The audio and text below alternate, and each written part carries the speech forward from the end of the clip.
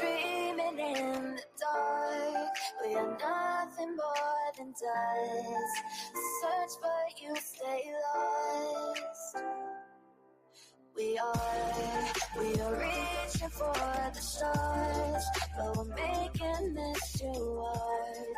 And I wonder where you are. Mysterious, that's the part you always show, 'cause you're too curious. Maybe you should take it slow. Mysterious, that's the part you always show, 'cause you're too curious. Maybe you should take it slow.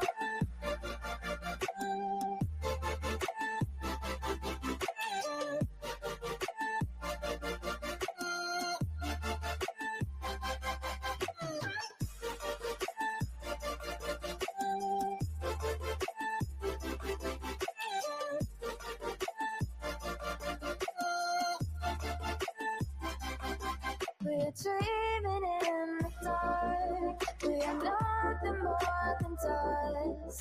Search but you stay lost. Search but you stay lost. We're reaching for the stars. We're making this too hard.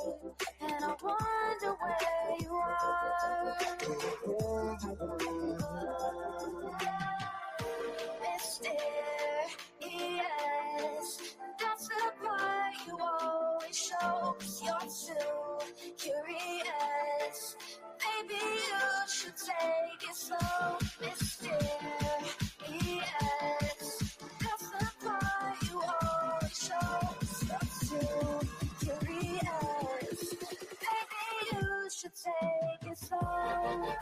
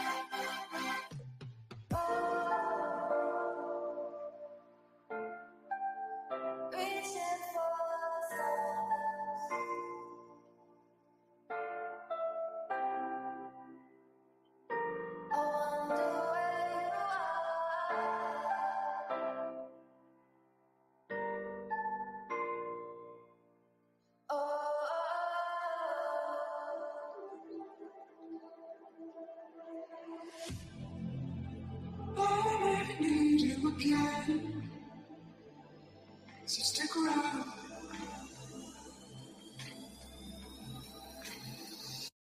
So stick around.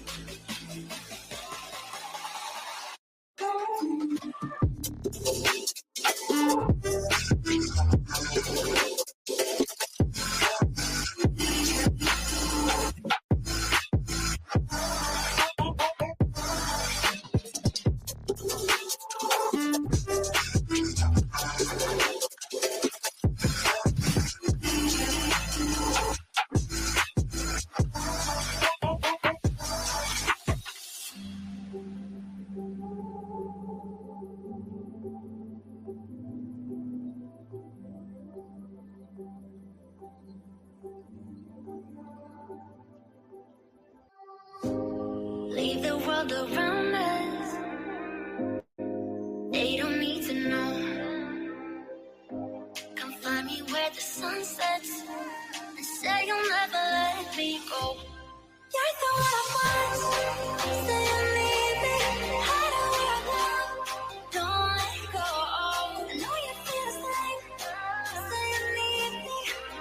'Cause you'll always be my broken love. Broken love. You'll always be my broken love. 'Cause you'll always be my broken love.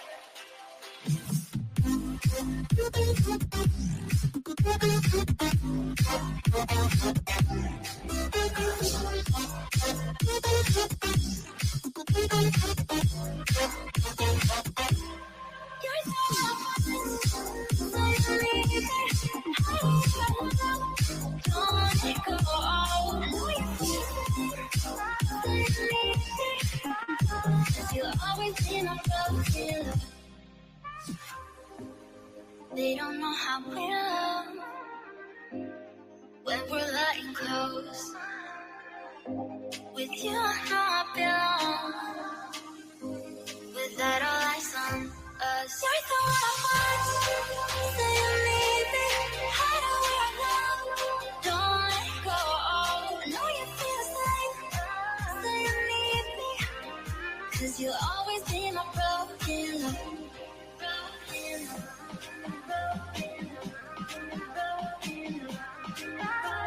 You'll always be my broken love. 'Cause you'll always be my broken love.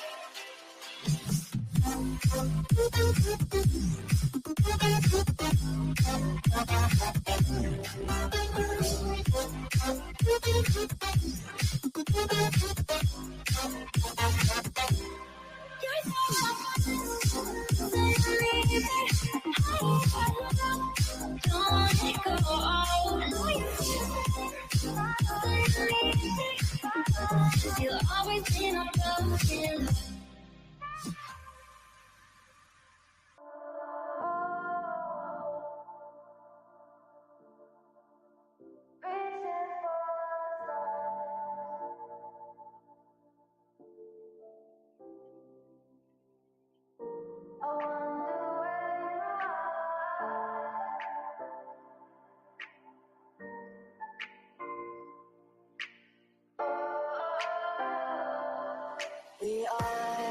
We are dreaming in the dark. We are nothing more than dust. Search but you stay lost. We are reaching for the stars, but we're making this too hard. And I wonder where you are. Mysterious, that's the part you always show. 'Cause you're too curious. Maybe you should take it slow. Mysterious, that's the part you always show. 'Cause you're too curious. Maybe you should take it slow.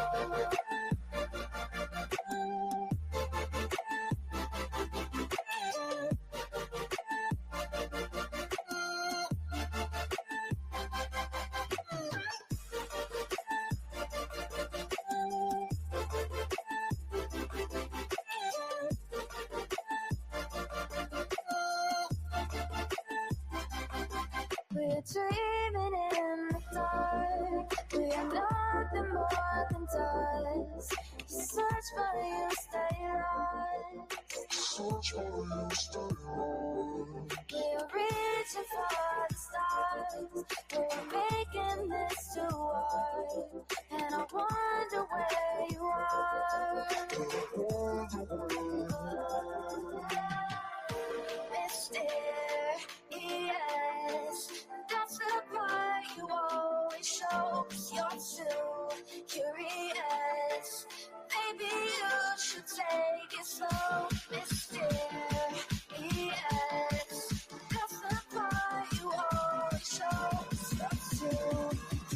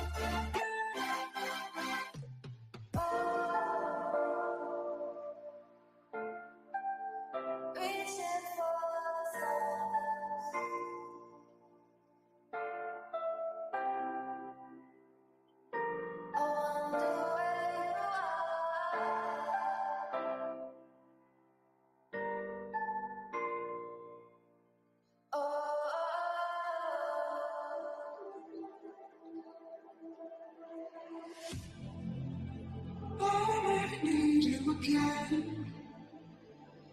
So stick around.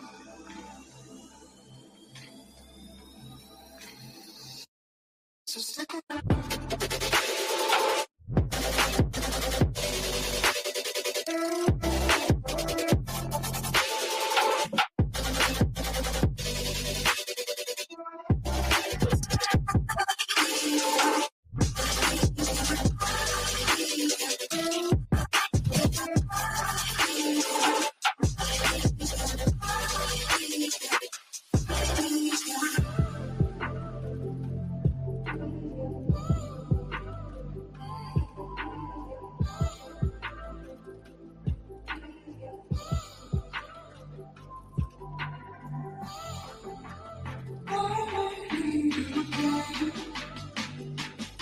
So stick around.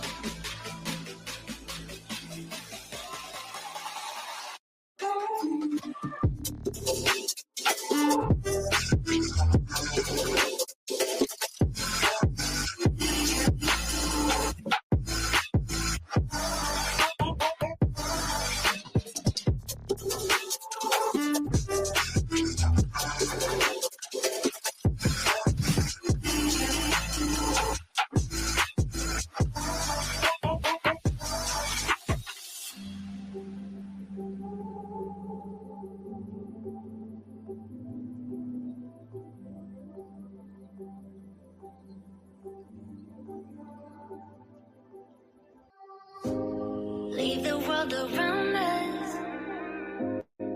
They don't need to know. Come find me where the sun sets and say you'll never let me go. You're the one I want. Say you need me. Hide away now. Don't let go. I know you feel the same. Say you need me. 'Cause you'll always be my broken love. Broken love. You'll always be my broken love. 'Cause you'll always be my broken love.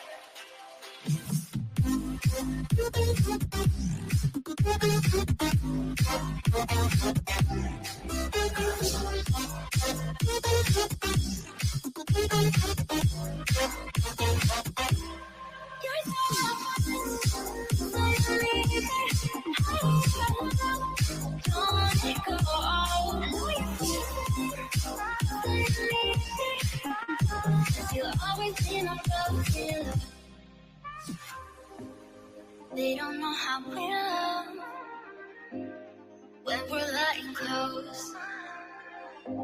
With you, I know I belong. Without all eyes on us, you're the one I want. Say you need me, hide away now. Don't let go. I know you feel the same. Say you need me, 'cause you'll always be my broken love. Broken love.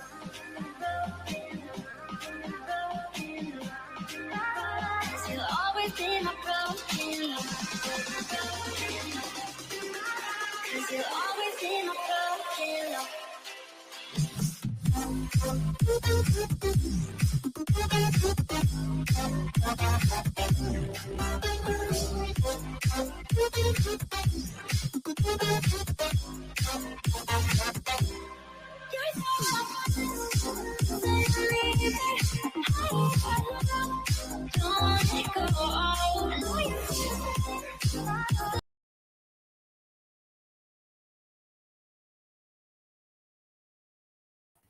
Yo, what's happening, guys? What's happening? How are you? Happy Sunday. Goodness gracious, I'm trying to get everything ready, get everything done, because we're going to be here for a little while. You know what I mean? So I was trying to get all my ducks in a row and get all my stuff done. How y'all been doing today? How was your Sunday? Y'all had a good Sunday today? Hey, hey, beautiful. Hey, Katie K. Voices, Lip Locked, Muffin. How y'all doing? Got us a full house already. Jeez. So what'd y'all think about this interview, y'all? What'd you guys think about the interview? How y'all feeling about it?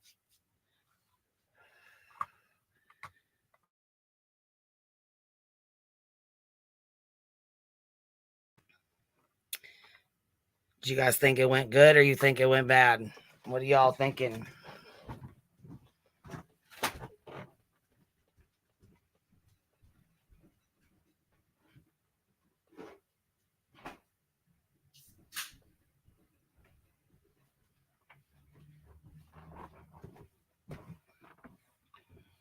I think a lot of people are in between.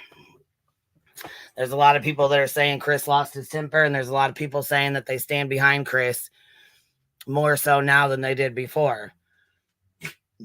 So, I don't know. I mean, it's pretty... Wait, Coffee Addict, you think Web Sleuths was totally by... Really?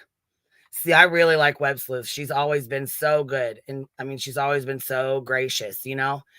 Okay, Lip Lock, you say you're on the fence? Okay, I can feel that. Let's see. I could say that I stand behind Chris more than I did last week. Yep, a lot of people are saying that too. I mean, just keep in mind, you know, everyone is protective over their children. And just because it's, you know, not your biological child doesn't mean that you don't love them just the same as your own.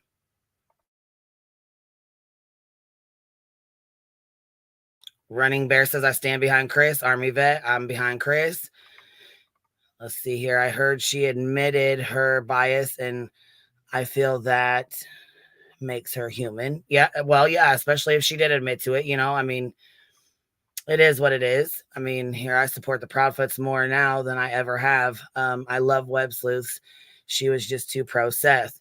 Well, yeah, and you know, I honestly didn't even appreciate Seth even jumping up there because, I mean, let's keep it real. Seth has already done like 2,500 interviews. Chris and Katie have done like just a couple. Like, I'm more interested in hearing what they have to say than I am interested in anything Seth has to say. Again, he was like the Disneyland dad. He got Sebastian every other weekend. I want to talk to somebody who has been around Sebastian daily, who was in his routine daily, who knew about him daily. Not somebody that just got him every other weekend and wants to play captain, you know, captain save the day, we'll say.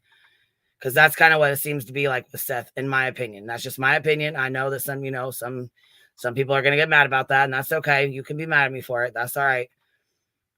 But I definitely feel like Seth is, he's, yeah.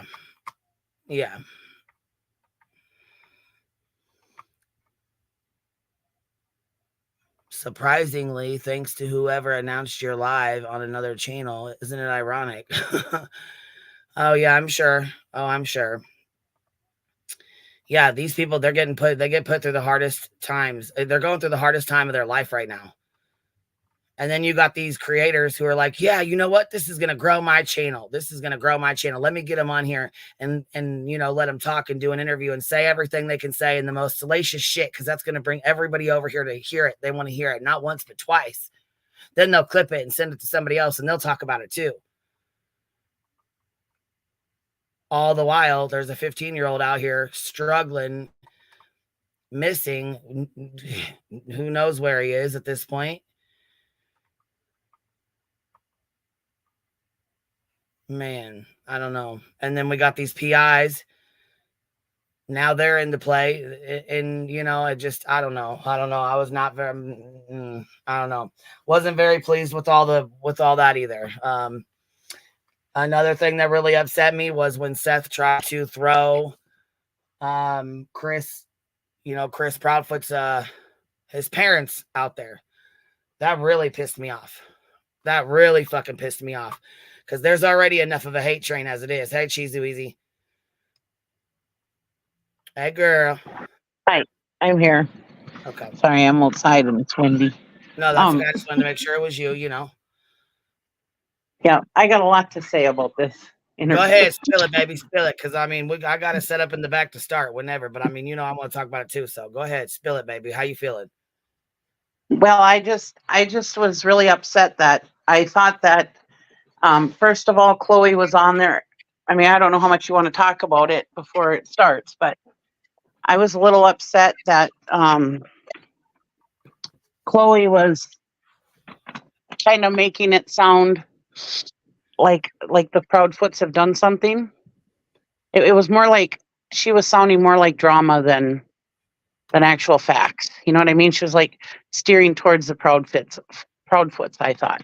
And I thought, and I like Web Sleuths, don't get me wrong, but she was real hung up on the belt thing. And she admitted that she was more against the Proudfoots because of the belt thing. Right, right. Um, And I respect that. I mean, hold on one second. Yeah. T-Pack says, how does your opinion help find Sebastian? Well, no one's opinion is going to help find Sebastian. That's common sense. I mean, I think you know that as much as I do. And that's Rich calling Seth the Disneyland dad. Is it? Is it, Rich? Because he had him every other weekend. So what else would you call that? What else would you call a dad that gets him every other weekend and does anything and everything with them the 2 days they have him, while mom has to do everything else the rest of the other 2 weeks? What would you call that? Because, I mean, that's real rich for you to come in here and make that comment when you obviously haven't seen it. Right. So how about let's not talk about either side? How about no? Let's talk about both sides right now. We're reviewing a live stream that was done last night. I guess Right. maybe you missed that, T-Pack or whatever the fuck. Go ahead. And it felt like that they were siding with Chris, because it seemed like every time after Chris came up, it seemed like every time Chris would, or I'm sorry, they kept siding with Seth, excuse me. Because every time when Seth came up, they kept he would like start talking over Chris, and then they'd be like, okay, hold on, Chris, what do you have to say, Seth? And even though Chris was talking first, and it seemed like they were really siding with Seth. Invited up there? Was he invited to be there, or was it just the PIs and Chris? Because that's what was my understanding. It was just at first it was the PIs and Chris, it seemed like, and then all of a sudden they're like, oh well, Seth wants to come up, so let's have him up. And I thought that was kind of unfair to Chris. They didn't give Chris. I don't know if Chris would have said no anyways, but maybe he was okay with it. I don't know, but it seemed like might have. I mean, we don't really know. Like I said, he's only done about 3-4 interviews, and Seth's done about 25. Yeah, right. Yeah. I just I don't want to dog Seth because he's I'm sure he's hurting, and he's been out there trying to find his kid and whatever. I understand. But I feel like he's because he, like, when she had him in counseling after the bad thing happened to him in California, we know he was like, oh well, they're not they're not doing what they're supposed to do with them, and this and that, and so he was downgrading the professionals, where now with the cops it seems like he's downgrading the professionals again. Not saying they're doing their job, like he knows more than the professionals, whereas Chris and Katie are more focused on what law enforcement is saying. They're following what law enforcement is saying, and that's why they're not doing all the interviews and saying all this stuff. And I believe that's why law enforcement is talking to them more than they're talking to Seth, because he's out here blabbing his jaws, just like Mr. Gonzalez. They were talking to him, and then all of a sudden he came out here and started blabbing his mouth, and then they stopped talking to him. Yeah, and I agree. The way they've been trashed every fucking day for the last 2.5 months. Oh, absolutely. Yeah, and Seth isn't helping. Like when he first came up on that interview, we'll hear it in the interview, and he's talking about, well, what about your parents, And it's like, do your parents have them? And then he shut up, and Chris goes, what did you say? Yeah, that pissed me off too. Because why send a hey mom to his mom and dad's? There's no fucking reason for that. None. Right. And Chris is like, you have my mom's number, call her. And it just seems like it's, and then Chris is like, Seth is like, well, when I email you, I expect something faster than a week and blah, blah, blah. First of all, you guys are co-parenting this kid. Why are you emailing each other? Why aren't you guys calling each other? I mean, there's a lot of tension between the two sets of or the three parents, I guess you'd say.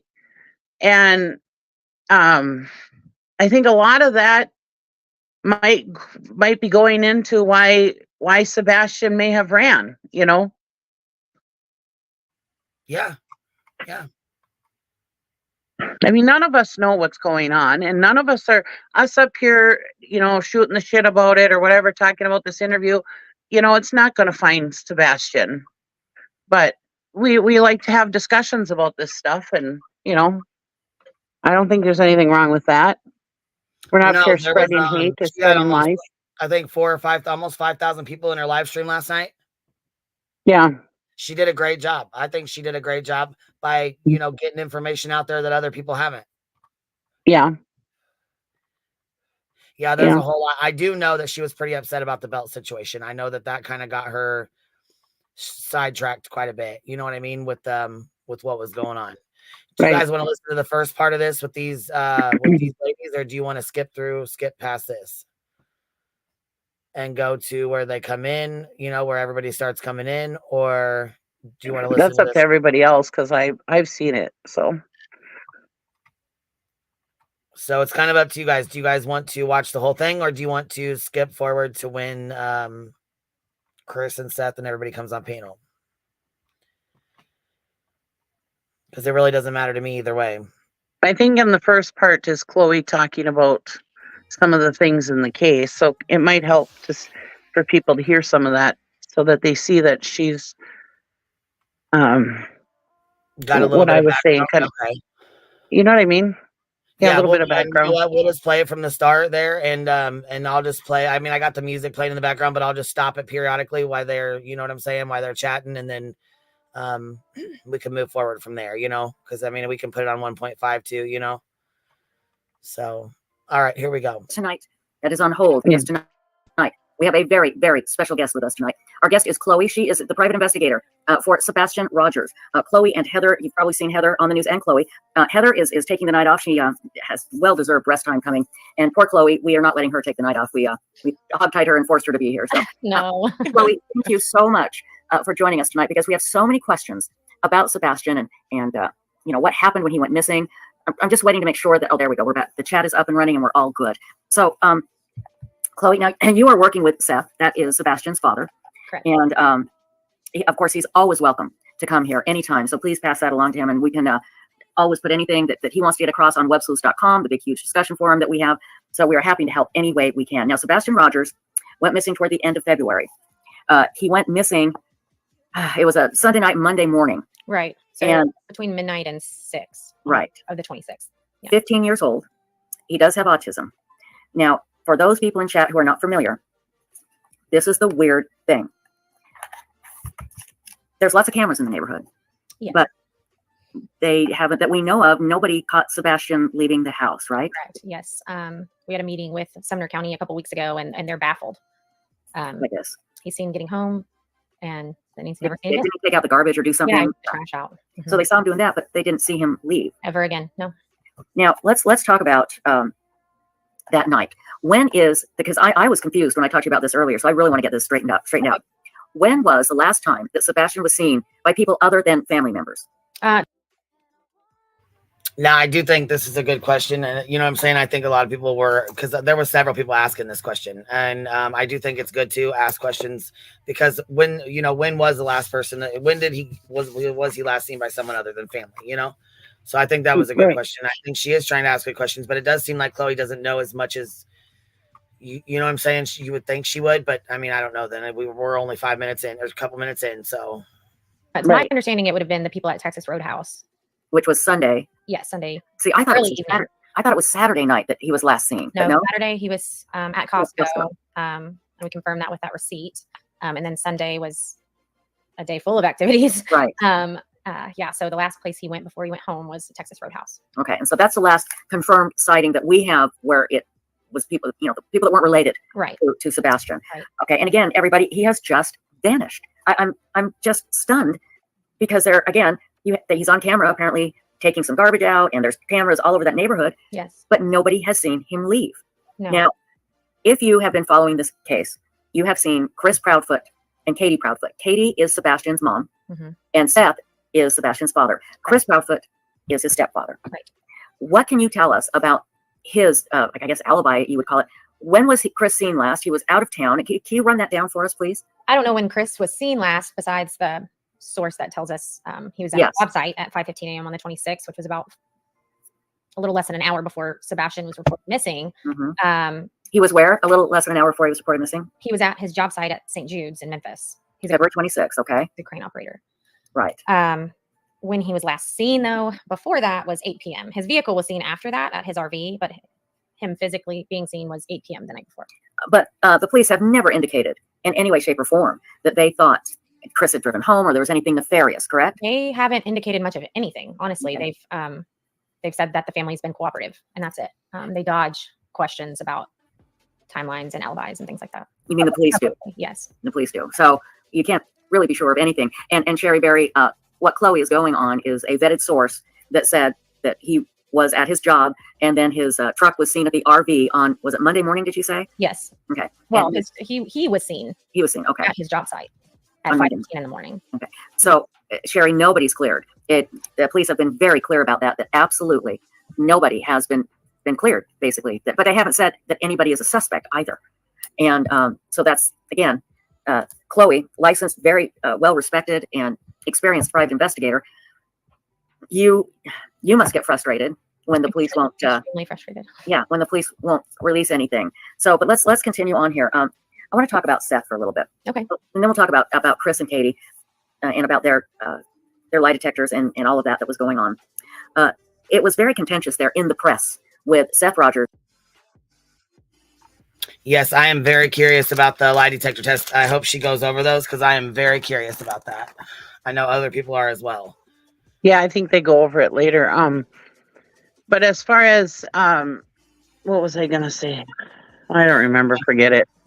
Seth hired the PI, not the Proudfoot. Seth needs answers of what happened to Sebastian. Why not talk to Katie and Chris? If the PI is not done investigating and ruling them out, makes no sense to me. Wonder if the police even talk to the PI. I highly doubt it. Yeah, it makes me wonder because they won't talk to Seth. And supposedly it's just I don't know. Like I said, I really like Trisha. I've always liked her. I think she's always done a really good job, and she runs a very successful platform, of a very successful channel. And so I really appreciate her doing this interview, and I appreciate her, at least attempting to try to get answers, and answers to some of the questions and to combat some of the rumors. I do appreciate that. Yeah, and I can't dog her too much for being on one side or the other. I mean, we all are kind of We all like have that, opinions, though. Yeah, for sure. And I mean, you can't help it. You just can't help it sometimes. You feel what you feel. That's right. Oh, I remember what I was going to say earlier. As far as the police clearing the parents, everybody's like, well, they haven't been cleared. The police can't clear anybody as long as there's an investigation going on. Well, unless they have clear evidence. There's no foul play at this point. Like there's Right. no Right. Until they find him or they have completely clear, rock solid evidence that the parents didn't do it, they can't clear anybody. So, I mean, that doesn't mean anybody's at fault or foul play, but they just can't do it yet. right. All right, here we go. Sebastian's bio dad and Chris Proudfoot, Sebastian's stepfather. Well, recently, Seth and Chris talked together, Right. and they have decided to work together. Right. However, Seth came out and said that if people basically didn't like it, they could F off. Right. And that has been talked about quite a bit. I think I understand what Seth was doing. It was out of frustration and all of that, because there was a lot of drama between the Proudfoots and Chris and Katie and Seth, and there was lots of back and forth and accusations, and it was really ugly there in social media. Yes. And so I don't know. I'm assuming it was Seth that approached Chris and said, hey, let's stop this. Let's concentrate on Sebastian. Well, actually, Chris came to the vigil before it started, Mm-hmm. and I think he approached Seth. Oh, he did? Okay. Not the most recent one that we did last night, but the one last weekend. Mhm. I was not there yet, so I cannot speak on what was said. Mm-hmm. But yes, I know he made that statement. It Let's talk about that. rocked the boat quite a bit. Yeah. People were really mad. A lot of people were really upset about it. Talk and- about that. What did he really mean?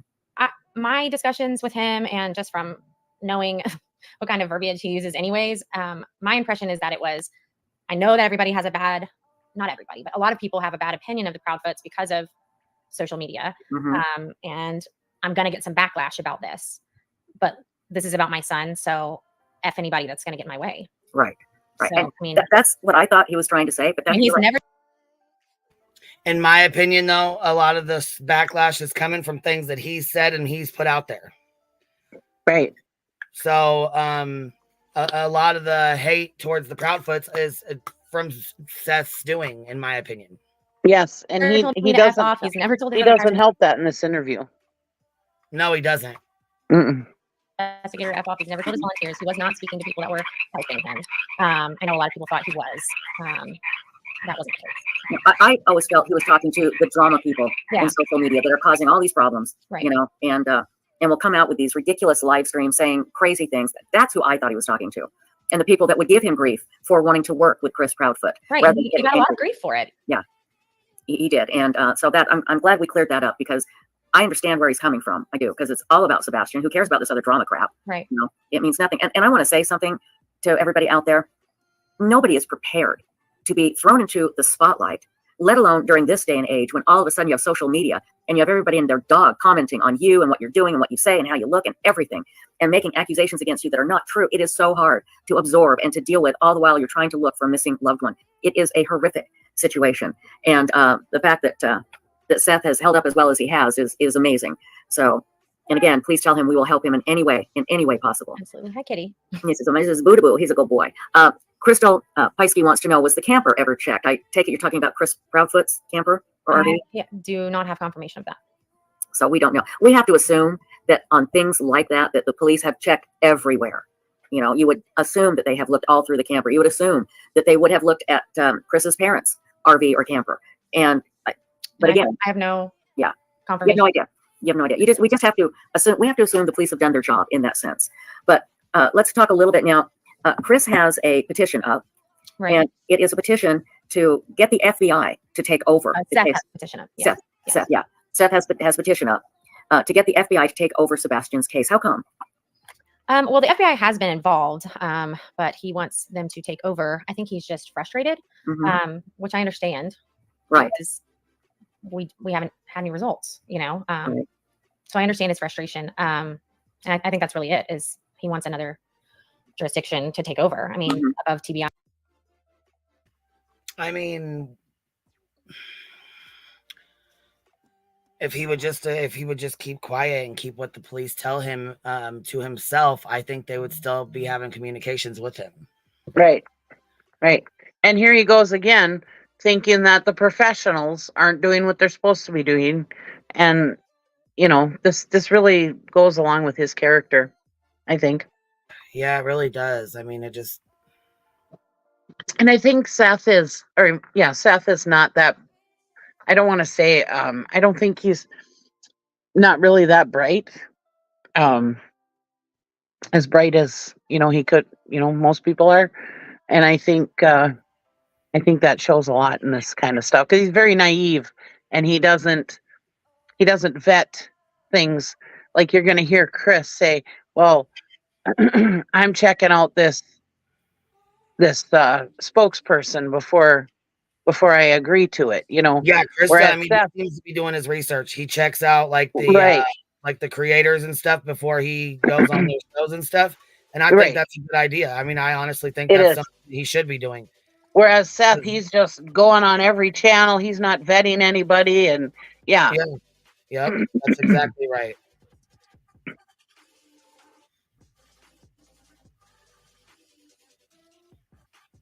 And it's like, it's hard to judge. It's hard. I mean, and it is hard to judge Seth, because he is hurting right now. He does want Right. his child home. You know what I mean? It doesn't matter if he has him every other weekend or not. That's his child anyways. Like, you know, no matter what, that's his child. He wants his child home. And I understand that. I get that. I get that for both sides of parents. And my heart breaks for all three of them.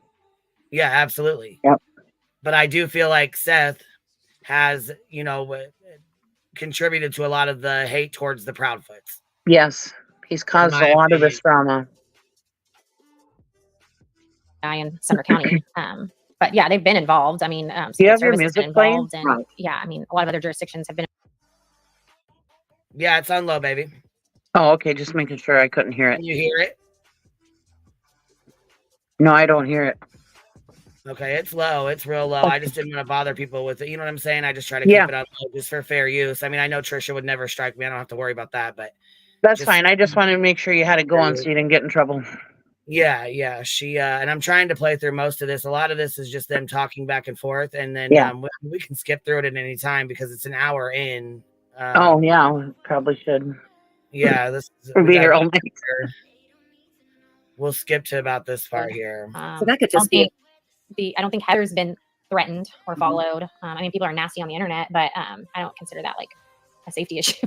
That could be a bit of malarkey then. A little bit of malarkey. Yeah, I like that word. Very interesting, because I heard somebody talking about it, and it was somebody that I thought was legitimately saying what happened to them. But if there's no police reports, that's pretty crazy. Yeah, you know? I mean, I honestly, I can't say with 100% certainty that people haven't been threatened. I have not found any evidence of it, and haven't had time to focus on that. You know, if you don't feel comfortable searching, don't.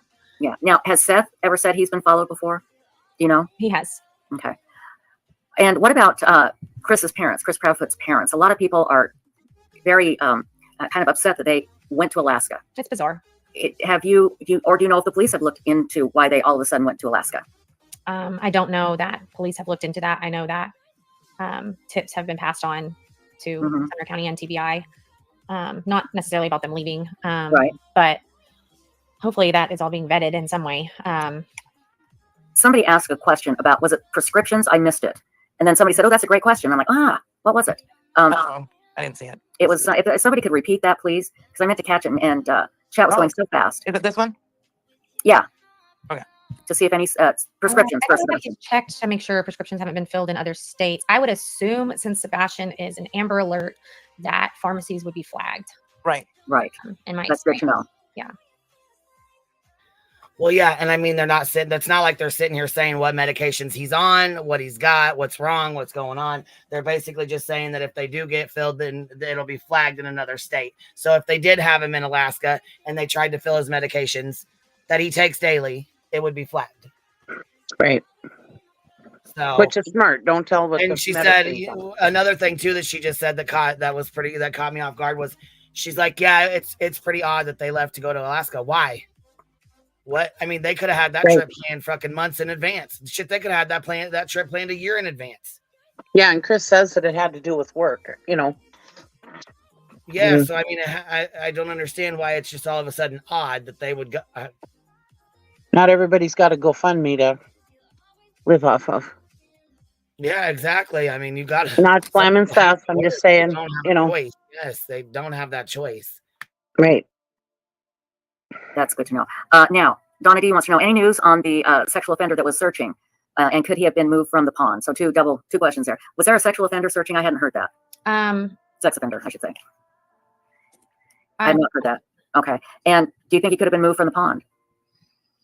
When? That's true. People would have been watching and seeing. Now we are going to put up your email address. In fact, what is your email address? And I'll type it in right now. help@reuniteresearch.org.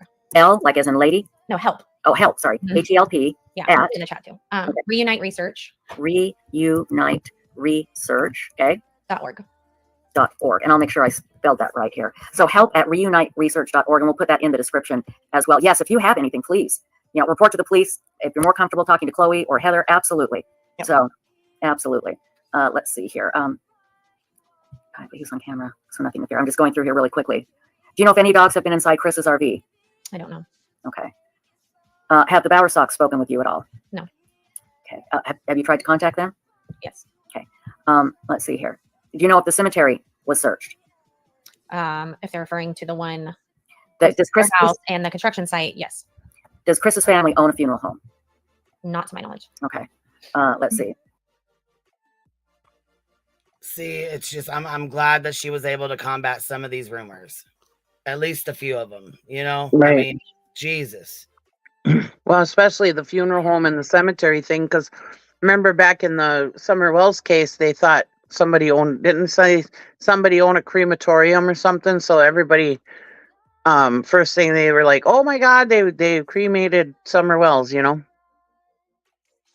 Yeah, I remember that flying around for a while. Yep, I remember that rumor. Yep, sure. So do. thank God they don't own it. Kim Rice says, regarding items for scent dogs, do Ellie go in and select items, or do they ask missing kids' parents to choose and hand them the items. What scent items do they have for Sebastian's? I think typically they try to use something they were most recently wearing. Yeah. Oh, Keiki says that the grandparents went to Alaska and Puerto Rico. I just think that's They weird. did. They went to Alaska, I believe 4 days after Sebastian went missing. They were gone about a month. Mhm. And then I can't remember when they came back, and JLR chased them around. And then they went to Puerto Rico at some point. Yeah, it's terrible. It is terrible. Now, this is a good question. You've inspired Ladybug Lady to become a private investigator. How does one become a private investigator? It depends a on what lot. state you're in, Yeah. or what state you want to be licensed in. So Yeah, I do know you have to like work with a private investigator and do so many hours and take classes and things, right? it depends on your state. Yeah. Yeah, Okay. I looked it up for California, and it's a lot. You've got to have like 2,000 hours or something of work in some kind of law enforcement field or something like that. I mean, it's a lot of stuff. So it's different everywhere, though. Right.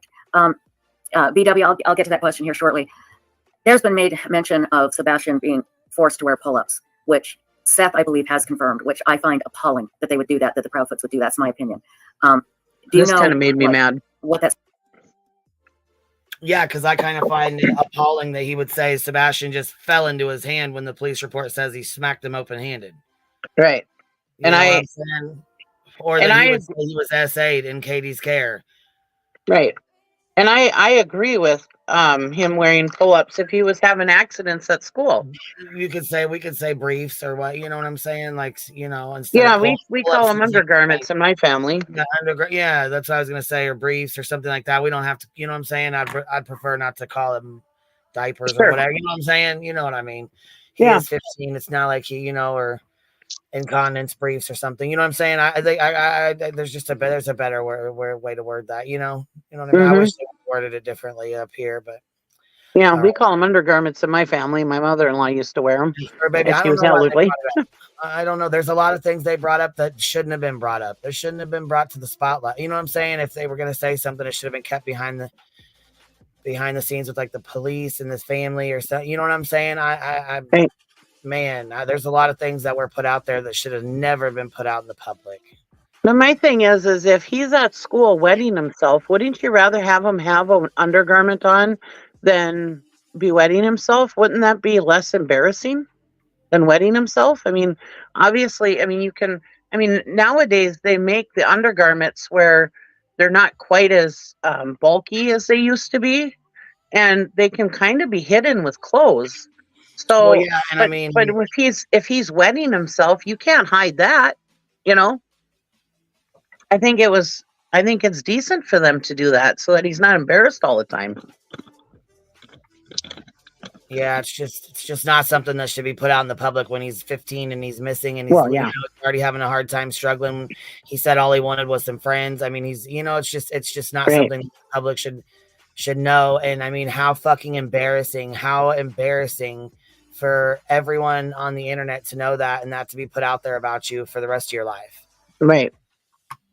It's just, Well, everything they've been saying about this kid has been wrong.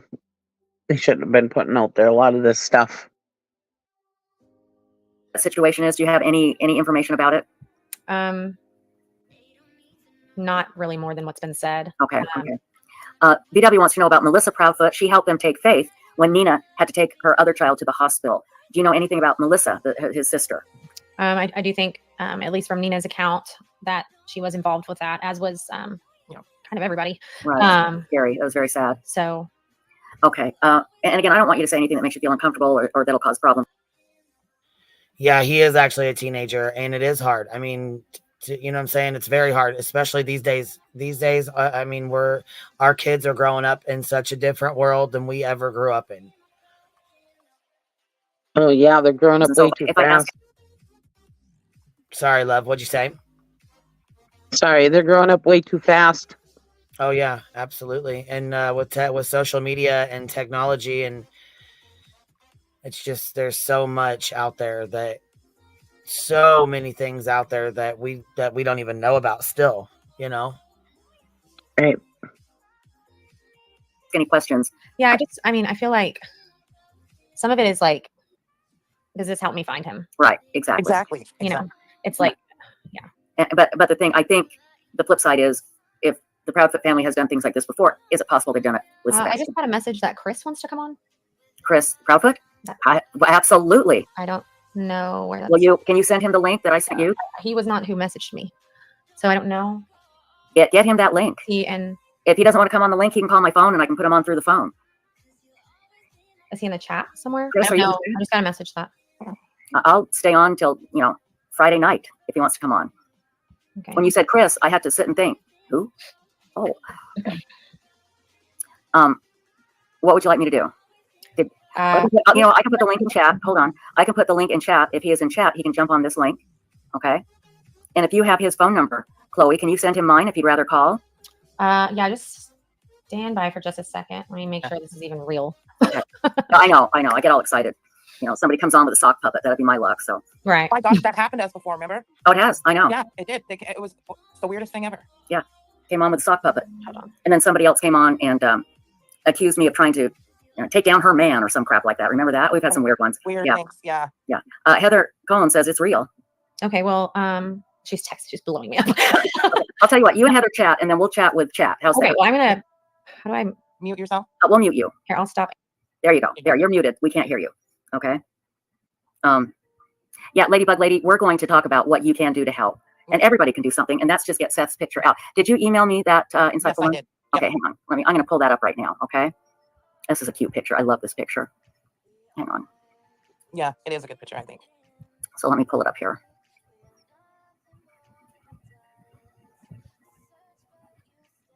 Oh, heck, I'll stay up all night if Chris wants to come, Come on, absolutely. Let's see. But let's go ahead and read some comments in chat. Are there any that you want to read, Insightful on? Oh, he is cute. There is one I thought we can answer, but now I'm trying to go back and find it. Yes, the other private investigator is Heather Cohen, yes. Now, somebody said that chat was fucking eating Chris up. They were talking so much smack about him. I don't know how true that is because I wasn't watching the chat. We played some of it yesterday because we were live at the same time. But they said that the chat was unbearable towards him. Yeah, Gray Hughes was saying it was bad. I just love it. This picture of him. He looks so happy there. Yeah. And everybody, if you could read some comments in chat, I need to go let my cat in because, the animals rule this house. So I'll be right back. Right. I know everybody, there's so much, there are things we don't know and everybody wants to know, but what's really important is finding Sebastian and maintaining the integrity of the investigation. And so there's some things that aren't going to be public, aren't privy to, and there's good reason for that. Very good reason for that.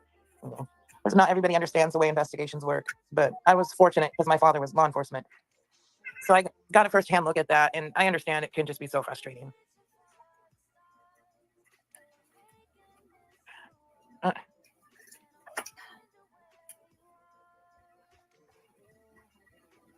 Trish. I'm sorry, what? There's somebody backstage. Okay, hold on. Yeah. And the guest on our show matters. And we have here, I've put you on the platform. You have me, Chris. Hi, Chris Proudfoot. Hello. I really appreciate you coming here. I'm going to change the banner really quickly so everybody knows it's you. But I don't know how long you've been listening. Long enough. Okay, you sound angry. Talk to me. Well, very. Talk to me. We don't want to get you. And the last thing we want to do, Chris, is cause problems between you and Seth. I swear to God. Well, So I can understand that, but let me help you with something. Okay.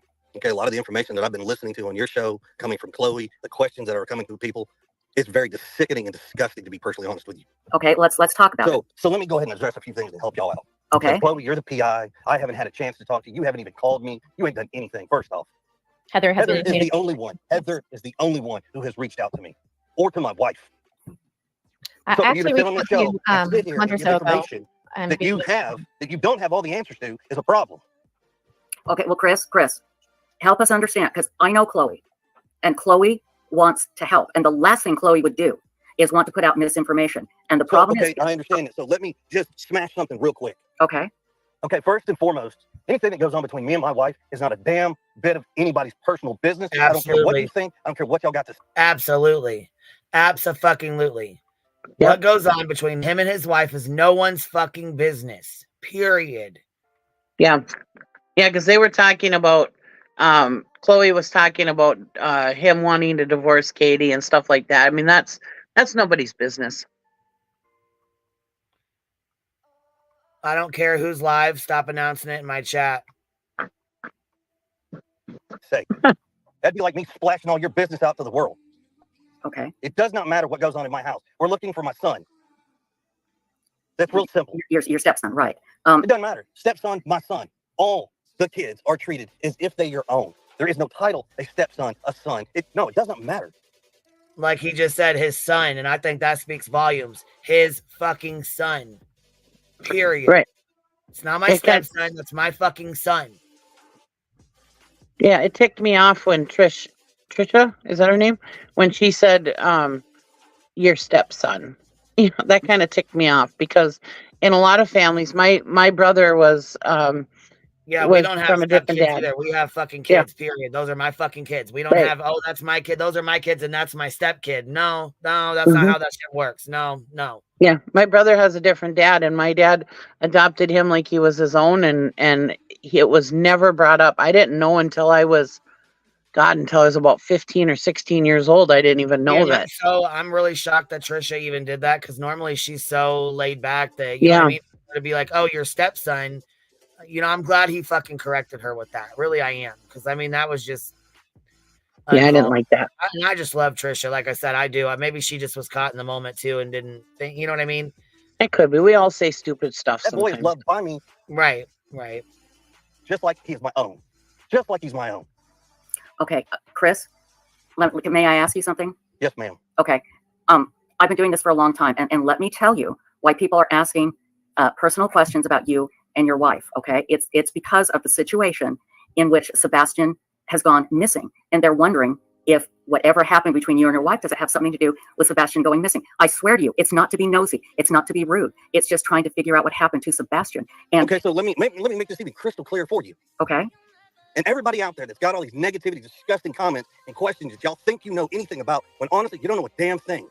And that's the problem. You assume, you speculate, all this crap. You have no idea what me, my family, my wife, everybody involved is going through, to include Seth, his mom, and everybody else. okay, Because it's the vile, disgusting crap that comes out of people's mouth. Yes, I'm a very pissed off stepfather to this whole situation. okay, and I understand, and I hear what you're saying. But again, So let me help y'all with something. 'Cause Okay. Y'all said some shit that's really, it's really none of your damn business. But since you brought it up, I'm clear it. okay, My parents didn't go to Alaska 2 days after we went missing. I don't think Why my anybody parents said went that. to Alaska was because my stepfather went for work. Okay, nobody said they went 2 days after he went Oh missing. no, They it's said- out there. Trust me, because I have Okay, I terabytes. cannot say that. Nobody I didn't say said that you. there. I Okay, said people. okay, Now I have terabytes of videos of Seth on here saying some foul stuff. I've got videos of everybody and their comments out here. but Trust let's. me, what I'm bringing to you is not that I'm just pulling stuff out of the air. I understand. No, and Chris, I'm glad you cleared that up. That's a So, good. by the way, they didn't go for a month. Okay, They went for 2 weeks. My stepdad went on business. My mom went with him, but it's really nobody's business. but Chris, let me, and please understand. I swear to God, I'm coming from a place. And I do realize she is coming from a place of, you know, explaining stuff and being caring and stuff. And I get that, Trish. I do.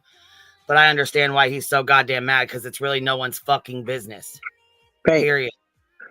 And if you stop and think of what these two were put through all this time and how they've been acting like The last Seth 2 is a months, they've been god, treated like straight fucking shit, like dog shit on somebody's shoe. right? It's frustrating, I'm sure. And Yes, and people are trying to say he's fucking drunk and he's slurring and all that bull fucking Right. shit. He's mad as hell. right. This man is angry, not intoxicated. So that fucking rumor can be squashed. Yeah. And then somebody else said that he was screaming. I never saw him. I never heard him scream once. He was upset, yes, but I didn't hear him screaming. Well, you can hear his tone. His tone is definitely, you know what I'm saying? He's got Oh, that yeah. tone. Man, Mm-hmm.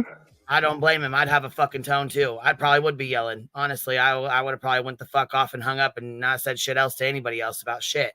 Oh, yeah, the Italian would have came out in me, boy. I wouldn't have held back. He was actually being a lot more polite than I would have been. Yeah, Terry, that's right. He's been attacked for 2 fucking months straight, him and his wife, and everything they fucking do gets called into question. Everything they do. And they're being followed around and photographed, and I mean, it's She can't even dye her fucking hair without people talking shit about her. Yeah. Jesus. Yep. Place of understanding, because I've been doing this for years. Okay, here's the thing: when you ask the public for help, they're going to look at everything, and try and figure out what happened to Sebastian. And let me tell them, from an outsider looking in, it's okay. His parents left town shortly after. Was there a reason? Did they take Sebastian with him? It is speculation that I am sorry it's hurtful to you, and I understand it. And that's why it's important that you clear it up. Just clear it up. Nobody's trying to be hurtful or mean. I promise you, we've all been asked to help find Sebastian. And this is what we do. We try and think outside the box. We try and ask questions and think outside the box and figure out what has gone on. But it is the not problem with thinking outside of the box does nothing but cause speculation. If it causes people to call in tips that don't mean anything, that you're taking sources away from the investigation because Joe Schmo down the street thinks that my family owns a cemetery. We own a funeral home. Like, where in the hell do you get up with this stuff? Yeah, the cat in the background. Meow, meow. That shit's distracting as fuck. But I know. She gets rid of him in a few minutes, though. I mean, gosh, dang, man. Go lock him in another room, that loud sucker. All right. Not you. I'm saying the public. And so that, Chris, that's why it is great that you're here, because we want to clear this up and help you get it out. And I'm going to tell you something, Chris, when it comes to the general public, they're always going to be calling in crazy tips and doing crappy things. And all we can do is say, that's not us. We are not doing that. But it doesn't and matter. I did want to clear That it does up. not matter. I Doesn't did want matter to clear it one up, Chris. iota. I did reach out to you on March 17th, publicly and privately. You responded to me publicly. You asked me to ask my question publicly. I did. You didn't respond. I reached out to you privately again. So I have reached out to you. Where in the public? Where? I reached out to you on Facebook. I reached out to you on Facebook Messenger privately. You've never read my message. Well, don't take this the wrong way, but a lot of the bullshit that I get in Facebook. No, that's fine. That's fine. Not, I just want to make it clear can that I explain to you? Yeah. You send me messages along with thousands of other people. I understand that. And that's why I took it public. And you did respond to me and asked me to ask my question publicly because you wanted whatever answer you were going to give to be public to clear it up. What was the question that you asked me? Since I neglected your question. And that's not what I'm question? saying. That's not what I'm saying. I want to make it clear that I haven't not tried to reach out to you. And Chris, I know you're mad. God, I can feel it. I can hear it. And I understand it. You've got to believe me when I tell you this. Please, if you can dial it back a bit and get us some of these answers and let us help you clear up this bull so it doesn't interfere anymore. And like I said, you're always going to have crazy people interfering and coming up with rumors, and it's so maddening and frustrating, and I hate it. It pisses me off more than anything, and anybody that knows me knows that. It pisses you off? You're not in our shoes. I know. You haven't been in our shoes. Okay, well, you don't know that, Exactly. but I haven't been in your shoes and missing a child, no. Exactly. Until you've been in those shoes and you have a missing child and you've been through the hate and the belly of the beast of the fucking internet, you don't understand. You don't, and you won't. I'll tell you what, some of these families that have come to me, some of these families that I've talked to, some of these families that I've defended have been through fucking hell and back dealing with this bullshit. Yep. But believe me, I can understand what you're going through, and what I'm saying is we can help you, Chris. We can help you, all right? Anybody here in this chat that asked about the cemetery, it's because somebody else brought it up. Just tell us. Exactly. And my question comes back to, where do these people come up with this crazy crap? That's $1 million question. I don't know. Yeah, online. Let's clear it up. Let's clear it up for you. Let us help you. I believe, Chloe, you're saying online? Is that what you're saying? No, I'm sorry. I said that. There's a lot of Stacey. crazy people online. And just to let you know, and I understand you get a lot of messages. I reached out to you when Sebastian first went missing too, to see if we could help in any way. So. Yeah, but Chris, I understand your anger, but I'm telling you, please let us help you, okay? We're not here to point fingers at you or whatever, but the problem is, and this is what we were talking about earlier, Chris, when the public is asked to help and then no information is provided, then people, because of social media, and social media is here to stay, unfortunately, this never used to be a problem, never, until social media, and it's terrible. I will be the first one to admit it's terrible, but let us help you clear it up, okay? So you don't own a cemetery and you don't own a funeral home, is that right? Yeah. Okay, so, everybody, stop with that bullshit. All right. Here, let me add this to the thing. We don't own a private plane. We don't own 78 pieces of property. We don't own a private yacht. What else do you guys want to come up saying that we own? Like we're millionaires or something. Like we've got this money growing off trees, which, by the way, would be great if we did, because I guarantee we wouldn't need anybody's help because he'd have been home by now. Right. No, I understand. No, I completely understand.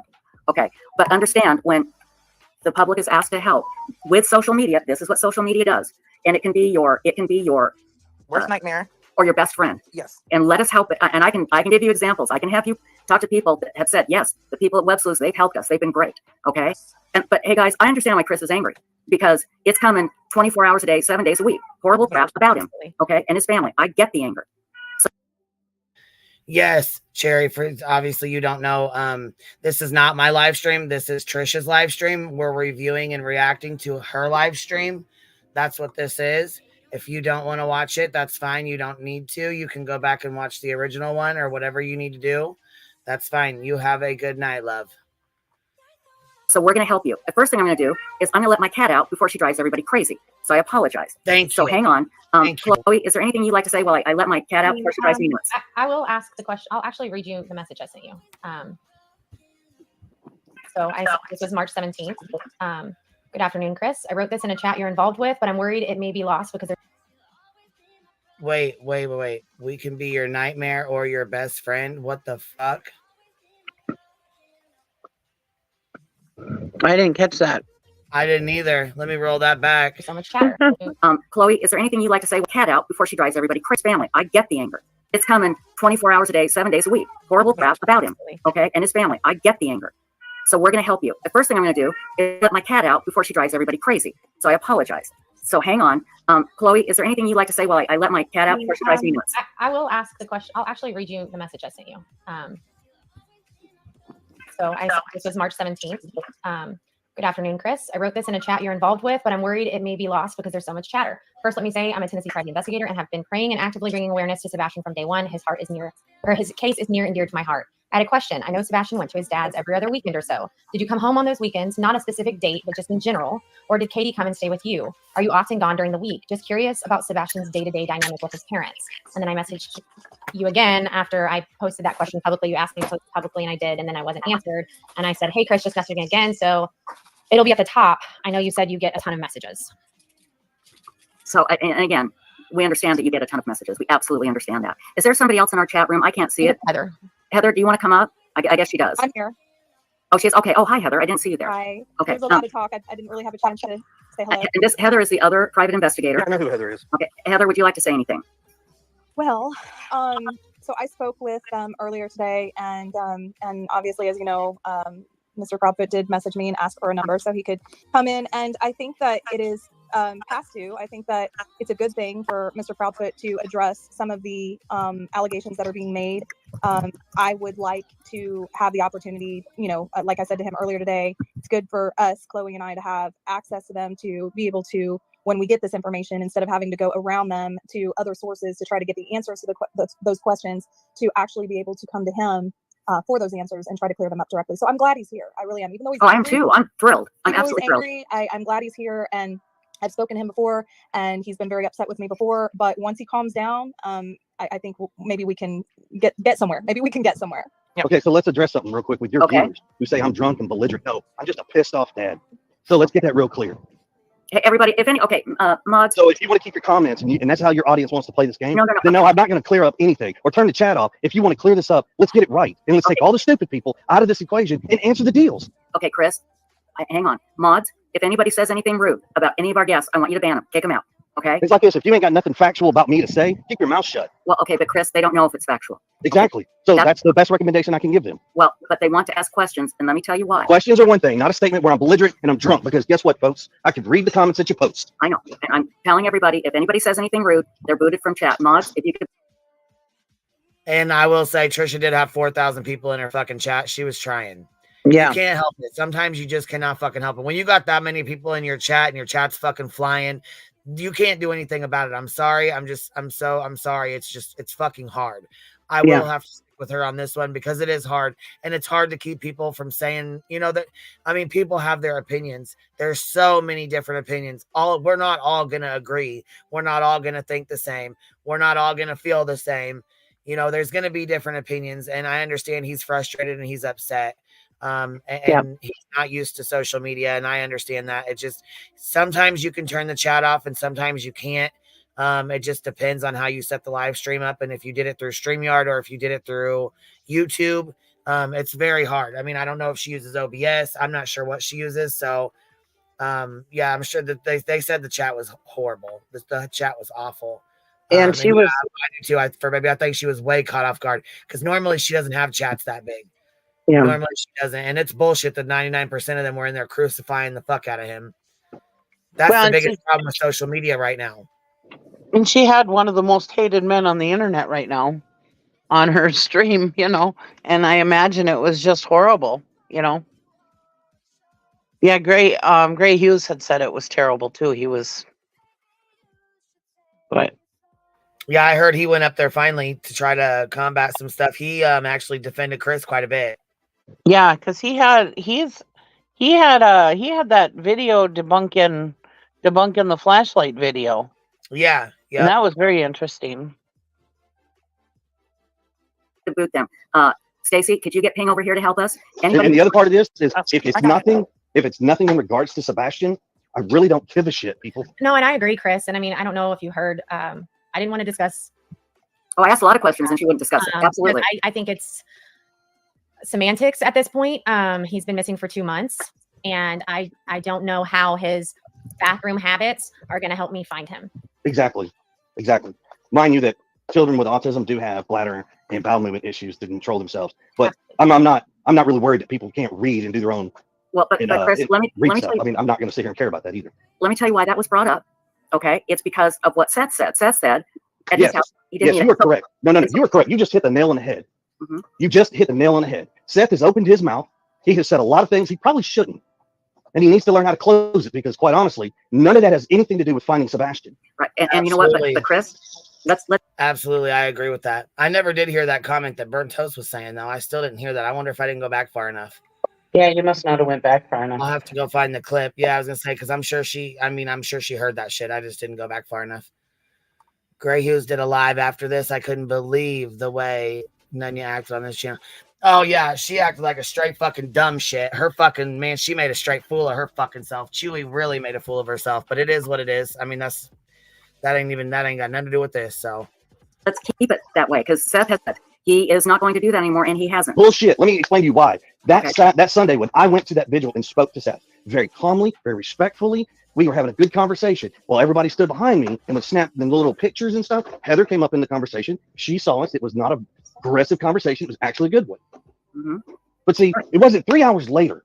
Seth was on YouTube on somebody else's show, sitting there. He's blaming Katie, my wife, for Sebastian's disappearance. Mm-hmm. Now, unless you got cold hard facts, which you don't open your mouth. Because all you're doing is making an ass out of yourself because you're assuming. Say that everybody is grieving and handling the situation differently. I won't comment on if I agree with any of. And I do think Chloe's trying. I really do. I think she's trying to be as nice as she possibly can be. He's not being very nice to her right now. What's up, RJ? How are you? Hey, Queen Bee. How you doing? I'm hanging in there, baby. How are you? I'm doing great. I just want to say this. As someone that has that does have a degree in criminology and criminal justice, this case interests me. And I think the thing that really interests me about the whole case is, for one thing, he said that his door, I can't remember which stream I heard this on, but didn't you hear him say that the door to his house, you don't lock it or unlock it with a key? It has a keypad. One of the locks, the front door. Yeah, the front door. So my question would be, how was the child able to leave the home? He knows the code for that door. That's why they're assuming that he went out the front door, because he knows the code for that door, and that's the door that he uses. That Sebastian uses? Yes. Yeah. And So that I haven't heard. How old is the child? How old is Sebastian? 15. 15. He's 15. So and this is my. Think back to when you was 15. Right. You know what I'm saying? You would know the code to your front door. You know what I mean? You would know the code to get in and out your front door. My thing is I haven't heard anything to the contrary, but if he's wearing pull-ups, briefs, we'll just say briefs or whatever, does he have a disability, or does he have special needs or anything? Yeah, like he's that? autistic. Okay. Now, okay, that Right, but see, okay. autistic doesn't always mean incontinent. You know what I mean? Right. So Right. as But far I as was like that, I the think we reason just why had I accidents asked here and that there. because my family works with special needs people. Uh-huh. So, and I have a niece that's autistic, so this case is, and really this is my first time really hearing about it. So, I'm kind of walking in here blind. Oh, So, gotcha. Okay. thank you guys for helping me understand some of the facts here. Yeah, no So, problem, honey. I appreciate you coming up. so he's basically 15. Mm-hmm. He knows the code to the house. He's autistic. The thing that I'm kind of concerned about is I heard somebody say earlier that um the dad said that he fell into his hand. So yeah, baby, listen. So there was a report, right? Uh-huh. That was done with between Katie and Seth when they were together. Now, Sebastian came out and said that Seth had hit him. Seth Mhm. explained it that Sebastian fell into his hand. Seth is the stepfather, I take it. No, No, the Seth real is dad. the bio Okay, father. the real dad. So Yes. Chris is his stepdad then? Yes. Okay. Okay. So Seth is saying that he fell into his hand. Yes, which is Ha- what him and Katie split up about, and ultimately he got kicked out for. When he got kicked out, he blamed Katie as that as well. He said Katie kicked him out and made him sleep in his car. Okay. Now See, let me say Seth said that he fell that he was falling into the door or what door frame or what he didn't want him to hit his head on the door frame, so he put his hand out and he fell into his hand. I didn't want it to sound like that he hit him and said that he ran into his hand. You know what I mean? oh, so what Seth is saying that is, because I don't know if you know this, but I am blind from birth, so I'm trying to imagine this. I'm trying to picture this. So Sure. you have this child, this 15-year-old, falling into a door frame, and the father puts his hand out to try to catch the child. Yeah, This is that's how the way he explained it. this is Is how how Seth he explained explained it. it, Yeah, this is how but Seth the explained it. the police report said something different. Am I correct? Katie made the police report. The police report stated something different, and she was extremely upset and asked him to be, removed him from the home at that point. Okay. Okay, that makes sense. That makes sense because I was thinking there's something about this dude's story that doesn't make any sense, because how could you fall into someone's hand? I mean, Yeah. how much did the child weigh? Do we know how much Sebastian weighed? That was years back, baby. That was when he was younger, when they split up. This has been years ago. Okay. Okay. Yeah. So when did he actually go missing? About 2.5 months ago. Oh February wow. 26th is February the date they 26th. say. Yeah. Okay. It's either the night of the 25th or the morning of the 26th. So do they have any leads, or has the case grown cold? Yeah, they have no leads at this point. Oh wow. Nope. So yeah, I'll go Wow. ahead and have you watch this with us. This is an interview, and Seth and Chris are both on here, and their PIs are on here. So it's an interesting listen.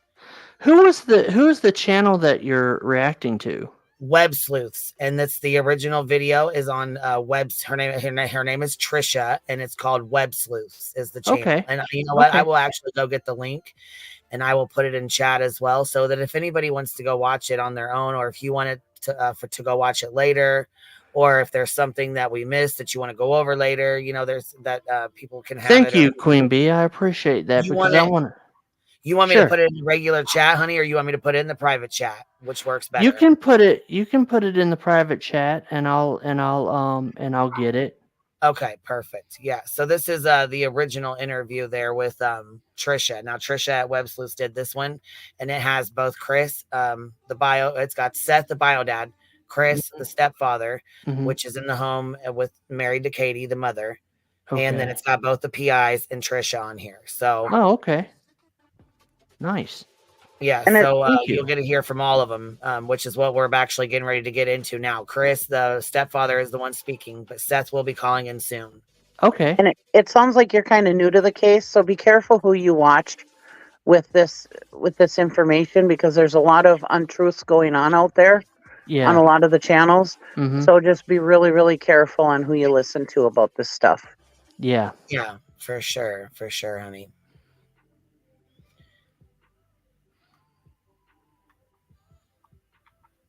All right, I'm gonna go ahead and push play. Are you okay with that, RJ? You want to Yes, stay up or go- you want to get down? Okay, I'm gonna go ahead. Yeah, and I'll push play. stay. I'll stay Okay, honey. because I might want to comment the ways too. that people are acting at this point. I do think, in the last week we've been trying to build a bridge, and I know it's difficult and it's not going to be just clean and perfect, but I think if we can all just refocus and try to not focus on the other things people have done that make you angry. So here, let me explain to y'all something that y'all don't get a chance to see, because unfortunately we're meeting on a very bad circumstance. Mm-hmm. Okay, but Seth can contest to this. So Seth comes to Tennessee. He gets his job in the security force. He wants to be law enforcement. He has had a dream of being law enforcement since I have known him. Okay. There was a chance for something that came up, and I called him and said, look, I think you should apply for this. I think you'd be great at it, which is the job he currently has. Okay. Now, he goes he gets accepted. He's excited. He calls me and says, thank you, man. I really appreciate you helping me. That I have been a supporter and a cheerleader for him this whole time. See, and that makes me feel even more upset. That Seth is true. You know what I mean? That he was coming out and making accusations and putting like small little innuendos out that he was, potentially guilty of something, or you know what I mean? And no, RJ's not a troll. He's a real person. He is talking to us about this case, and I appreciate you guys being respectful. Thank you very much. And one more thing, I think I remember in the beginning, don't quote me on it, but I could have sworn in the beginning Chris was also saying good things about Seth, about him being a good dad, and if Sebastian was in sports, he'd be the first one there, and blah blah. I almost positive Chris had said that in the beginning too. Yeah. All right, here we go. But y'all don't get to see that. And Seth's not going to tell you that. During the middle of the training, Seth decided one day he wants to call me, tell me he doesn't think he's going to complete it. But I told him, I said, look, you're going to sit there and you're going to go back in there and you're going to complete this training because your son thinks you hang the moon and the sun. So you need to go in there and prove to your son that dreams and goals can be met. Mm-hmm. I have been very, very supportive of him trying to do these things. I have told him on Sunday, I supported him then, I would support him now.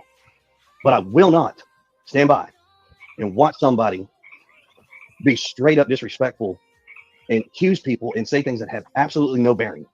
Absolutely nothing. Okay. Well, again, I just, if I could just. Yeah. step in. I mean, Chris, I would love for us to refocus and talk about not necessarily the investigation that we can't talk about, but what has been done, what you understand about dog tracks, what you understand about the circumstances. We could go on and on all night, and I know we have a lot of really big feelings that are valid. But I think Heather would agree. We would just really love to redirect this back to Sebastian, because the anger doesn't solve anything. It's not truly all anger. It's disappointment. No, and I'm not saying that. And I'm not saying you're wrong. I'm just saying, at this point, it's just not helping find Sebastian. Yeah. And it's like an energy vampire, Right. and we're all tired. And I can't imagine how tired you are. I know how tired I am. So I would love to redirect back to what you know and what you think. And then I have some questions that I hope you can answer that will help clear things up. I'll answer questions unless it's something I have been told by law enforcement that I cannot answer. I've Understood. said that from day one, and I'm telling you now, it has not changed. So ask your questions. Did you pass the polygraph? Yes, I sure did, with flying colors. And it was TBI that gave it to you? Yes, TBI gave it to me along with another agency. Okay. No, that was kept quiet because it's nobody. We kept it all quiet. Well, no, I think it's great that you're telling us now. Right. And, Seth knew about it the day on that Tuesday when I took it past it. They called and told him that I passed it. And okay. Well, maybe he was told he couldn't say anything. No, he was told he could say something. They told him so he would try to keep his rhetoric down. That's why they told him. And I have the text message where they asked me if they could tell him. And I said, I've listened to y'all from the beginning. I'm listening to you now. So please do what you feel is best. Okay. So you pass the polygraph with flying colors. Let me ask you this. People in chat are asking, did you tear down any posters of Sebastian, you or anyone you know? That is a straight up no. And I can't believe people would think I would tear down flyers or posters of my missing stepson. Okay, Which, again, you know, another thing which I is kind will- of funny that you bring this up, because some people, and yes, they are pertinent to the investigation, have said that there's a video floating around of me tearing these things down. Mhm. If you got it, post it. Because I if you agree. ain't got it, shut up. And I mean, I'll say on record for myself, I've never seen that. And I Exactly. also wanna Because say- it doesn't exist. I'm sure it doesn't. And I want to say on record that in my conversation earlier with Chris and Katie, Katie said she had one request of me, and that was that when I do these interviews, that I, at some point in the interview, remind people to hand out the flyers and put them up everywhere. Please, all we're begging. I don't know how to beg you even more. I don't know what it's going to take for America, the world, whoever to understand. We are begging you to hang posters, talk to whomever, spread the word, keep your eyes open. And when you find something, don't wait 2 weeks to make a report. Because let me tell you something, that's what's been going on. Some of the leads that are coming in are 2 and 3 weeks old. Why do you Instead think of that when you is? see something, you pick up the phone immediately Right. and you call the cops. I don't. Don't call your best friend and Right. say, hey, I don't I blame think I've him seen there. this kid. I Don't agree call these with him. investigators. No offense, Chloe and Heather. You don't. I agree. Yeah, I don't blame him there. totally And then agree. I will say Seth comes on, and Seth gets really upset, and he's like, well, I'm not willing to send you an email and wait a week for a response. So I think they are, maybe they're all really busy and they're just missing some stuff, maybe. Wow. Call him first. You don't call Seth. You don't call anybody, but law enforcement only, and make your report And immediately. I will say, you know, we've received tips that maybe haven't been called into law enforcement, but we call them in. And we also received tips that have been called into law enforcement, but the person that called the tip in didn't get any feedback when they were told they were going to be called back. And so they were worried that maybe it didn't get looked into enough.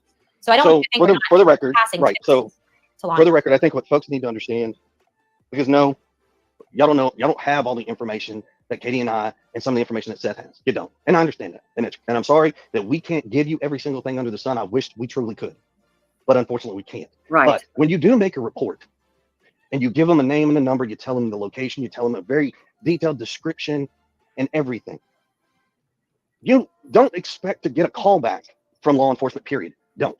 Because I'm sorry, but they don't have the time to stop and answer every single callback when they're looking for missing children, not just ours, but there's so many children out there that are missing. Right. So I'm sorry that some of y'all feel that you deserve an answer, but it's not. And I'm sorry, it's just gonna sound rude when I say this, but you don't deserve an answer. Exactly. It's social media. It's YouTube. People feel so fucking entitled. They feel like they're so goddamn entitled to these people's lives and everything about them and everything about their child and everything that's going on and everything that happened and everything they're doing. And fuck y'all.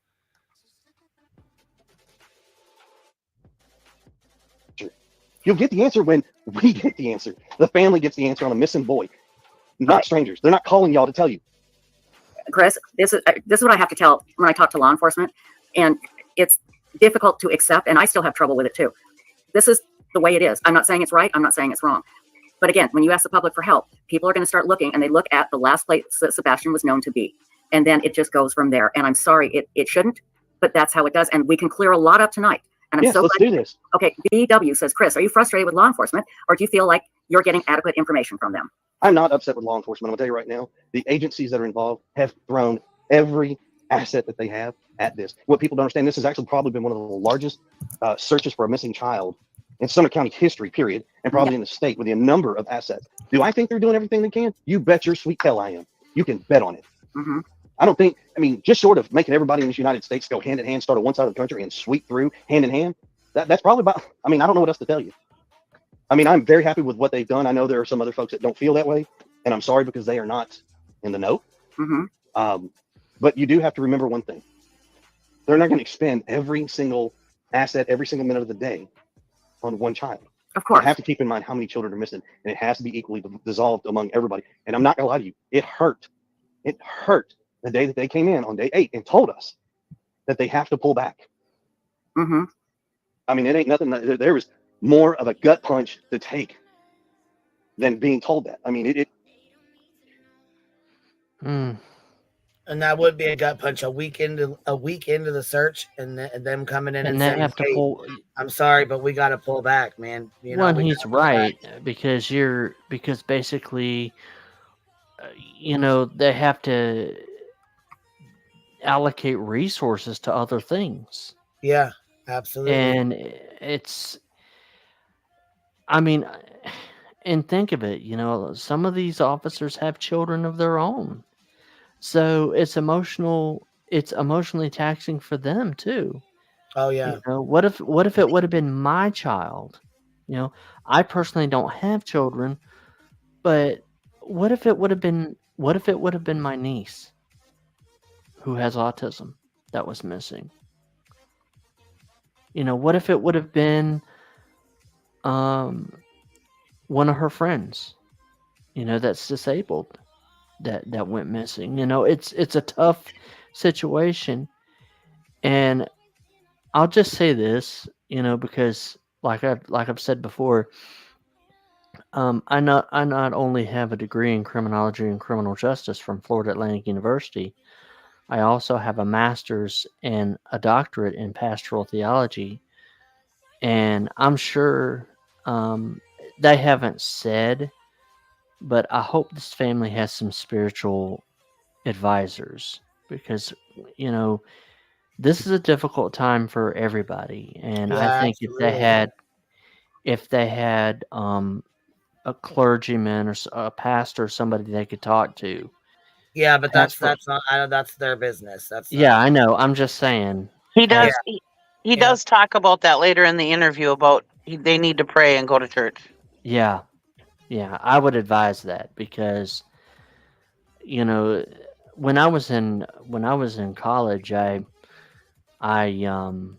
also shadowed the Florida Department of Children and Families. So I'm wondering if there were any abuse allegations made against Seth or anything like that, because the allegation, Oh, there is. were they founded? Did they find any Yeah, evidence? he hit him. Yeah, he spanked him with the belt. Wow. So that it so before Sebastian went missing, there were founded allegations of abuse. Yeah, Wow. And what allegedly state? there was a report, a DCS report done, Mhm. and I'm trying to put this back on the screen here. Allegedly there was a DCS report done about it, and Oh, they're wow. going to talk about it. It's going to come up. They go over it. They talk about it, and it gets pretty heated, actually. Wow. Yeah. Yep. So, all right, Wow. here we go. Okay. I can imagine. I mean, because you're not expecting them to say that. You're not expecting them to say, yeah, we're going to pull back and put I less. do expect that, but here's the thing. I'm also a realistic person. Mm-hmm. I would love for them to expend every aspect and every asset of every single second of the day finding Sebastian. That's not realistic. Yeah, it's I not. understand.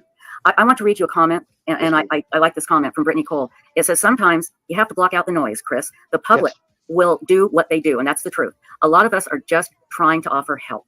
It's the bad ones that you remember, and not all the much bigger crowd of good people. Yeah, and that is true. There's a lot of good people. There's a lot of good folks that want him to come home, that want to help, that want to do anything they can do. And then there's a couple that are just really over the top. You know what I mean? Oh, it was dismissed by CPS. Okay, so there you go. I was just gonna. Okay. I just was gonna correct that. It was dismissed by CPS. Okay, good. Thank you for correcting that, and thank you guys in the chat for correcting it. I appreciate So, that. Is Sebastian verbal or nonverbal? He's verbal. He's high functioning. Yeah. Oh, okay. See, that gives me a little more. Clarification there, because like I said, I have a niece with autism, so that was what I was wondering. So thank you for clearing that up. Yeah, they said they've said he plays chess and everything. So. Oh wow. Oh he's very intelligent. Yeah. Oh, okay. That makes sense. Who are not doing this. And I mean, weeks ago, somebody asked me what I thought, and I had some information from court documents that could have been a lot of quote unquote tea for the internet to have, and I refused to release it because What documents on? Let me ask you this: on who? Me, Seth, Katie. Katie. Okay. I refused to release it because number one, I didn't think it would help find Sebastian. Number two, it was a deeply personal thing. And also, when she was young? Yes. Okay, so let me finish. And I referred to the Michael Vaughn case, where his parents got completely slaughtered. Yes, they did. By the public for a very long time. And they didn't do anything to that boy. I do not believe. They didn't. Now they have proof, but they just got slaughtered. And you want to talk about who got it even worse than they did? The Wells. Oh, that was awful. That was they awful. got slaughtered. They still to this day get slaughtered. That was brutal. That was probably one of the most brutal cases I've seen the tragedy pimps take a hold of and go off. Quentin Simon, his family too. Oh yeah. I mean, they were fucking brutal. Oh yeah. And if people can say without a shadow of a doubt that they just know what somebody did, and they don't. Well, if you know, take it to the police and let's solve this. Yeah, tell all the Sherlock Holmes and Watsons out there, since they have their PhDs in criminal justice and forensics and all this, since they got it, by all means, we welcome you to the case. We welcome you to come in here and show us and show these law enforcement officers that have so many years of experience that they don't know anything. We'd love for you to do it. Chris, this isn't helping. I know it's not helping, but this goes back to what's being asked. Let's get people on your side, and then we can all work together. Because that's just the thing. This isn't about sides. This is not about sides. Exactly, and that's this is not. This is about Sebastian. I honestly don't think he gives two fucks who's on his side. Right. I don't think that matters to him. Right, and he's saying a lot of good stuff here. Yeah. But if we're not, I'm Team Sebastian. I was brought in to do one thing. Same. Okay, guys, let me just say, coming from the other side, you want the public's help. You need the public's help. Let's not insult the public. There are asses out there. And believe me, we fight against them all the time, don't we, Stacey? Constantly. These jerks out there that pull all this crap just to get clicks. We don't have advertising on this channel. We don't ask for money. We do it because we want to help. But it doesn't help. So can I ask you a question on your show? Yes. I'm going to ask you the same question I ask everybody else when we went on their shows. So I'm on your show, and I'm sure it is blown up. So the more people that come on, the more money the show makes. No, I make no money. We don't make money. We're not monetized. Zero money. It's not monetized. We're not a monetary show. No, they don't monetize. No, we do not monetize. We do not monetize. It costs me money to do this. Yeah, and the reason why I asked I will go on. Yeah, it's completely free, Well, and the website is as well. No. And just to make it even more clear, there were old pay links. They were old ones. They weren't anything new. They're just in the, just like, when you do a description or whatever, like when I do the disclaimer, when I do the disclaimers for the channel on this, like when I set up the live, I just put the disclaimer in from before. So the one that she put in there had old pay links in it. They didn't work. They don't work. They didn't, but they didn't associate. But anyway, somebody had to make a video and, trash talk her about it. So I just wanted to make that clear. The pay links that are in there are old. They are not new. They do not work. And she is not monetized. Right. So the reason why I'm asking that question, okay, is because if people are true to what they say in their heart, especially those, and they know who I'm talking about, the clickers, the shows that make this money, I would love for you to make a public announcement for every dollar you've made. If you truly do this for the goodness of your heart, every dollar that you have made, you should donate it to the cause, not to your personal gain. Right. Well, yeah, we don't, I said, we make zero money. It costs us money to do. And I appreciate it, and I respect that. Thank y'all ladies for that. I will give you that. So, but no, I understand what you're saying. But again, it's just like with, Nancy Grace or with news media, they report the news. Unfortunately, this is social media. And I agree, there's people out there, and I'm not going to even say their names, but they know who they are. They do this crap to get clickbait so they can make more money, and it's disgusting. Absolutely. Oh, very much so. Very much so. And I want to add something to that. Like I told Chris earlier, everybody that's involved in this case is under a microscope. I've been ripped to shreds. They've been ripped to shreds. Seth has been ripped to shreds. I mean, like the public gets a hold of somebody in the spotlight and they dig into them and they pull up anything that they can about them. And some of it's true and some of it's not. It doesn't help find Sebastian. And that's where we all need to get on the same page and regroup and just make the decision right here, right now, to ignore the rumors, to clear up misinformation, and just to get on track so that we can start trying to find Sebastian. Now, right. If we can keep parties involved in this investigation focused on that and staying off of YouTube and other aspects of social media and playing the game, okay, Yes. I'm sure we would all benefit greatly, and this would completely change narratives and the direction, and it would straight focus completely on Sebastian. Well, let's do this. This call, this podcast or Websleuths podcast that we're on right now. We can make a pact right now. That's what we're doing right here, right? But here's the other thing. I appreciate you want to make that pact, but you know exactly who I'm referring to. That needs to be done publicly as well. Then. Well, all we can do is what we can do here True. tonight. So, but Chris, there's a couple of questions, and then there is somebody. Well, there is somebody that wants to come on the panel, and I don't know if you want them on here. But let me ask you these questions first, okay? Everybody wants to know, what do you think happened to Sebastian? What do you think happened? I don't know. For the love of God, I wish I had an answer. I wished we had something to go off of. So, Chris, I asked Seth this a few weeks ago, and so just no thought in your gut, spit it out. Doesn't matter if it sounds completely off the wall. What is your knee-jerk reaction to what happened? Sebastian walked out of the house, stepped off the porch, and has vanished into thin air. That is what I think, because that is what I know. But what do you mean you know? I've been part of the investigation since day one. Okay. And if anybody else out there that's got some information in regards to where Sebastian has went, because last time I checked, there's not one shred of evidence. You know he walked off the porch is what I'm asking. I'm telling you, unless this kid is just in the thin air on my front porch, he sure had to go somewhere, so he had to walk off the front porch. Now, if you're trying to insinuate somebody was in my house or somebody's taking the child outside of my house, say I'm that. Not insinuating anything. I'm asking, do you know that he walked out your front door? Do you know that he went out the front door or any door? Is that what you're asking? Do you know? Yeah, that's what we're asking. Okay, thank you. I just need a confirmation. I don't play games here. So just to make this real crystal clear, there's a back door.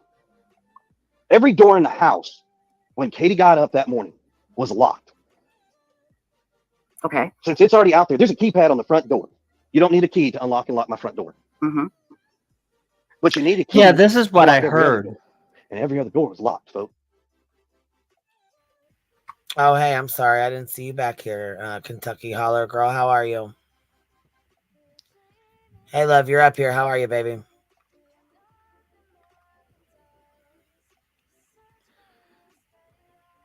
Okay, maybe you can't hear me. Yep, that's exactly what I heard. That statement right there. Yeah, about the doors. Yeah, about the doors. Yeah, that's what got me interested in the case. Did Katie do that? Oh, I'm sorry. Go ahead. I didn't mean to cut you off. I apologize. I was just saying that's what got me interested in this case is the doors. I mean, his story sounds plausible. I mean, I've been listening. He was on the phone with Katie. Katie and Sebastian were the only two in the house that night. Right. I believe Chris. I have to say that from what I've heard from him, I believe him. I do too. 100%. There's no. Did Katie make sure all the other doors were locked, and could Sebastian just walk out? Sorry about that. Go ahead. I'm sorry. There's no way that Chris would lie about that. No way. Just from what I've heard. Well, I mean, he can talk about his experience and how they were locked. He wasn't there that night, though, so he can't say one way or another that yes or no. But he can tell, he can surely talk about how it's been the entire time he's been there and what, you know what I'm saying, how the locks are, because he would know. He would know. Yeah. I mean, he would know everything about it. I'm just saying he can't say for 100% fact, sure, because he was not there that night. Mm-hmm. But he knows is what his wife told him. He knows, right. He knows what Katie told him as well, Yeah. All right, here we go. Okay. Could he walk out the front door? Every door was locked. So what you're saying is that the only possibility is the front door. Is that what you're saying? I am saying the most conceivable way possible that this makes sense is that he walked out the front door. Okay. That's what I'm saying. Okay. Did he walk out without his shoes on? Is that what you believe? My statement earlier is real simple. Sebastian walked out of the house not wearing any shoes. Could he have been running and scared of something? Don't know. He could. It's a young boy. It's dark outside. God only knows. Okay. Now, there is somebody that has been asking to come on. And Gray Hughes, he would like to talk to you. Would you like You can him? bring that. You can bring that man on board because I've talked to him. I respect him, and I will talk to him. Gray, I just sent you the Facebook link, so jump on up. Okay, Gray? I just sent it to your Facebook. So he'll be jumping on here shortly. Stacy, can you keep an eye out because I can't see because of my stupid computer. Hey, in the meantime, I would like to, since Chris is here and this has become very public, I would like to mention something that we spoke about earlier. Chris and Katie did actually confirm that the clothes that he was wearing at Texas Roadhouse that night were accounted for, and I believe they were the articles of clothing that were used for the scent dog. Am I correct when I say that, Chris? Yes, those clothes are in the possession of law enforcement. Great. And so do we know what Sebastian was wearing when he left? From the house that night? Yes. The description is still the same. It hasn't changed from 60 days ago. However, I will say this much. Some of the information that's out on some of these posters and flyers, we have actually requested to have some of that changed, but it hasn't happened. So I'll walk you through what the description actually should be. Sebastian was wearing long black pants. Think of the 1970s style Adidas style pants. You know, had white stripes down the side. That style of pants on. He had a long sleeve shirt, not a sweatshirt, not a hoodie, a long sleeve shirt. On the front of that shirt is probably one of three depictions: Halloween, Star Wars, or Minecraft. Okay. Chris, I know that Sebastian didn't have very many pairs of shoes because his feet were growing and Katie would toss them out pretty quickly after he grew out of them. But is there a reason we can't confirm which shirt if it's just one of three? I didn't say one of three. I said one of three depictions on a shirt. Okay, so that's So three there's different shirts, right? Say again, I'm sorry. So I don't know if we're saying the same thing or something different, but are you saying there's three different possible shirts he was wearing? Like he had three different black long sleeve shirts. One had Halloween on it. One had Minecraft I'm on telling it. you, Star no, Wars. it's not what I'm saying. Okay. I said he had a long sleeve black shirt on, and on that shirt had one of three depictions. I didn't say he had three. I didn't say anything. I just said one. Okay. Right, Can but I'm just confused by how have you not been able to identify which of those three depictions is missing? Can I ask you a quick question? Yeah. Can you tell me every single shirt in your closet right now and everything that's on No, your shirt? but if I had Okay, to then. choose between Right, but three wait a of minute, them, if Well, I had hold to on a choose minute. between three of them, I could. You're saying three of them, but I'm Well, telling you you, listed three things. I'm just confused. I listed what could possibly be on the shirt. Okay, can I jump in and try to interpret a little bit here? Okay, so are you saying that all three of those shirts are not accounted for, or are you saying you don't remember which depiction it was that was on that shirt? Does that make sense? Is that a little bit clearer? Say it one more time. You broke up. Oh, okay. I'm sorry. Okay, so are you saying that you don't remember what the depiction was? It was one of those three things, or are you saying there are three different shirts with those depictions and all three of those shirts are unaccounted for? I'm not saying he had three shirts with three different depictions on them. That's not what I said. I'm telling you, I don't know what exactly was on the front of the shirt. Is what I'm telling you. Okay, so Sebastian's clothes mostly consist of, if it has a picture on it, one of the three things. Those are his three favorite things. Okay, Halloween. So what you're saying is So what he's saying is there's a pile of fucking shirts and it had one of them goddamn designs on it. He doesn't know exactly which one's on it, but there was one of them fucking designs on it. Now that's it. That's all. Hey, Kentucky Holler Girl, what's up? Can you hear me? Can you hear me, baby? Yeah, I can hear you.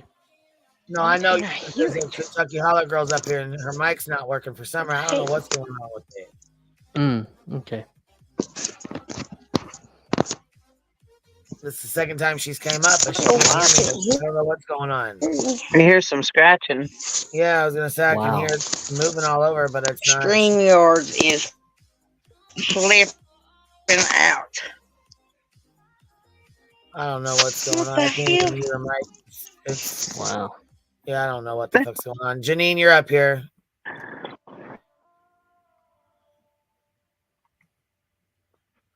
Wow. Yeah, I'm not sure what's going on, but something's going on tonight. StreamYard must be acting up because they wouldn't even. She's came up here twice, and I've let her up on panel twice, and we can hear her, but she's not hearing us. Wow. Or something's going on. I don't know. Then I just tried to let that other person up, and they couldn't hear us either. Can y'all hear me okay, or no? Do I need to go I can hear you fine. I can hear you. You know, I was gonna say, when my kids are adults now, but when they were kids, I used to say, thank God they never went missing, because I would not be able to explain what they were wearing half the time. I mean, yeah, I mean, it's and I can't believe they're even drilling him like they are. I guess I don't understand. Janine, baby, Right. you're up here with us. Can you hear us okay? You're muted. Your mic is muted. Your mic's muted. Yeah, you're up here with us. I don't know if you can hear us or not, but it's. Can Okay, you? I can hear you. I'm trying to figure this dang thing out. Oh, there you go. You got it. You're good. You're good. You're Okay, good. cool. Like, there's so many different streaming platforms, and I feel old, and I'm trying to figure all these things No, out. you're perfect. You're up here and your camera's off, and you're doing great. So you're Okay, great. cool. How are you? I'm good. I'm just so down this rabbit hole. With this whole Sebastian Rogers thing, and then like my mind is blown about that live last night. Like, I'm Yeah, it was a wondering lot. if someone from like the DA or the TBI did anyone catch that, and were they in there like listening to what was going on to contradict anything? Like, I just have so many thoughts. I don't know. Are you saying where the what was the FBI watching that? Like, did anyone, meaning, didn't it go on for like 3 hours or something? Yeah, no, they usually don't watch these kind of things. Like, I'm just Yeah, wondering, at some point, did they get wind of what was going on especially when Seth and Chris were going back and forth at it, if, they caught wind of it and someone was just in there watching the whole thing. I mean, they very well could have, but there's nothing they can do about it. I mean, it's not a criminal investigation, so they can do Oh, whatever they that's want. true. That's You know, true. I didn't I even mean, think they could about talk that. for 25 hours if they wanted to. They could come on here every single day, like Seth has been, and talk about whatever they want to. You know what I mean? Yeah. And I'm irritated that Katie is like, if he wasn't there that weekend, how can he describe everything to a detail? Why, as a mother,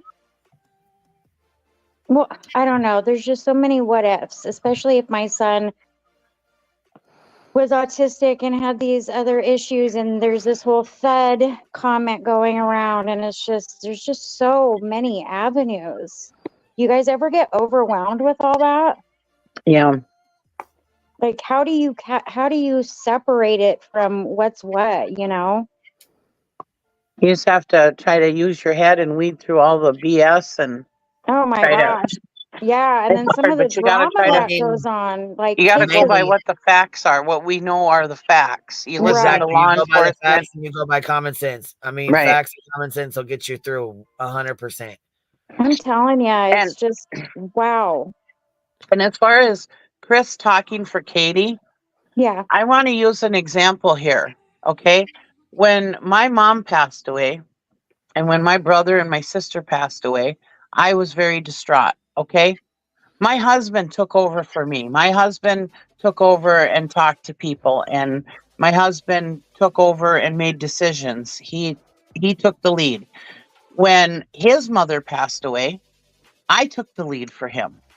And I'm imagining that this is the way Chris and Katie are doing it. That she's so distraught about this stuff. I mean, she can barely get through an interview without tearing up. And I imagine that he's taking care of his wife like he should be and taking the lead for her. I think maybe if he wasn't. I don't see anything wrong with what he's doing, is what I'm saying. No, Yes, and I you know just what though, think but his anger and how he's directing it and how he communicates, especially towards women. well, yeah, but you know what? That's another thing too, is the generations. It's a lot different. Like Right. our generation and our parents' generation and their generation, that's how they work. That, the husband would, you know what I'm saying, step up and step in and take care, take over. Nowadays, Yeah. it's like that's not no, it's not emotionally healthy to do that, and it's you know what I'm saying. Like you got to get your Oh yeah. emotions on the table, and there's a lot of it's way different now than it ever has been before. And I I believe. don't think that, and this generation here, the younger generation thinks it's that they're being that the older generation, that he's being overprotective. He's not letting her, he's being Right. pushy or whatever, but really he's doing it how he was taught to do it, how to step up and handle business for his wife and protect her. And you know what I'm saying? He's Yeah. being old school. I gotcha. Yeah, and it's just a little different. I mean, things are a little different these days, and that's just how He it kind is. of reminds me how my dad was.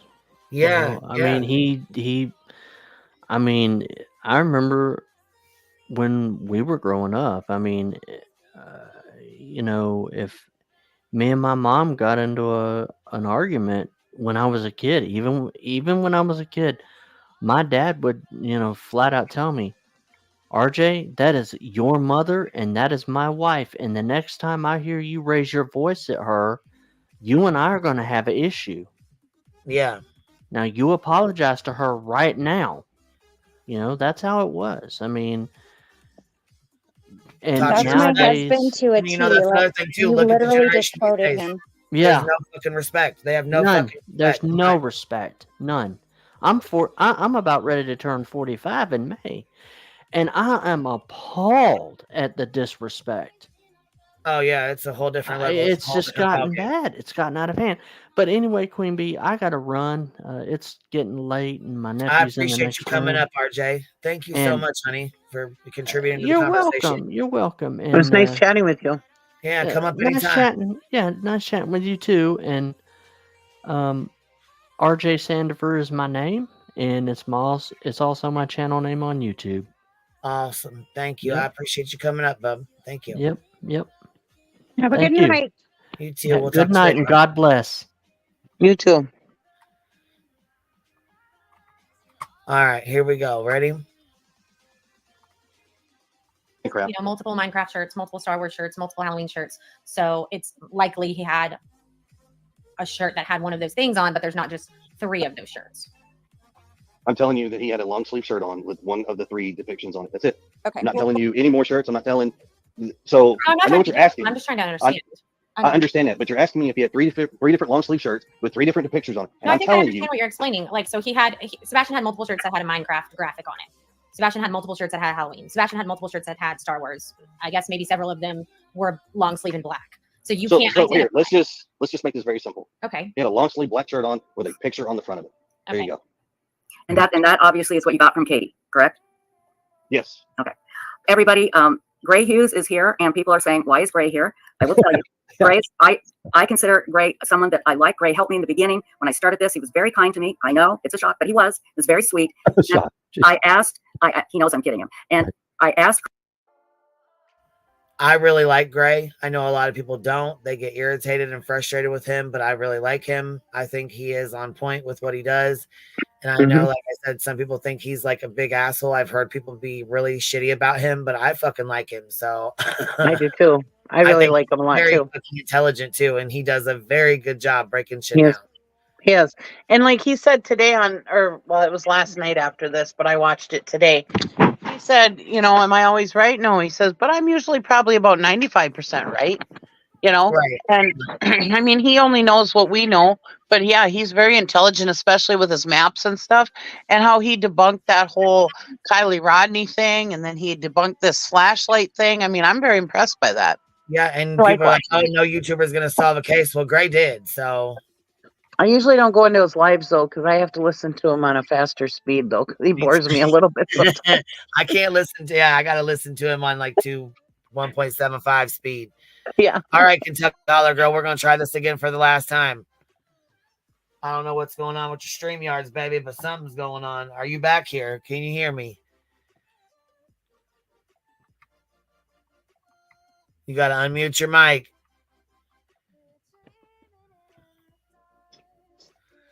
Hello? I hear you, Janine. I'm waiting on Kentucky Holler Girl. She's back here as well. And she's, this is the 3rd time she's tried to come up, but we can't hear her. She can't hear us, I guess. I can see her. In the There we go. I got you now. Yeah, okay, I got it. StreamYards is on the fritz right now. I was going to say, I think it might be. Yeah, it's on the fritz. Something. I don't know what's wrong with it. What's going on? How are you, baby? What you got to add? Do what now? So what you got to add? What's Hold going on. Hold on.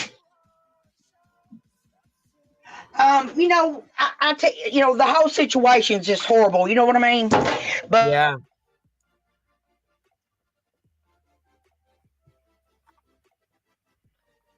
Lose you again?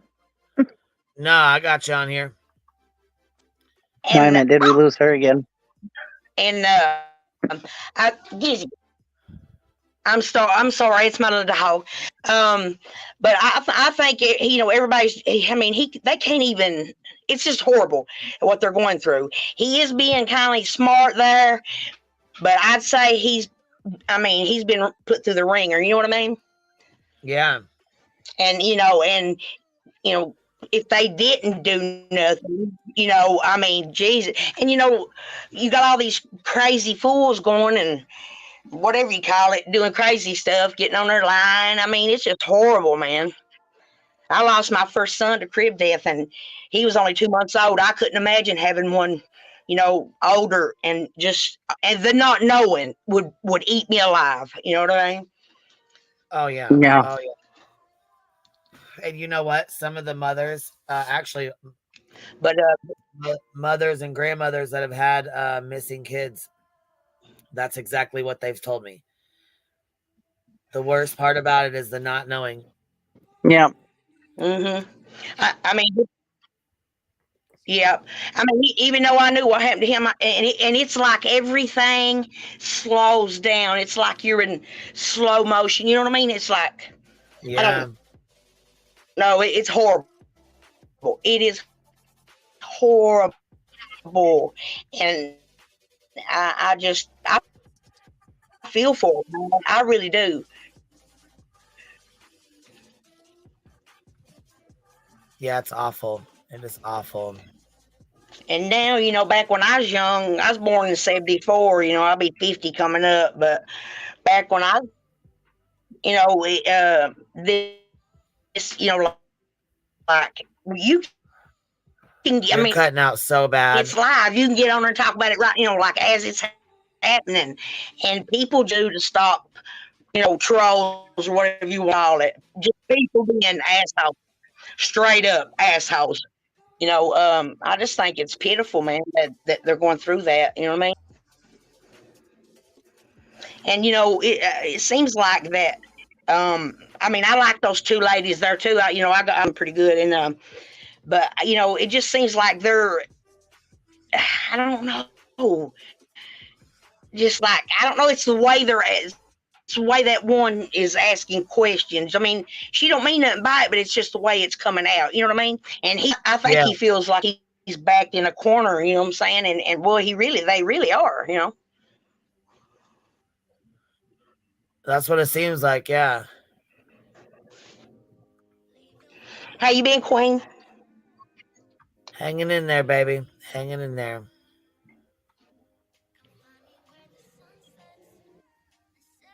All right, here we go. Chris, you been is doing it okay all right, if everybody? Ray Hughes comes up and Chris said yes? So That's Ray, good. I'm going to That's turn it all over we to you can now, do, please, ain't sir. it? Yeah, that's what I said. I retired. No more work for me for a while. That's good, baby. That's good. Can you hear us? Can you hear us? Oh, shit. Okay. All right. Well, maybe not. All right. Here we go. And, the way he's sounding right now is exactly how I think I would sound or anybody else would sound given the attacks being leveled. When I talked to him on the phone, we talked on the phone, we messaged back and forth, but we talked for about like an hour one time and literally went over detail by detail on where the light video was taken, the flashlights, exactly where that was filmed. We went over where the dog scented and I kept sending him the map and he would show me the route and everything. And it was like, to me, he seems like somebody who's literally out there trying to figure something out. I know my opinion isn't like all the rest of the people out there. I mean, I've never seen anything like this. It kind of reminds me of like remember the Chloe, was it Chloe? Yeah, Chloe Smith in Australia, the two parents that were sitting there and they just didn't look quite right. And everybody blamed them for the abduction out of a tent. And it turns out it was literally somebody abducted the child out of the tent. Right. I mean, there's just so many cases like this. And all I'm saying is when I've talked to Chris Proudfoot, I have never seen anything that he said in any of the interviews where I went, wow, this guy, wow, he must have something to do with it. I actually look at him and think, man, I would feel the same way if from day one, the entire community hated me and I never got the same love that Seth got. Amen. Right there. Right. Because I'm going to tell you right now, he has been, Katie and Chris have been shit on from day one. Mm-hmm. Got. But I absolutely admired by everybody like he was God or something. let me explain why. Ready? And I agree. I think that's exactly how you would sound, Gray. Exactly. There's no question. But let me explain why. Okay. Again, social media is here to stay. We need to learn this. When anybody comes on and they are aggressive and insulting, it blows up like wildfire. And you're asking public for help, but you are condemning the public because of a handful of jerks, and that causes problems. I haven't Well, for the record, ma'am, I have not in the past gone onto a show and been a jerk and ridiculed the public and said a bunch of hateful things and inappropriate things. I have not done that. So I'm sorry that folks are upset that day one, Katie and I were not on TV or on YouTube expressing everything. Well, you say that, but as you said, social media is here to stay. Absolutely. So with that being in mind, you're one, and there are millions out there that think otherwise. I would never expect you to come on. But I think the way he was just talking a minute ago, to me, it sounded normal, given the fact that the 90% of the chat is just trashing him. No, that's not true. That is not true. We are kicking people out. I can see it right now. No, I know you're kicking him out, but I keep seeing comment after comment after comment after comment that are really suspicious and like, yeah, great. Just close the chat. I'm not. Yeah, even like you had somebody in the chat that literally asked the question: was Katie arrested at 19 for an incident? Yeah, they said somebody was trashing, that they were trashing the fuck out of him, and it was bad. But you heard Trisha say several times, hey, if there's anybody trashing our guest, block them, just immediately block them, kick them out, boot them. You know, I think she was trying. I mean, like I said, she had 4,000 people in chat. That is so fucking hard. That is extremely hard to control. It's hard to control a chat with, 500, 600, 700 people in it when you got, you know what I'm saying, when it's going wild like that. I mean, ours ain't too crazy, you know what I'm saying? But when it does, sometimes it's hard. It's I mean, when you got like that many people and you got mods in there and they're trying, and I mean, that's a lot of fucking people. 4,000 people in that chat was fucking flying, Jack. But you see, I didn't think that he was that aggressive last night. You know, sitting here listening to him. Came up and had his back. I'm glad, somebody did. Fuck.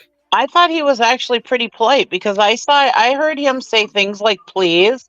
And, I mean, he was, I thought he was actually very polite for the way he was being treated all around.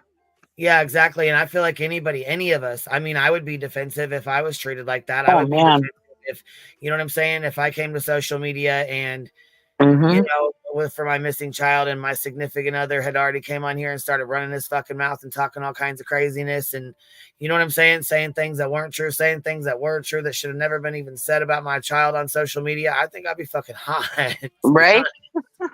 I'm saying he's being awfully nice compared to the way I would be. I would probably make a fool of myself. I'm not even gonna lie. I probably would. You know what I mean? Because I mean, when your kids, look, you fuck with our kids, and we're mama bears. Like you bring a whole different side of us out that you don't ever want to see. You know what I'm saying? But there's some women that when this happens, they either get enraged or they shut down. Right. You cannot help how your body reacts. You cannot help how you react to something like this. This is fucking traumatic. To lose your child, have your child be gone, just vanish. One day your child just vanishes. I could never. I would fucking drive myself crazy fucking searching for my kid. Yep. We don't know what Katie's like either, really, truly. I mean, maybe that's why he's on here, because maybe she would be worse. So we don't know. Right. I mean, exactly. I mean, we really don't know. Not only that, we don't know what she's been through. They were both in this. They both, were in the service. They both, I mean, yeah. I think people need to show them some grace for real. Right. I'm sorry. But once again, this goes right back to none of that has anything to do with Sebastian. Okay. Yeah. No, I'm not trying to create anything. I'm just trying to say that I absolutely understand how he's feeling. And I know out there they go, oh, look, he's soothing Chris's ego. Listen, I've talked to him late night on a phone. He's just a normal dude trying to figure something out. That's how he sounds like. Now he's on here with, I've seen him on shows. Remember at the beginning, him and his wife would go on shows and they were totally calm, talking, and they were normal. But everybody dissected every single word that they said, and everybody came up with a negative meaning for every single thing they said. Let me tell you what happened. I can explain. Okay. Let me tell you. Chris, when you went on and talked about hitting Sebastian with a belt and kind of, just chuckling about it and how the social services or child protective services came to your door and apologized to you, that got people upset. It got people upset. Right. Let's clear that real quick. Okay. That needs to be cleared up, because what was said and what people heard are two totally different things. I heard you say you hit him with a belt. Okay, so let me finish, because that's the problem. When I go to make the statement, people want to interrupt and try to say, well, this and that. No, you wanted the answer. I'm giving you the answer. Now, when I answered that question, I told people Sebastian got a spanking. He got one lick on his butt outside of his clothes. If somebody can tell me how that's abuse to a child, explain to me. Can you confirm when that happened? I don't. That was years ago. I got spanked by a belt and wooden spoon by my mom for years. So, but let's not sidetrack. Let's not sidetrack. Let's stay on board. Okay. I mean, let's I like keep it that. real. We probably all got a fucking couple goddamn nice licks when we were kids. Right? Shit. I mean, how many of y'all got spankings, or you know what I'm saying? Were disciplined Mhm. by either a spanking, a wooden spoon. I mean, shit. When we got caught playing down at the tracks, we got our asses lit up. We got it with a spoon, a belt, all kind of whatever the hell they had in their hands. And it was our aunts. And oh my gosh, it will. Oh my gosh, we really got our little tails skinned for that. And really and truly, I was spanked as a child, and I have no lasting effects from it. Exactly. I mean, That's what we're all other just than saying. other You than get being a fine. good human being. Right, you get. I mean, there's paddles with holes. I mean, there's all kinds of stuff. Fuck, I mean, what kids used to get spanked in school like that. You know what I'm saying? The teachers used to light that butt up. You know, so, I mean, Our parents used to buy us those paddle balls. You know, them balls with that are on a rubber band. Boy, and when those things broke off, that was the next thing they used to paddle your butt. You know? But see, and I think that's the difference with the generations too, because nowadays you smack your kid and boom, DCFS is at your door. Right. You spank your kid, DCFS is at the door. You tell you know what I mean? Like they don't, and right. I think it's made a huge difference in this up and coming generation for sure. Mm-hmm. Yep. So the question about the CPS thing that came up to play that everybody wants to tie to this belt is not what it was. Okay. Well, I think it was confusing because when you initially talked about it, you referred to him as an embarrassed 15-year-old. So Yes, you did. Like it was years ago. We thought it was like right recently. Well, instead of But let's asking clear for it up. clarification, Let's clear it that up. should have been. So as it stands, Sebastian went to school one day. He made a statement to a teacher. The teacher reports it to CPS. CPS comes to the house. That case has nothing to do with Sebastian getting spanked. That had everything to do with Sebastian didn't like being in trouble. So he thought by reporting it to a teacher, they were going to come to the house and they're going to take me out of the house and do this and do that. That is what the CPS case was about. And yes, I laughed at it because when I explained to Sebastian, very detailed, what happened, he thought it was a joke. When the CPS lady shows up and looks at him and says, Sebastian, you can't false report. That will get people in trouble and you can get in trouble. And then she explained to him what happens. What did he say you did to him? Can I ask you, what does that have to do with the price of eggs in China when it comes to the disappearance of Sebastian? Because I'll tell you why. Because you're wondering why people are coming at you. And it's because he was in your home last. That was the last place he was seen. Yes, so he was. when we hear these things, it's like, okay, let's just clear it up and see what happened. Because I'll tell you why. Because people, I'm not saying me, but I've seen people say, hey, he was hitting his child. He reported it to his teacher. Did something happen? Was there an explosive incident that happened? No, absolutely nothing of that nature. Okay. And for people to not understand, when you discipline a child, there's a difference in discipline and abuse. There truly is a difference. But I think hitting anybody with a belt is abuse. I'm sorry, I do. And a lot of people agree with me, and that's the problem. And So guess we have a what? difference That's of the opinion. great thing. That's the great thing about having your opinion. Yes. That's an opinion. That's not a fact. That's opinion. Okay. I think a belt is abuse, but that's my again. Well, that's my if I was leaving bruises and marks on a child, that's abuse. That would be considered abuse. Okay. Yeah. I mean, So by definition, that's weird. that's what I'm trying to get you to understand. You can say your opinion, and that is fine, but you have to back it up and say, what I'm stating is just an opinion. There's no fact to it. When you don't say that, you'll leave it open to interpretation for a lot of people to take it and run with it. That was a lot of the problems with this. And there will be people, I can get people from CPS that will say hitting a child with a belt is an abuse. But here's the thing, you're right. That doesn't have anything to do necessarily with Sebastian and his disappearance. But what it does is it creates a narrative in people's minds that we need to clear up and change, Chris. We need to clear it up and change it. Okay? So let's do that. So we just did. Okay. If now you did go on Nancy Grace and say that CPS has never been called. And No, it's not. No. Okay, that's what I heard. What did you say? She asked the question about a situation, and she asked me if I had ever had CPS called on me. I believe is what the question was. I'm going to tell you right now, I don't exactly know what the question was without hearing it again, so I'm not going to answer you with something without having it in front of you. Okay, that's fair. That's very fair. Very fair. And so let's move on. Okay, so nothing came of that from you hitting him with a belt. Has there ever been any, and people are going to ask, has there ever been any violence in your home as far as Sebastian is concerned? No. Okay, now Gray asked, why is Seth being treated so different? Because of how Chris came on and became so angry and did what you did tonight, Chris. You've done this before, and I think that's why, and Seth didn't. And I think that's the difference. Right, because I don't feed out of people's hands. I don't feed into what people think. I don't, and once again, that's the difference. But how about just saying thank you to the people that want to help you? Okay, well, that's simple. There's a difference in me saying thank you to everyone, which if you go back and listen to every single interview I have done, I have told everybody, thank you for everything that you have done. There's not enough thank you in this world. We can't begin to describe how much we appreciate it. I have said this. Mm-hmm. Go back to one video and show me where I haven't. I've also said that our family prays for everybody else, and we love you all, regardless of what you think. But you know what? Once again, yeah. I think his first interview, you got to admit, his first few interviews were really calm. The one on, I can't remember the names of their channels, but he was on multiple channels, calmly talking. Both of them were. And yet the public was already angry with him before he became angry on a show, because that was definitely later. You got to admit, his first 3 or 4, both of them. And I can tell you why. Because he said he hit Sebastian with a belt. That made people angry. Which interview was that? It was the very first one I heard. With I can't remember. Smiley stories. Yes, I can try to pull up a transcript at some point. Yes, it was on the Smiley story. Yes. That one. Okay. But yeah, once but again, here's the thing. There is a perception. See, look at. There you go. I just want to say this. When I was growing up, my mom spanked me with a belt, wooden spoon, everything, and she's the greatest mom I've ever. I mean, just awesome. I didn't ever feel like it was abuse.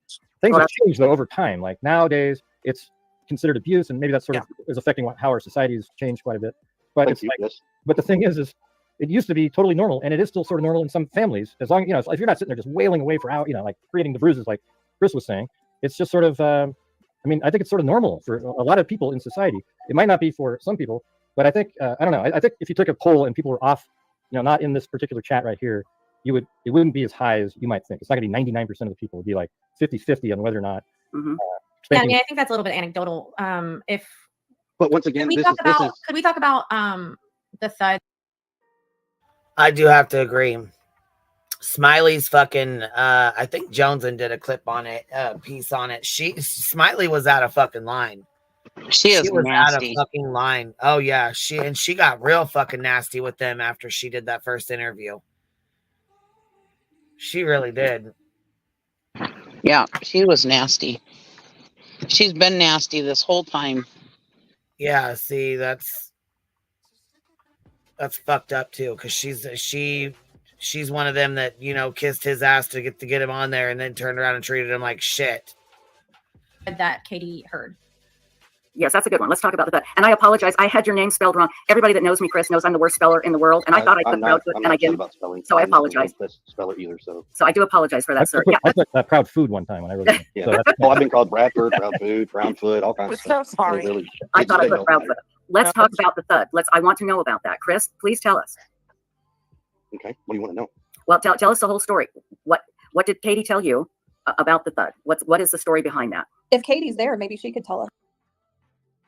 I think maybe you misunderstood this, Layla. We weren't saying it like it was cute. We were saying it like it happened, and the generations are different, and like they had been, we have all been raised up differently, just like our parents were raised differently than we were, because every time, when you grow up, you want to do better than your parents did. You want to raise your children better than you were raised. You want to do better for them, I think that's all that was. I think maybe you misunderstood, but that's okay. Right. And my kids, my kids, they'll see a kid acting like a little crybaby in the store or something, and they'll be like, "We never acted like that." And I said, "No, you didn't, because you knew I'd spank you. I didn't have to spank them because they knew I would." Right. Or like the eye, your mom used to be able to give you that eye, and if you got that look, you already knew what time it was. Yep. No. Okay, that's fine. Okay, that's absolutely fine. Because it's like this, people. It's enough as it is. I'm not putting her through this. And I'm sure that right there is going to cause a big stir and say, "Well, I'm controlling." No, I'm not controlling. I'm a husband who protects his wife. Well, you will only get polite questions here. And I do agree with that. I do feel like he feels like he's doing the right thing. I feel like he wants to be there to protect his wife and wants to be there to, help her through this horrific time of her life, you know? I mean, Yep, he is married to. that's what I was talking about earlier with my husband when my family passed away and me being there for him when his mom passed away and I took the lead, you know. That's just what you do for each other, you know. Yeah, And like yeah. in the Riley Strain, I've said that before, like in the Riley Strain situation, the stepdad stepped up and was the person that talked to the media and stuff mostly Yeah, because because mom, I mean, she couldn't even get a word out. She was crying so right. hard for, you know what I mean? Because I mean, Yep. those are, I mean, your kids. I mean, we are all, anybody that's got kids, even if you don't, even if you didn't birth your own and you have kids that you're raising, you still, I mean, when you know that's, it's like it brings a whole different side of you out. You know what I mean? Like, Yep. don't even mess around like mama bear, you know, when it comes to your kids. Right. Let's go back to the Sebastian deal. Okay. Okay. Katie reported she heard a thud. And that's it. But didn't So she knock her ask? off and go to bed. I've seen different reports of she heard a thud. She said, I don't know what you're doing in there, but you need to go to bed. I've seen other reports that Sebastian responded back to her. If he did respond back to her, do you know what he said? Yeah, he replied, yes, ma'am. Okay. I mean, No, I mean, we're clearing things up. right. That's all this is. Let's just clear it up, you know? There was a noise. Katie heard it. She responded. Sebastian answered. Okay. And see, people out there, they want to help. And it feels like that you just are like, that pissed you off that we even asked that. You know, What pisses me off is when the statement is out there. There was a thud. She asked him what, you know, he responded back and moving on. And around what time was that? I'm not going to give you details as far as. I mean, Katie gave details, but Well, guess what? That is Katie. I'm not giving you those kind of details. No, she gave details publicly. That is fine. Okay. Katie can give you that. I am not giving you that information. I will tell you this. It was between the time we were on the phone to the time we got off the phone. That's what I'll give you. That's it. Has Sebastian ever left the house barefoot that you know of? Can you pause Has for a Sebastian gone second? outside of the house barefooted? Yes. Before, as he ran off? No. And what he's saying about how he's not going to give details, this may be a lead from he may be taking the lead from law enforcement, them telling Katie and Chris not to be saying stuff right now. You know, so that may be why he's Right. not saying Like, the things, less you know. detail, the better. Don't say anything. Don't give specific times. You know that otherwise he wasn't there. So how can he say exactly what time it was? He wasn't there. He doesn't know. Right. What he does know is he was on the phone with her from this time to this time, and it was done. It was said or done in that time. And if this isn't a runaway situation and it's like a kidnapping situation or something, they don't want to give out these details. You know? Right. Okay. I'm not sure if that's how you were asking it, but no, I'm glad I'm gonna answer it. That's perfect. No, that's great. And again, I swear to you, Chris, we're not trying to be hostile. In fact, I've spoken on this live channel before and said, if Chris ever came here, we would treat him with total respect and honesty. And I really am trying to help because I want people to get behind you and Katie, Chris, because I want people to help find Sebastian. And it's just such a bizarre thing. I mean, it's a bizarre case. Yes, it very much so is. And so Sebastian leaves, but he's not on anybody's camera. Is that what the police have said? Or are you allowed to say? I can't go into details on that, but here's what I will tell you that's public. Our subdivision is very dark. Mm-hmm. There's no street lights in the subdivision whatsoever. If you go online, Google it, whatever, you'll see that there's absolutely no street lights in the subdivision. None. Right. If is there a possibility that some cameras may not pick up somebody walking in front of them because how dark it is? Yes. That would be the only thing that would make sense, really. Right. So, I don't think Trisha failed. I think she did a really good job on, having everybody on. I think she did a really good job. I know the chat gets overwhelming. Like I said, again, she had 4,000 people in there, or almost 4,000 people in there. It gets overwhelming. You know what I'm saying? When you have 1,000 people in your chat, I couldn't imagine 4,000 people in my fucking chat. My mods would not know what to do, So,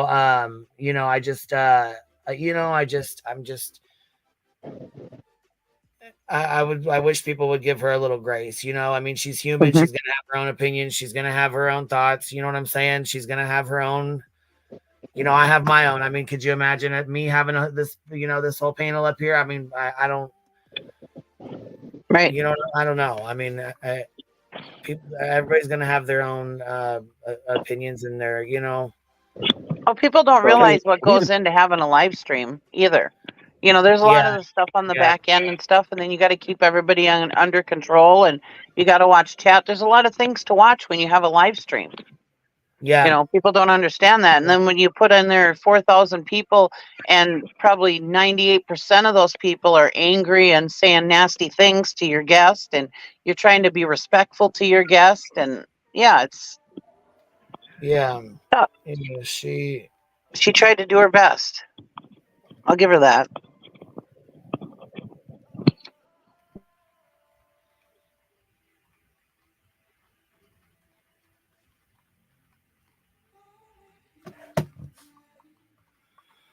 told me, I remember when he told me that, like, even some detectives didn't show up on the cameras. Correct. Yeah. Well, there you go. Yeah. That makes perfect sense then, because that's been driving everybody crazy. But if it's so dark, and I know, and it's hard for trust me, for everyone out there that, you know, cameras will pick up and all this. No, I promise you, not all cameras have the best quality as, you know, I mean, the stuff that you see on TV and you see a demo of a camera in a store. It's different when you put it on a house and different elements. So, you know. Okay, so it was so dark that it is logical to conclude that the cameras that Sebastian would have gone by, would have walked by, did not pick him up. And that's something that is logical, that people can accept. Absolutely. I think this is a good question. Did Sebastian ever have nightmares? Could he have had one that scared him so badly that he took off? Has he ever had bad nightmares? He's had sleeping issues. I mean, look, he doesn't really sleep a lot. That's why he's been, you know, but that's been his whole life. That's not just been like a segment. I'm pretty sure, I believe Seth has even mentioned this before as well. You know, I mean, like, I've seen a couple times where he slept really well, but I mean, that's after a hard day of playing. If he's helped with outside work, but for the most part, he's had issues sleeping.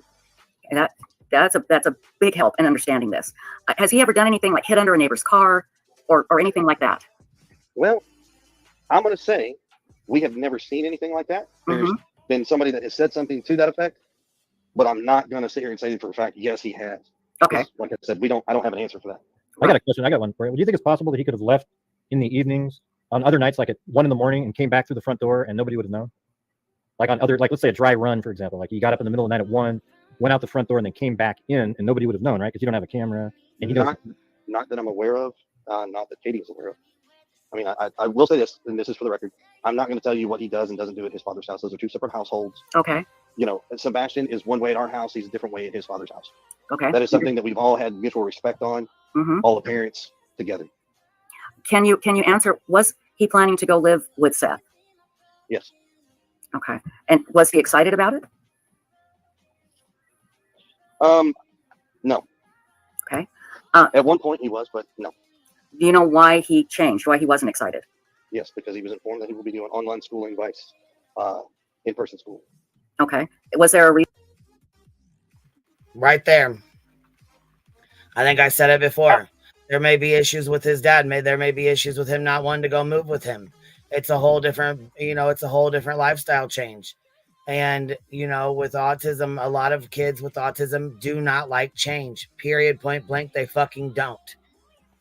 Well, and they kept saying that all he wanted was friends. Well, you don't want to take him out of that school situation because that's where he thought everybody was his friend, Exactly. And then now you're going to put him in homeschooling where he's going to be home 24/7 and not allowed on the internet, not allowed to be around friends, not allowed to do anything. Right. I mean, I could only imagine he was having, being upset.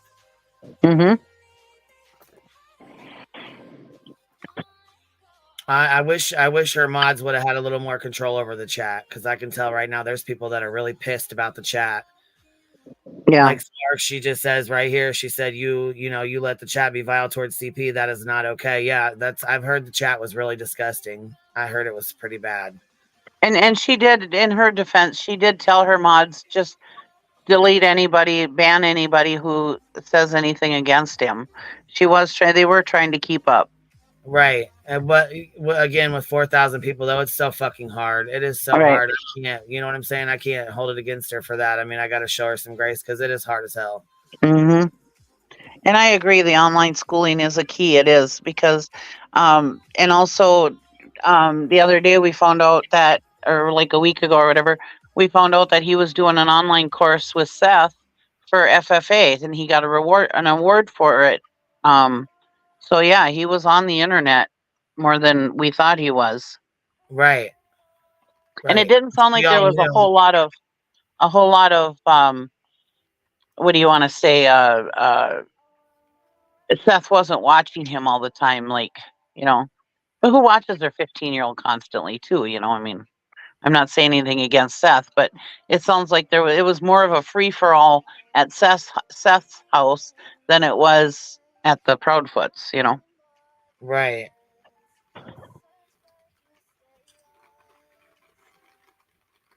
And see, I mean, that's been something we said from the beginning. We all thought he had more internet access than what was being, what was being portrayed. Mm-hmm. And everybody's saying that he never left before either. Well, all of us as teenagers, we never left until we did the first time. You know, I mean, there's always a first time when they go out in the middle of the night trying to explore or whatever, you know. Uh-huh. Yeah. That's personal matters in my Okay. family that will not be discussed with. Understood. And I respect that. Thank you. He was on medication. Did he get his medication changed recently? When you say recently, can you define recently? Well, I mean, like, I don't know, maybe within the last few months. I'm trying to think of something that maybe would have changed his behavior for some reason. It's really hard to say yes or no to that, just because. Well, not only that, but look at Gypsy Rose. I mean, look at how she fucking stole money from her mom, went and got a burner phone at the Walmart while her mom was there, got a laptop, figured out how to get a hold of somebody else, got this guy or this, talked to this young kid, talked him into coming to town. And I'm not saying that Sebastian did all that, but I mean, kids are fucking very resourceful these days, period. What if somebody said, and then you think about it like this, he played games, he was on them games all the time. What if, he was on the game and somebody said, hey, I'll sell you this game. And he's like, okay, wait till my mom goes to bed and I'll come out. Right. Went out, tried to buy the game and got snatched. Yep. We don't know. And that's, if you ask my dad right now, I'm 49 years old, going to be 50 in a few months. If you ask my dad right now how many times I snuck out of the house as a child, he'll tell you I never did. But let me tell you, I snuck out many, many times, Exactly. And that's what I'm saying. Like, I mean, I used to drink a lot as a kid too, and my dad will tell you I never drank as a kid also. I mean, teenagers, whether they have autism or not, they're teenagers. They do teenage things, Exactly. What are you talking about, Pink? What barbecue lady? I don't know what you're talking about. This is not, what barbecue lady? I don't even know this is not my panel. I'm reviewing someone else's panel. This is my panel. This is me and Cheesy on my panel. This is my panel right here. I'm reviewing someone else. So there's no barbecue lady. I don't know what the fuck you're talking about. I don't want to block you, but you need to get it together here. Get it together, baby. Get it together. All right, let's get back to reviewing here. He goes and sees his doctors, and then in there they will talk about his medication and things that they want to change or if it needs to change. Right. But as far as I know, I didn't see any difference. But and again, this is just something that people want to know. Is it common for you and Katie to talk as long as you did that night? Sure. Okay. Seth is here. I've asked him to join us. Insightful One, if Seth jumps on, can you please put him on the screen because I can't because of my computer. Right. I got it. Thank you. Have you guys seen the dog scent track? That because you actually showed it to me, right? Remember on the map, Chris? I don't know if you're interested in. It's kind of an interesting route. Well, and are you referring to the day 1 through 4 dog tracks? Because some of those are. Well, he had a dog scent outside the front door and sort of around by where the fixed light was on the flashlight, and then north, and then around to a retention pond, something like that. Just short of it. Stacy, I believe Seth is here. Yeah, I got it. Seth, I am so glad that you are here, my dear. Thank you very much. Seth, what would you like to say now? I got a few questions to ask Chris. Okay. Can you hear me? Yes, he can hear you. Hey, Chris. So I think that you texted me the other day about something I'd already. So right here, this right here is gonna piss me right the fuck off, and I'm slowing it down because I already know I'm gonna get irritated just by his attitude coming up. So I just had a couple questions for Chris. No, I think you're jealous that Chris is up here on the panel talking, and I think you needed to come up here and get in on the interview. And yeah, I was gonna say the same, Cap. We're only letting her up if she shares some of the barbecue, okay? Right. Sidebar. Did you see how many of the fucking people in chat? Sidebar. We know, look, good derail. We love a good derail. We love a good sidebar. But here we go. Sent Katie an email. Say it one more time. All I heard was something about an email sent. Why did you text me about an email I sent on Monday to Katie? Because I didn't see the information in what you're referring to as Tony Mathis's phone number. I didn't see it. So that's why I asked for it. I mean, come on, Chris. If we're going to work together, more than a week communication between the people that I'm sending stuff to you and Katie. Okay, so hear me out. I told you. Okay. I told Let's you not come Seth, into that we a will hug, work okay? together. All right. I explained to you, but I'm willing to work with you. You asked me some questions in regard to this dog handler. You asked me questions in regards to going on a social media platform. You've asked me questions about hiring a PR person that will speak for all of us and keep everybody off of these platforms. That's what you asked. Now, if you think I'm not going to do my homework and dig into people and find out who they are first, you're crazy. Because I would expect you to do the exact same thing. Oh, absolutely. Oh, absolutely. Yep. If I gave you a name.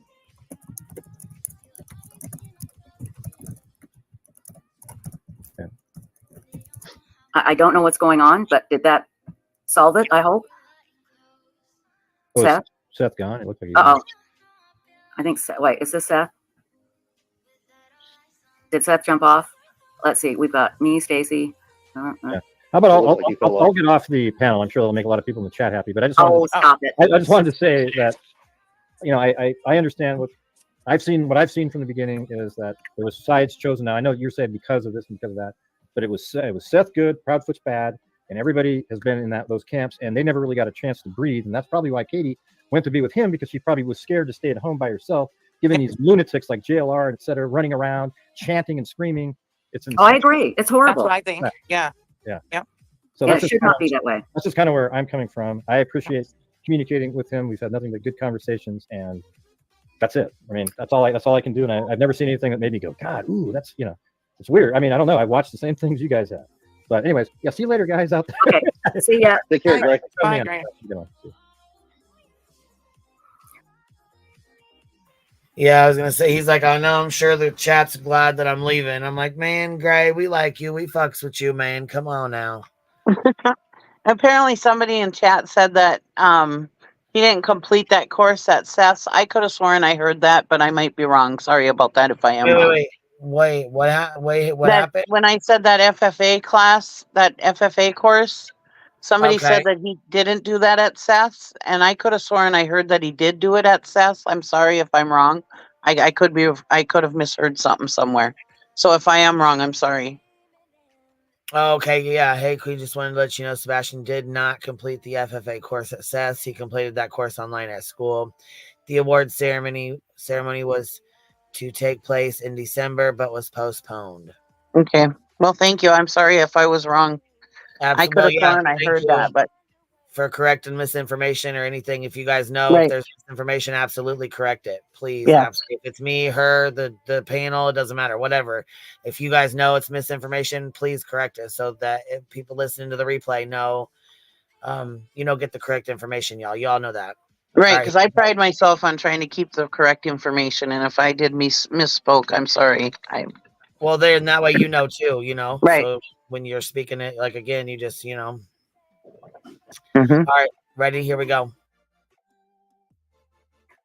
Does anybody know where Seth went? I'm working on it. Okay, thanks. I do know. I think up in his area, he doesn't have like the greatest signal because a lot of times when we talk. And Duchess says Katie was never aware he was in FFA, so that was interesting to her. Yeah, and maybe that's where I got the thing that he did it at Seth's. I don't know.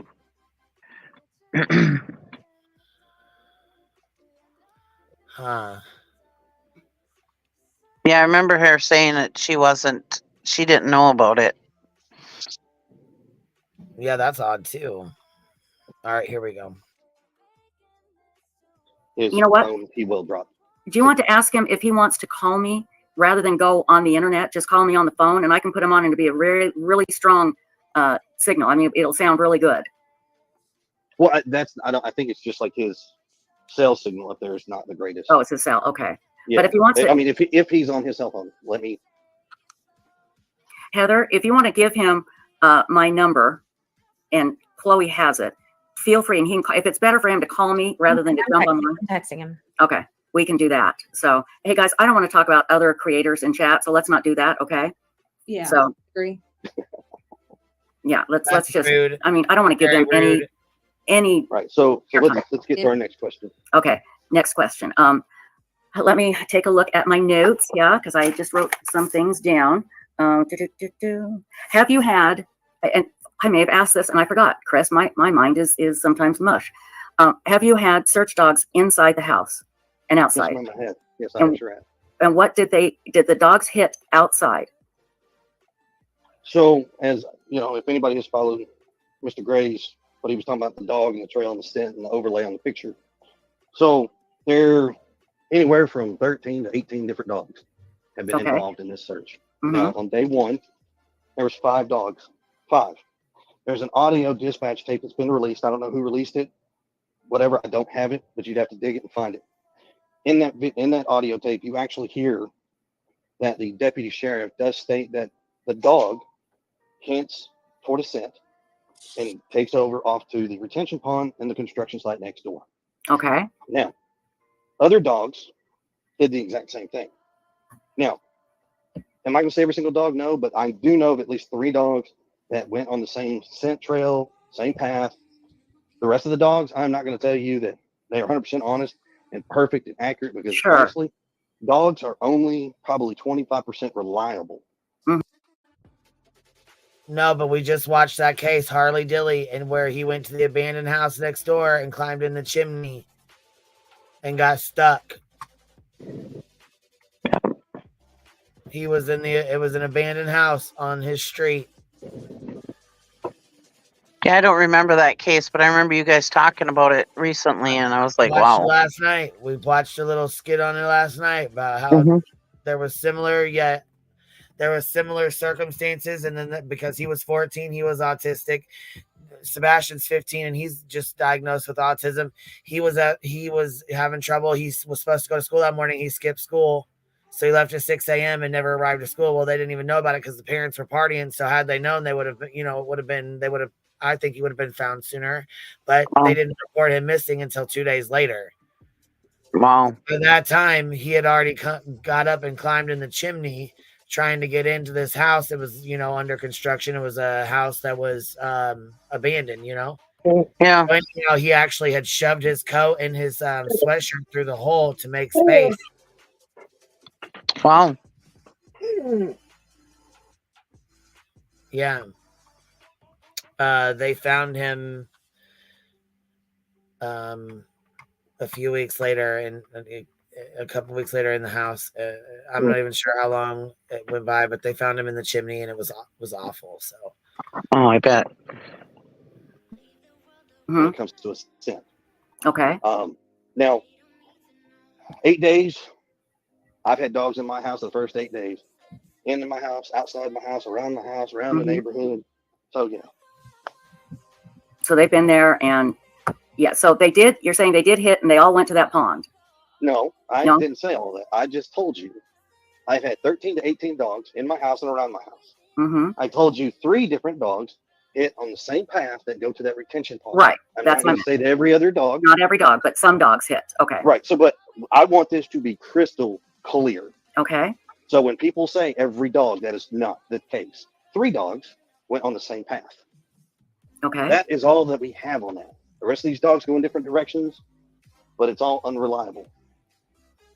Understood.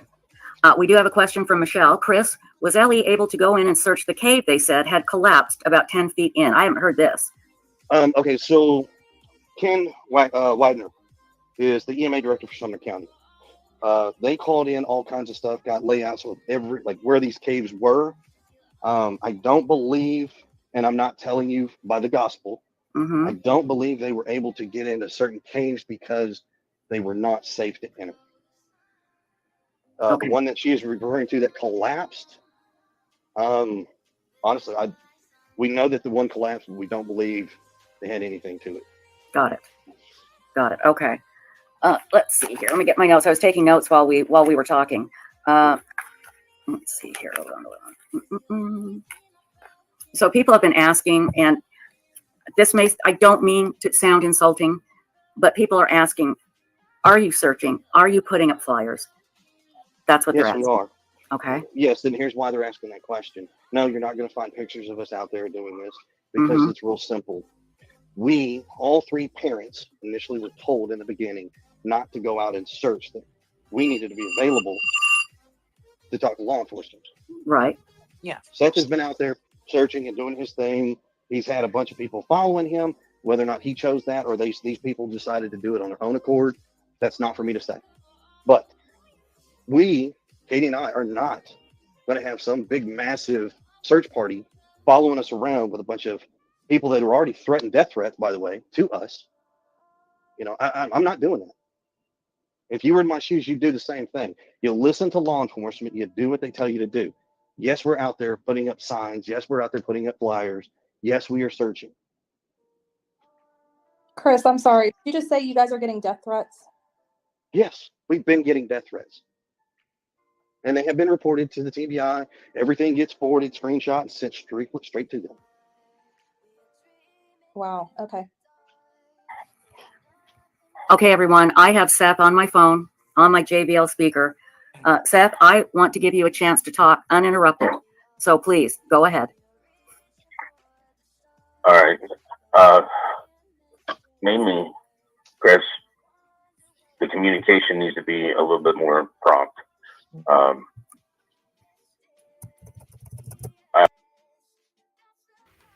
Here he goes again. Right. So you had to come back up again, talking about, well, the communication needs to be prompt. Yeah, trying to. He doesn't work, like he doesn't have any other obligations, like he doesn't have other children, a job, and the police calling and wait. You know what I'm saying? I mean, right. If I send you an email on Monday and Tuesday, I'm not willing to wait a week to get a response back.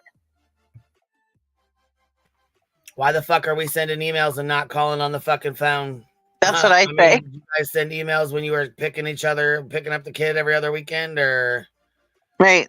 Why the fuck are we sending emails about our child? No, you should be calling on the goddamn phone or texting. There should be a direct fucking line. Right. And he's just trying to attack Chris again. Because with the I had heard a while back that Chris had taken his polygraph test and about the whole situation of, do you want us to tell Seth? And they said, yeah, to tell Seth, because the cops wanted Seth to shut the hell up. And I heard that story a long time ago, but every time anybody would talk to us, because I wanted to know if that was true, because I had heard it, right? But every time you heard Seth come on and talk, if Chris really did have this polygraph test, he would leave it open-ended. Well, I don't know. And, he would never agree to that. But here on this interview, we hear Chris say that was true, that Ellie asked Chris if they could tell Seth that he took the polygraph test and passed it. But like I said, when I heard that as a rumor a while back, I kept listening to Seth to see if there was any truth to it, because I had assumed that Seth would come out and say it. But he had never actually said it. He just kind of left it open-ended when people would ask him. See, so he's trying to play this as Chris and Katie are evil. And like we said before, I think it's all due to because he's pissed off because Chris has got the woman, Chris has got Right. the kid, Chris has got the money, he's got all the nice toys, and poor little Seth don't have nothing. That's the way Seth acts. Poor Seth. Poor Seth, I have a Right. hard time saying the word Seth. I'm sorry. But yeah, it No, just but that's really what it fucking seems like. it does. Like he's a little crybaby. Yeah. Always the victim.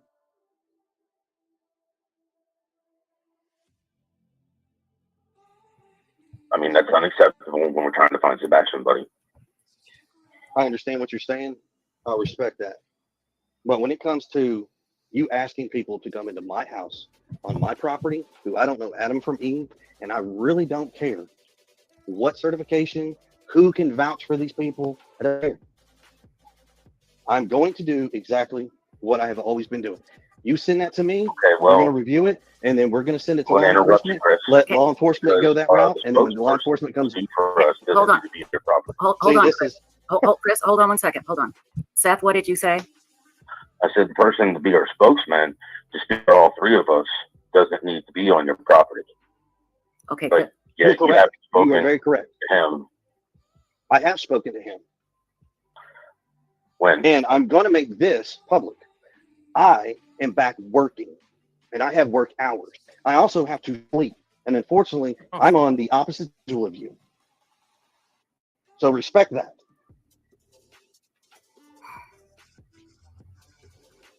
I will do what I When did can you speak as with I him, can Chris? when I can. I'm sorry, Seth, go ahead. When did you speak with him, Chris? What does that got to do with finding Sebastian? If he's going to be our spokesperson, I was just asking when you spoke with him. I haven't come up with an answer yet. We've spoke with him. We told him we'll get back with him after we've done some consideration and talk to law enforcement. We'll get back to it, and we'll let him know our decision. So I I think know you're on board with that. I do. I mean, I know you're 1,000% on board with Mr. Mathis. I got that. I'm not taking that away from you. so, Chris, I understand like every marriage is different and husband-wife aspect. You seem very protective of Katie and her having conversations with or without you. But like I said before you came on, I do believe that Katie is the one who, and I'm not saying it's because she knows what happened to Sebastian, but she was the last person that was with him. And so she does hold the most information, at least up until the point that he went missing. What information do you think she holds? Well, I'm going to get to that. Well, then do me a favor. Let's just get to it. Okay. Don't pour gravy on the mashed potatoes. Just serve the stuff up. Chris, I'm really trying to be respectful, and this is a I very mean, I am too. So conversation. please just get to it. Okay. No, So you're we would interrupting. really love to hear from Katie about his body language that day. We've heard from others who are not necessarily good Can I say sources something real about his quick? body language at the bowling alley and his body language here and there. See, during this whole interview, I felt like that they were just attacking Chris. Like this minute here, she's like, I'm being respectful of you, now be respectful of me. He's like, because she's like, well, she's your wife, and blah, blah, blah. He's like, just get to it. He wasn't being disrespectful. He's like, what Right. do you want to say? Just ask it. Let's not beat around the bush. Say what you want to say. Ask what the fuck you want to ask. Right, right. And he wasn't being disrespectful. But automatically she's like, you don't need to be disrespectful to me. I'm not talking to you like that, blah, blah, blah.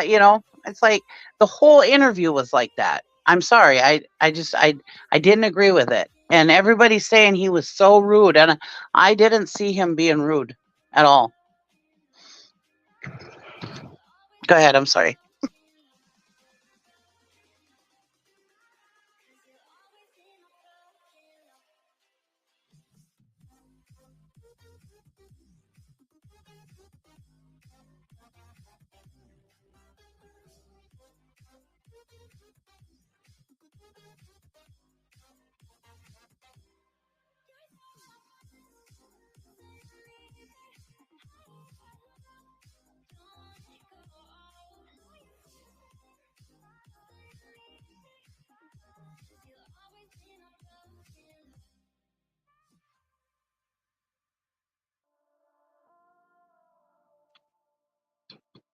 Yeah, that's something I was saying too, that she would interrupt Chris to let Seth speak constantly. She was doing that all the time.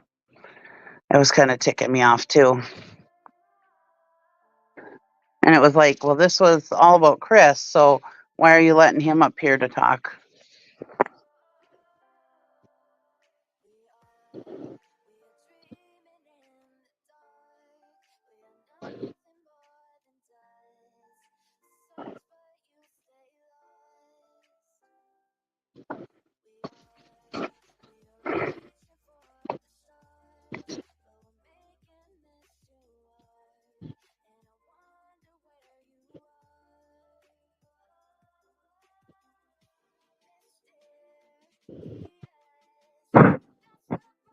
Yeah, I thought this whole interview was kind of one-ended or one-sided, whatever you want to call it.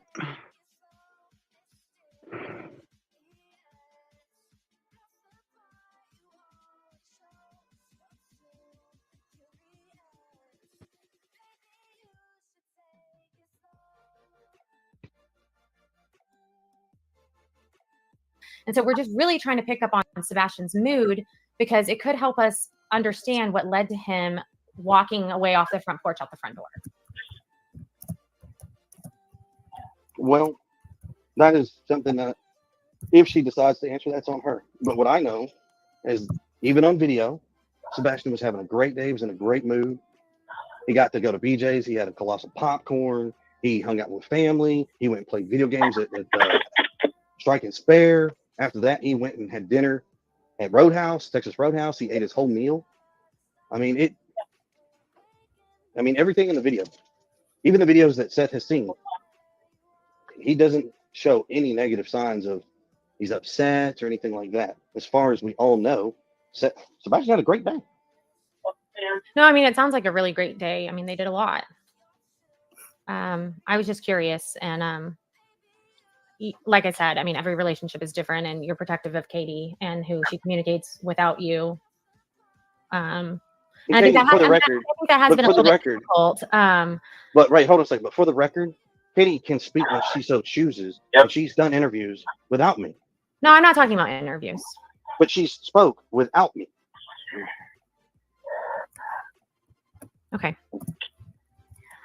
I want to clear up something that Chris said about Sebastian going to live with Seth.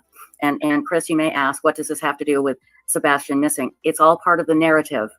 It could mean he ran away. And that is, Chris, did you not say that he was not looking forward to going to live with his father? Yes, I did state that. Seth, did you know this? Nope. Chris, do you want to elaborate? I'll tell you why. Yes, ma'am. Yes, ma'am. I will glad to elaborate. Become a question. Hold on, Chris. Hold on. I'm sorry, Seth. Start over. And then Chris, we'll go to you. Seth, go ahead. I know why I was putting him in online school. He needed his therapy to actually have been started with ABA, so on and so forth, before I put him back into the situation, because he's not ready for certain things. Okay. So he was going to go. I'm not going to set my son up for failure. I want my son to succeed. He was going to homeschool until he was ready to go back to regular school. Is that what you're saying? Correct. And it's not really homeschool. I mean, it's just online school. Okay. Online, right? Online school. That's a better term. I'm sorry. I shouldn't have said homeschool. Right. Online school. Totally different. Really quick, Chris, the day that they had on Sunday with the spaghetti pancakes and bragging to family and BJ's and Texas Roadhouse and bowling and all of these, like, it sounds like the best day ever. Was that like a normal weekend for them, or was it like, I don't know. Was that like their normal weekend? Right. Well, do me a favor. Let's pause that question because you just diverted away from what she asked, and let's clear this out. Okay. Go ahead. We want the facts. Let's get the facts straight. Okay. So yes, I did tell you Sebastian was not excited about going to his father's house because online school. Seth was aware of this because Seth stood in my house with me, Katie, and Sebastian in my kitchen and had this conversation where Seth asked his son about, you don't want to go to online school? And Sebastian's retort was, no, I don't. But I don't really care about playing tit for tat. I understand that this may be a reason why he wanted to run away, so to speak, if that's the case. Right. But we're not going into this. We're not going to play this tit for tat. on social media. We're not doing this. Okay, Seth, go ahead. Chris, unbeknownst to you, had already talked to Sebastian. He knew this wouldn't be a permanent thing, and me and him had already spoken. Well, that right there's After the conversation and you should have had with we had Katie and already myself spoken. about what your plans were. I'm sorry, do you want? Say that one more time. I'm sorry. What Seth was saying is that if I had known the conversation that him and Sebastian had, then I would know the whole thing. But the downside is that's where Seth should have had that same conversation with me and Katie, and that didn't happen.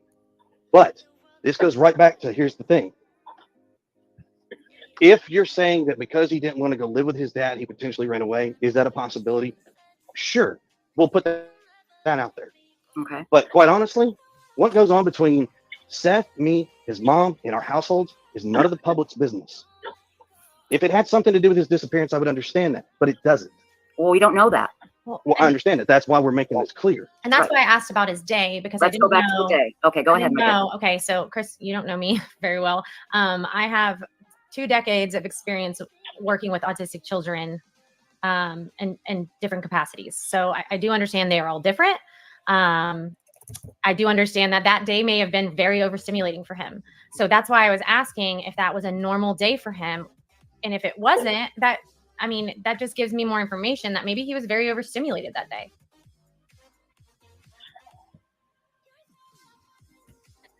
Chris? All right, so one more time, I'm so sorry. I was just saying, in my experience with autistic children, obviously they're all different. But if this was not a normal day for Sebastian on Sunday, when he went and did all of these things, and it sounds like he was gone from home for a while, if this wasn't a normal day for him, would this have been an overstimulating day for him? Is this something normal? Does he normally go to BJ's and bowling and all of these things on a weekend? Or was this kind of like a special thing? And if it was a special thing, what caused it to be special? Was there an occasion? If it was a special thing, a mother and a son bonding and just having a good time. I'm not being ugly at all. I'm not. I'm making the is this a normal day for them on a weekend? For them to do our days fluctuate. Monday through Friday, we're a working family, just like everybody else out there. And when the weekend comes, that's when you get a lot of stuff done. You go a lot of places, you do a lot of things. And a lot of times that's where, you're going to spend time with your kids and do extra things. Sebastian's not in sports like most kids. So we don't spend ball time at the ballpark. When Seth has Sebastian on the weekends, he goes and does fishing and things like that with Sebastian just as well. I mean, Seth works long hours. I work long hours. And I'm not saying any of that is suspicious at all, Chris. I'm just asking if that was normal. Because if it wasn't normal and he was overstimulated, that could be a reason for him to have ran out of the house. No, he was not overstimulated. Okay, so that wasn't one of the possible reasons for him to leave. Here's what I'll say. Everything is on the table. Nothing has been taken off the table, period. That's the same statement law enforcement has made. That's the same statement I'm going to tell you every single day in and day out. Katie gave my son to your mother and father. I'm sorry, I shouldn't say that. Say it one more time. Do you not want to say that? Well, we can move on. So No. I want to hear it. There's a rumor out there, Chris, that your mom and your dad have Sebastian. It's been brought up to me. Seth, darn good well. You got a question about my I'm just asking. You pick up the Did phone. they take me somewhere to like a boot camp or anything like that, and Katie just thought I wouldn't accept it? I don't think Seth is being accusatory. I think he's just trying to clear up a bunch of BS that's been online. Right, and I'm trying, and I'm telling you, if he's had this suspicion, he's got my mother's phone number. He can pick up the phone and call her. She is not afraid to answer any questions. I'm not saying you. I don't want to talk to your mom. I want to talk to you, and I want to talk. No, because see, this is the thing. You already know there's a fucking hate mob. They already had to leave their home. This is what pisses me the fuck off right here.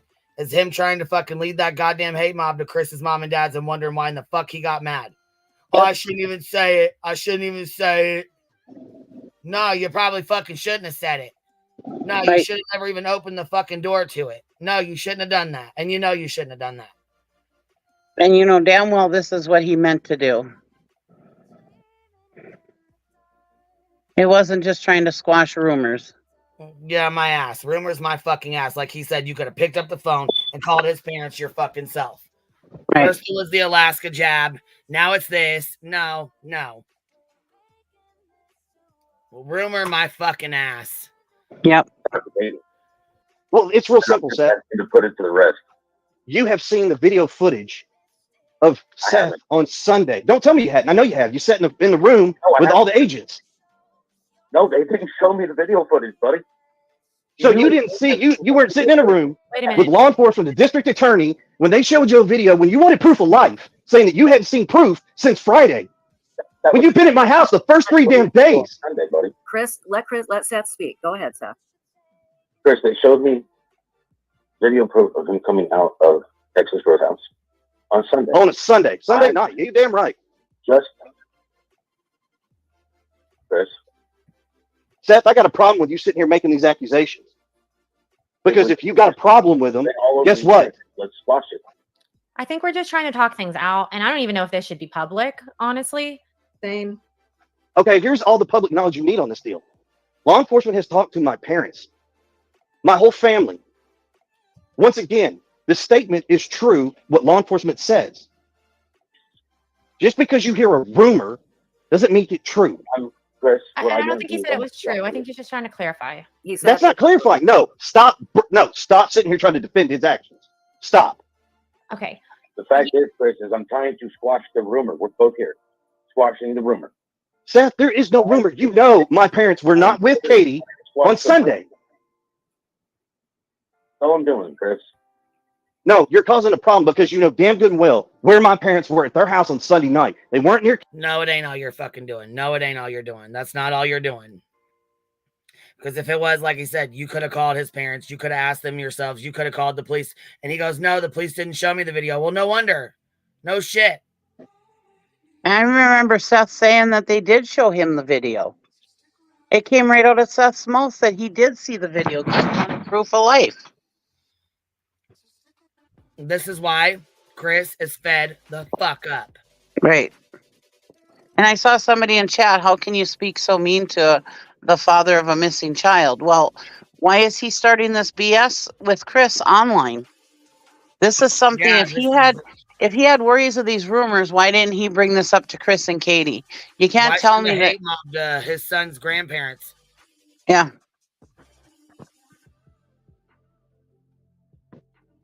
And why do they have to communicate on here? Why can't they communicate together? He's always the victim. That's just people to think they're working together, but supposedly sending emails and Chris ain't even answering them for a week. So that tells me they're definitely not working together. That tells me that was Chris or Seth making that rumor up. Yeah. Not them working together or him wanting to work together with them.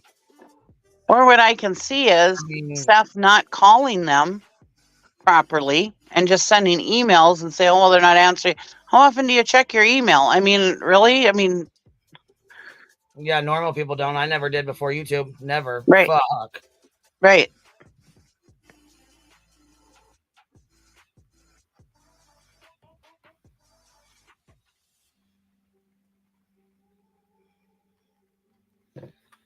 I'm mind blown. Katie, they weren't near Sebastian. And if you've got a problem, all you got to do is pick up the phone and call her. Be an adult. Be a responsible adult. And just call her. Chris.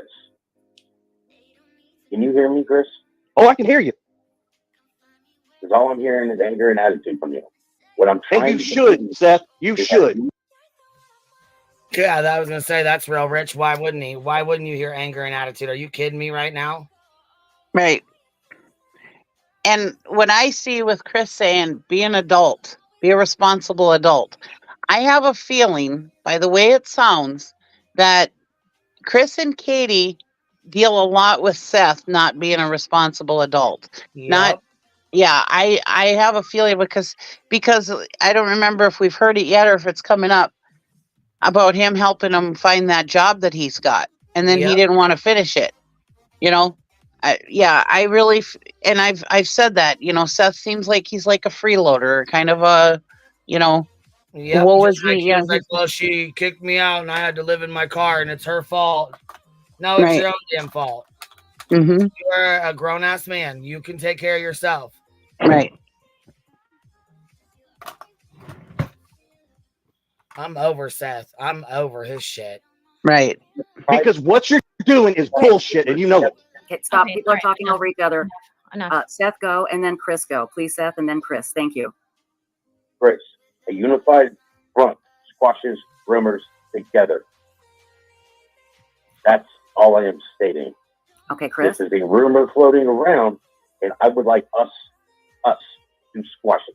Yeah, I think that is a great rumor to try to squash. That one's on Facebook, and the rumor is actually that about your mom, her car being parked at like Warsham's and him getting Okay, in. so here's the Chris, answer. The final answer to it's this. not just an online rumor because people have driven up to me and personally spoken about this. Okay, ladies and gentlemen, can I make the statement? I wish This is very simple. This conversation has nothing to do on social media. You want to have this conversation, Seth? You call me, you get Heather, you get Chloe on the phone. Hell, I'll do you one better, and I will get Bobby and Carter on the phone, and we'll all sit down and have this little fucking powwow. We're not going to have a powwow like that, but I would Well, then guess what? the situation, and I would love for it to be private because I believe a lot of what is happening right now should not be public. So explain to me why you don't want Bobby and Carter involved.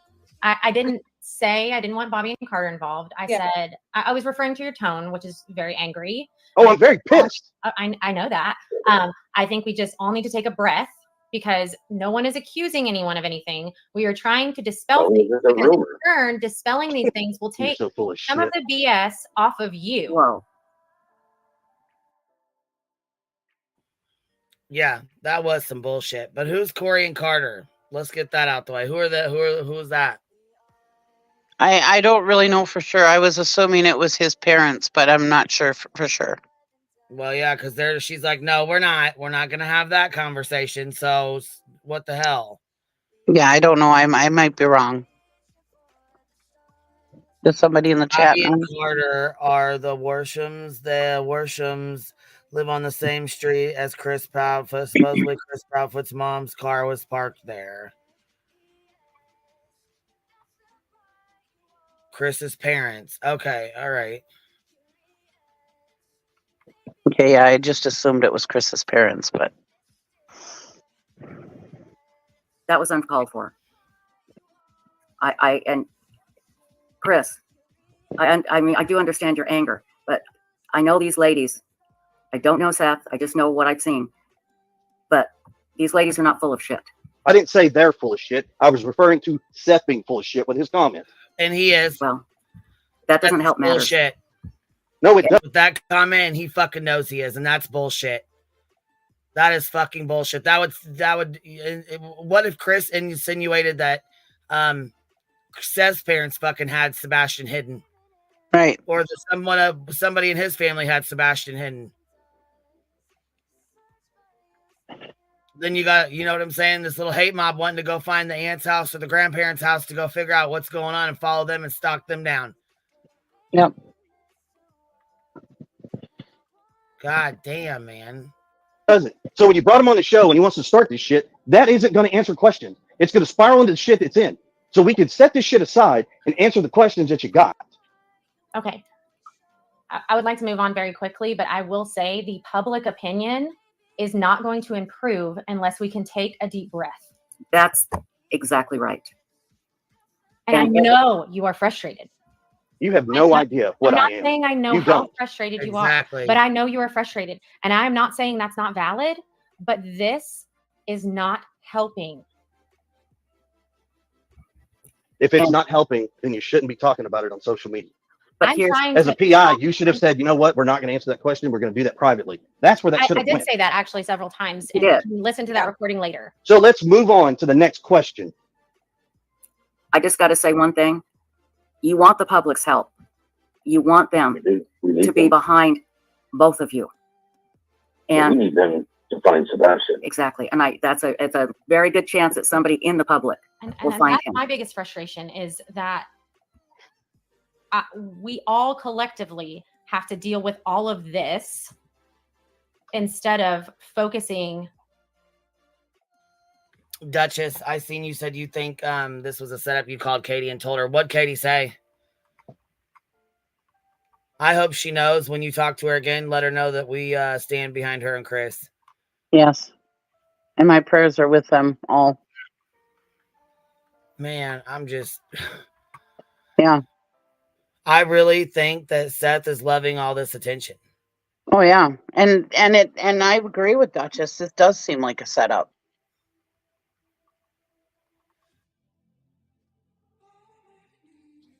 On Sebastian. Right, and it's a disadvantage to Sebastian. Really, it's sad because we're not any closer to finding him as long as we're all arguing like this. Yeah. And mods in chat, you're removing these comments, I hope, because I've been removing some too, and we've got extra people, extra mods in chat. Anything rude that said, they're banned, they're gone. Okay, so we'll get them out there as quickly as possible. And let me go through chat really quickly here to get some more questions here. You've been on here for many hours, and I so appreciate this. I really, really do. So, Can Chris hear me? yes, you can. Can you? Well, you can't throw us in a back room so we can talk real quick. I wish I could. I wish I had that ability, but I don't. I can take you both off, and you can call him. You want to do that? Let's finish this first, and we'll do that after the fact. Let's get these questions out of the way. Chris, listen, you may not like my opinion,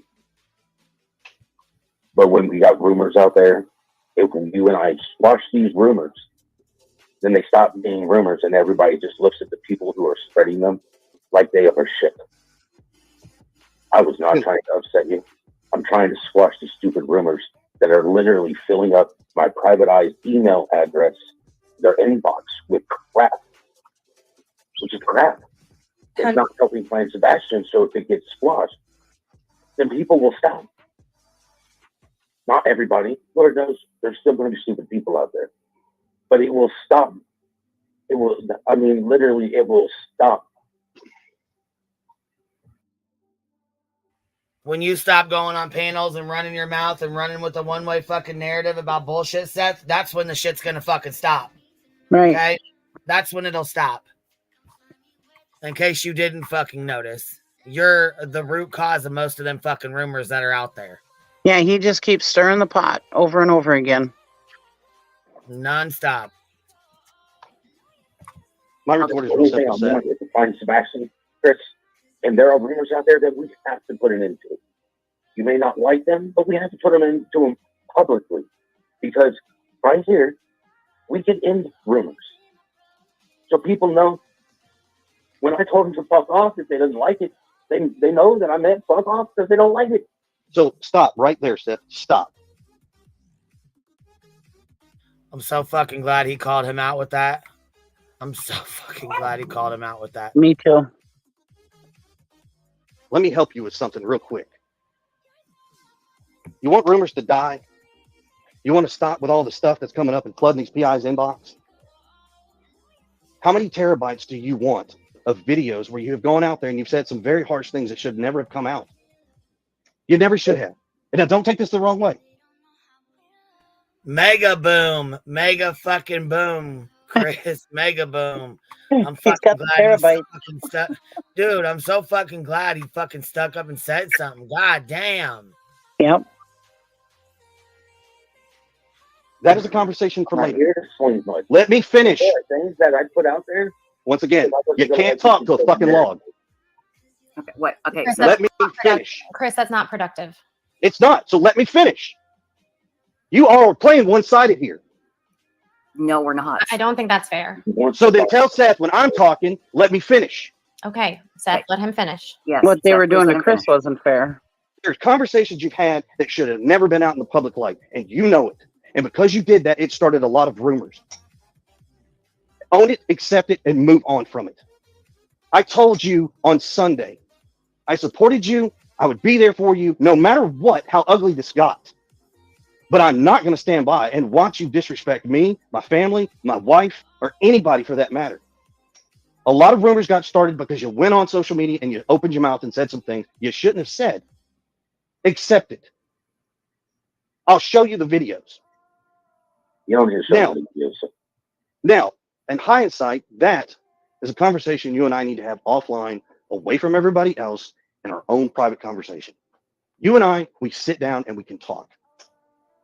Literally, you had people watch us doing it Sunday at that vigil. Well, They were snapping pictures because they were trying to get some juicy information. Trish, So let's answer. can we move on to the question? Yes, please. Yeah, let's. There's a question here in chat, and I've heard this. And Chris, this is a good one. I'd like to clear up. Is it true that Chris told Seth, "You will find your son at church"? No. Okay. No. That's what he stated was, if I went to church, maybe I'd find my son. So in other words, if you went to church and talked to the Lord, is that what you were saying, Yes, Chris? that is what the whole conversation in reference was. I have a question. You go to a church and you'll find it. Hold on, Seth. I'm sorry, Chris, finish. I'm sorry. I'm talking because why? I understand. I see where people got that. Right. But that is a conversation that Seth and I had privately. You know, I'm sorry, but we're not going to sit here and drag certain things into this. It has nothing to do with it. I told Seth, basically we should all go to church. We should pray. That's exactly what it was in reference to. Understood. Seth, go ahead. It's your turn now. There's better ways to have said it, Chris. Okay. Oh, shut the fuck up. There's better ways you could have said stuff your goddamn self. So what are you even talking about? I'm so irritated with Seth right now. Let me just shut the fuck up and sit on my hands. Seth, I didn't say anything about you not going to church or going to church. Can we go to the next question? Sebastian? No, it's not. Can we move to the next question? All right. Thank you. Okay. How about this? Because you guys have been on here for almost 3 hours, and I really appreciate it. And I do think Chris and Seth need to talk off air. Let's talk about what we do know. We do know, and this is how we started out the live stream. We do know that Sebastian was last seen publicly at Texas Roadhouse on Sunday. We know he was seen on camera taking out the garbage at some point. We know that there is a possibility that the cameras did not pick up Seth leaving the house because it was so dark. Sebastian. I'm sorry. What did I say? I'm sorry. I'm so sorry. Seth, I'm sorry. You're not missing Seth. You're right here. Sebastian. I'd like to be missing. Yeah, I understand. I hear you. Sebastian was not seen. A possibility that Sebastian was not seen leaving the house because it was too dark. Okay. There were certain scent dogs that hit on Sebastian. There were 3 of them that went down to the retaining pond. According to Chloe, that retaining pond has been searched. It was actually been drained and it has been walked and searched. Okay, so that's good. I think that's what we know about that night and the hours before he went missing. I think that's all we know for certain. Now, I want to ask all of you, what is the next step? Chloe and Heather, I'll go to you two first, and then I'll go to the two gentlemen. I'm sorry, my dog was barking. What did you say? That's okay. I said, what is the next step? What is the next step for you? What is the next step for the public? What would you like us to do? What do you think you guys are going to do? Well, for us right now, we are really focused on getting Q in.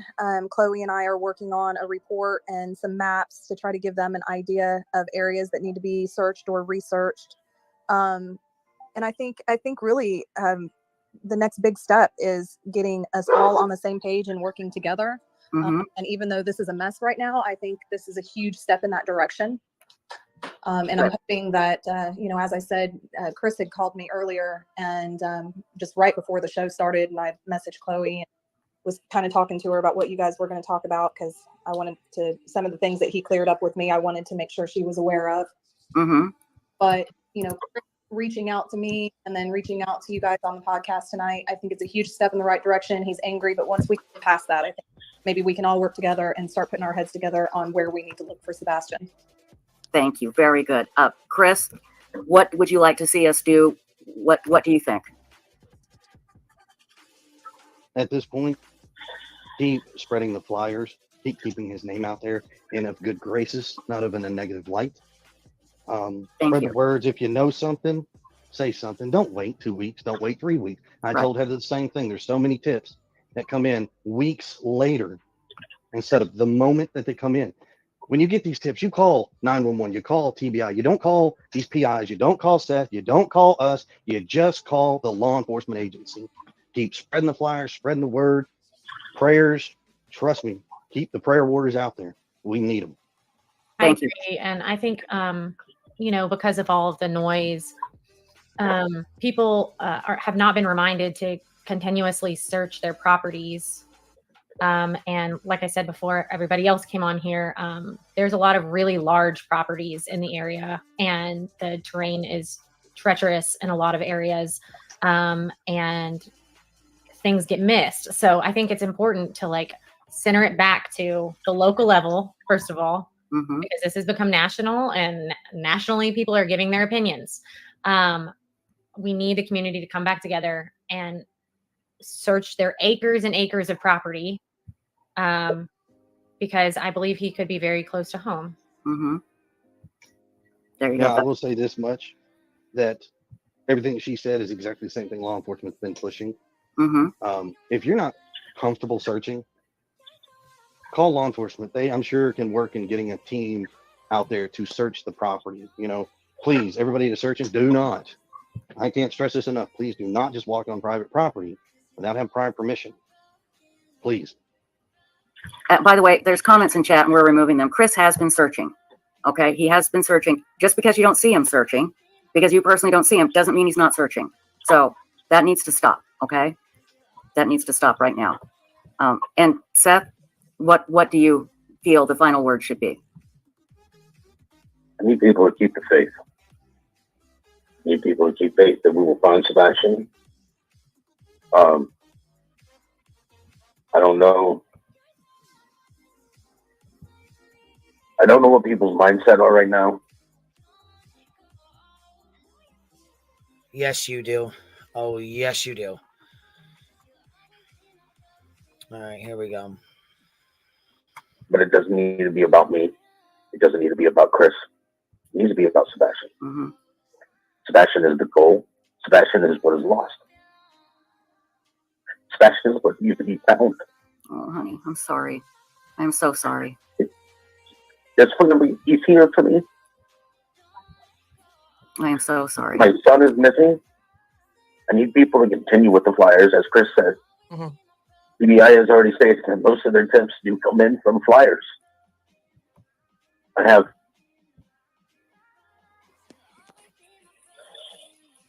Okay. I have 100% faith that the humanity still exists out here, but we can come together. Heads up, eyes open, see something, say something. Contact FBI, contact TBI, call 911 for your local. Tell them that, you know, you think you just saw the missing child from Hendersonville, Tennessee. Get them on it. All right. At the same point in time, if you feel that they're not doing it, you just fix it. Law enforcement is short-handed. All it takes for evil things to exist is good men do nothing. And that's good females too. I'm not, you know, it's just for evil to exist and continue is good people don't do something, they do nothing. Right. Don't fall into the simplicity. On your way to work, on your way to the corner store, on your way to Walmart, you might see my son. Absolutely you might see him, and I need you to say something. I need you to call 911 immediately. If you're not in Sumner County, I need you to call 911. After you call 911, call TBI, so that way they know that 911 has already been called. I have found that law enforcement groups do not communicate with each other, and I don't mean this as a negative, but I mean this as a Facebook lead came through, and I called Lebanon, which is here in Tennessee, and they didn't even know that my son was missing. Oh, jeez. All right. I will second that with Seth. There's a lot of people out there that don't know locally. Right. They don't communicate, and they need to. They absolutely need to. Well, I'm not saying communicating. I'm just agreeing that he is saying that there's a lot of everybody folks. gets the information that is necessary. Somebody forgets to do a pass down, and the next officer on duty doesn't get the information that he needs. So he doesn't even know. It's not his fault. The officer before him could have been working a 16, or have even been working more than a 16, which is illegal. But we still have to have law enforcement out there.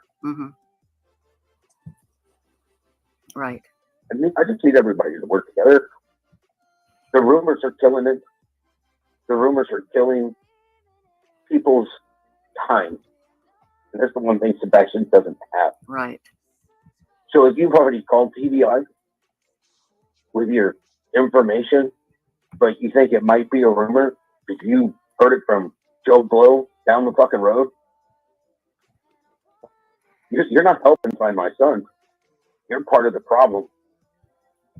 People out there listening and are doing the death threats, I will see you at my door. You want to sit there and pick on people, but you're a coward. You are a coward. And if somebody has my son, understand that I love him and I need him back. What the fuck is he rambling off? He started most of these fucking rumors. And death threats, yeah, they're coming from the goddamn group that you're a part of. Right. You know, the ones that stand behind you, the ones that are going off your fucking lead and your every word. God dang, man. I need him back. Not that I want him back, it's I need, because my life has stopped. Because Seth. My son is not here, and I find it hard to function. Can you ladies get a regular life without my son here? I'm sorry, Chris. Seth. What did you say? Go ahead, Chris. Right. Seth, I know what you're doing and I understand the plea, but hang tight, man. You and I need to get off this panel. You, me, Katie, PIs need to get on a phone call. Absolutely. Not on here. Our message is simple. Find Sebastian, you see it, you say something, you call it in. Don't wait. Don't go down this track, man. Don't. I'm looking out for you. Don't. Can I just say one thing? I He don't want is. to ever discourage people. He is, because he's spinning it to make himself look like a damn fool. So I'm glad that Chris had the wherewithal to stop his ass, because go Lord. And I thought that was very heartfelt to Chris to do. Hey, stop. You know, Yeah. and he was being, I mean, you could hear it in his voice. He was being very caring towards Seth. Yes, he has been. And I just feel like he takes advantage of that. And when I first saw, excuse me a second, I want to say this. When I first saw I think it was the first interview with Katie and Chris, maybe the second one, whatever. I could see it in Chris. He was really sad. He was really, you could see it in his face. You know, I mean, you more so saw it in Katie's face, of course, because she's the mom, but you could really see that he had been crying. He was really, really upset, and that this was taking him down too, you know.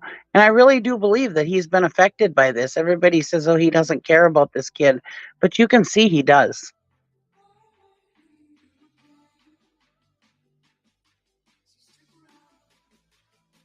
Oh, he absolutely does. And when he said my son and she said, no, you're a stepson, I thought he was going to come unglued.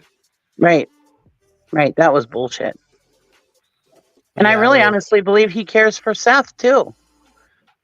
Just by the way he's acting right now. Yep. Helping him get a job, helping him keep his job. I mean, right. He didn't have to do all that. He did it because that's Sebastian's father. And like I said earlier, I remember him in the beginning talking really good stuff about Seth, about how much, what a good dad he was and stuff like that, that he would be there for him and blah, blah, blah, you know.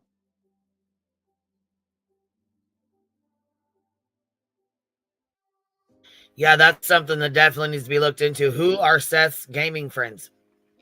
Because you know Sebastian was over there playing that fucking game. Right. So who are his online gaming friends? Yeah, and Seth has said that that Sebastian was online over there with YouTube and stuff. Yeah, so that needs to be looked into. From reaching out with information that they think might be pertinent. Now, getting the same tip 100 times from everybody on social media, just sending the screenshot, did you see this? And we've already seen it 500 times. I mean, that's a little excessive, but I don't ever want people to think like, oh, this might not be important, because that might be the one tip that actually was important.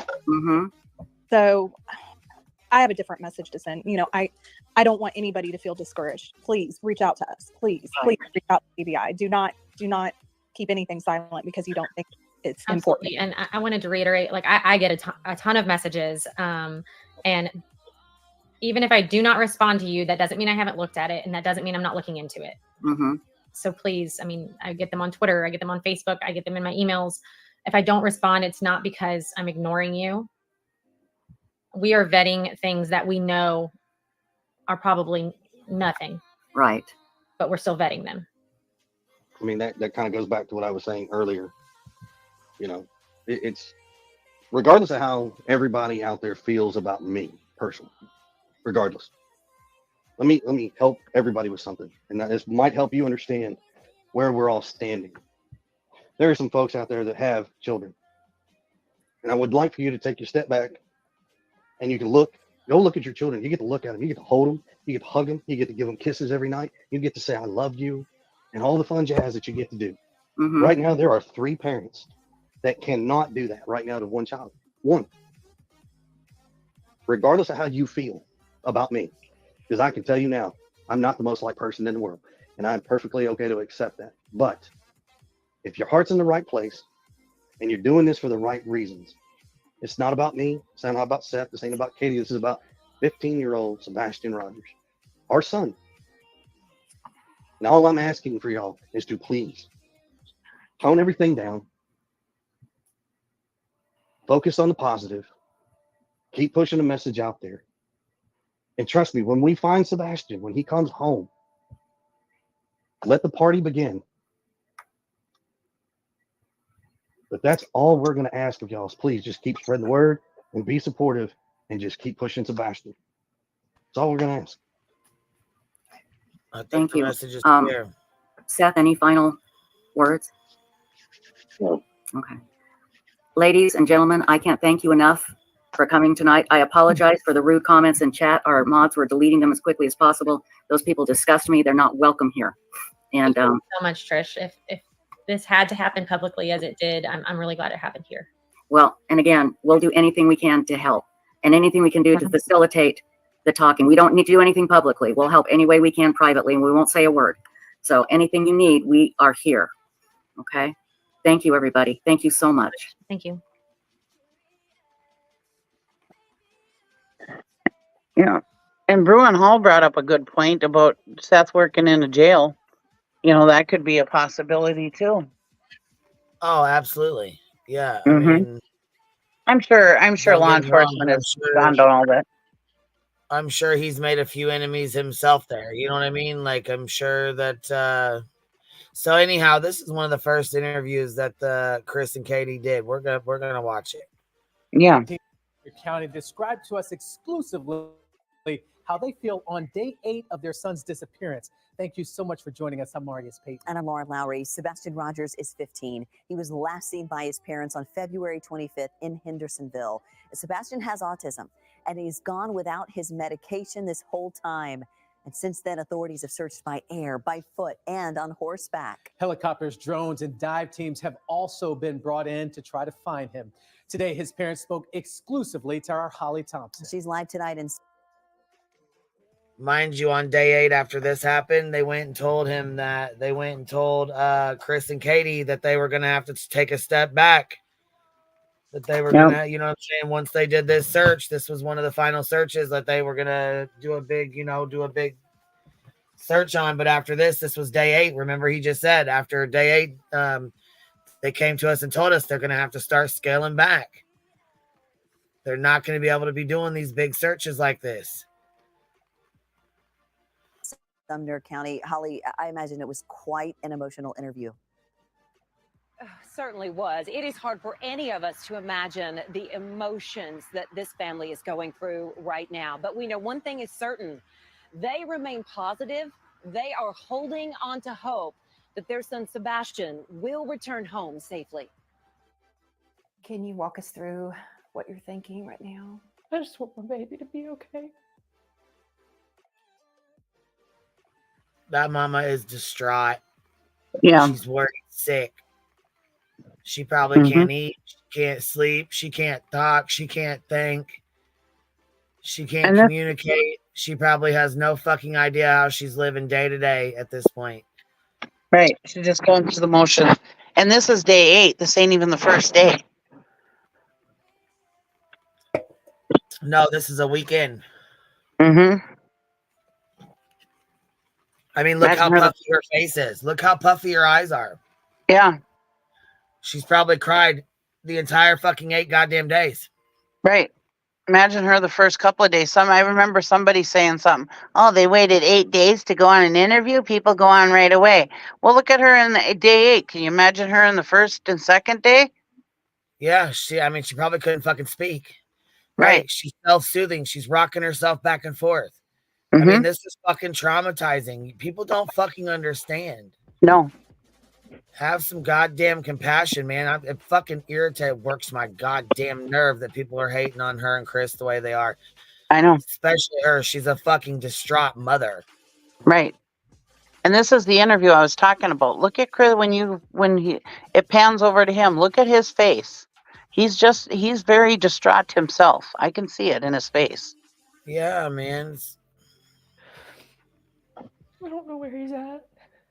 Mom Katie broke down several times in our interview, but says her hope is strong that her son Sebastian will be found safe and And I feel like if he did run off, he thought he was doing the right thing, and he thought he was gonna, he was gonna be okay, and he was just gonna go. You know what I'm saying? He was.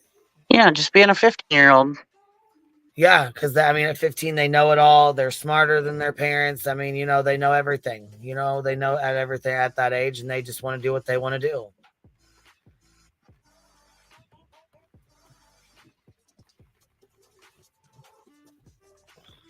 return home. He's going to walk through that door, and this street will be flooded again with family and relatives all waiting to hug and love him. And Stepdad Chris says it's been an emotional roller coaster that all started Sunday night, February 25th. Pretty normal. He was playing in his room. When I told him to go to bed, he did. He said, "Good night, Mom. I love you." Katie says she went to wake up Sebastian around 6 a.m. Monday for school, and he was gone. Within minutes, Katie says she was on the phone with Chris, who was working out of town, and they quickly called 911. And he's not a runner. He's never run away before. So you put your son to bed, right? You put your kids to bed. You go to bed. You get up to wake them up, and just close your eyes and imagine this. You get up to wake them up for school the next day, and you go in their room, and they don't answer you. So you go over and you're like, what the fuck? Go over, you pull back their bed sheets, and they're not there. Okay, so where the hell would they be? Okay, let's go check the bathroom. Maybe they went to the bathroom. You check the bathroom. Nope, not in the bathroom. Check the bedrooms. Nope, not in my room, not in your room, not in the living room. Front porch, back porch, sunroom, wherever else, dining room, basement. Check the whole fucking house. He's gone. Yeah. The first thing you do is call your husband. What the fuck? I just got up this morning to get Sebastian up for school, and he's gone. I can't find him. Right. Chris is probably like, what? What? Getting up out of bed. What'd you say? Yeah. Immediately, the police get out. She calls the police. And who knows? We don't know if she went screaming through the fucking house. We don't know. We have no fucking idea. No. She did say she did go out in the car and went to the school and whatever, but Yeah, yeah. fuck. I mean, when they're not at home, you get where else? What else? What are you gonna do? Right. Fuck, if they're not in my house. Okay, I'm gonna get in the car and I'm gonna start walking around. I'm gonna start looking around the neighborhood. I'm gonna start walking around. I'm gonna get my fucking car and drive around. What the fuck? She's living every mother's worst nightmare right now. Yeah. We've all had that nightmare.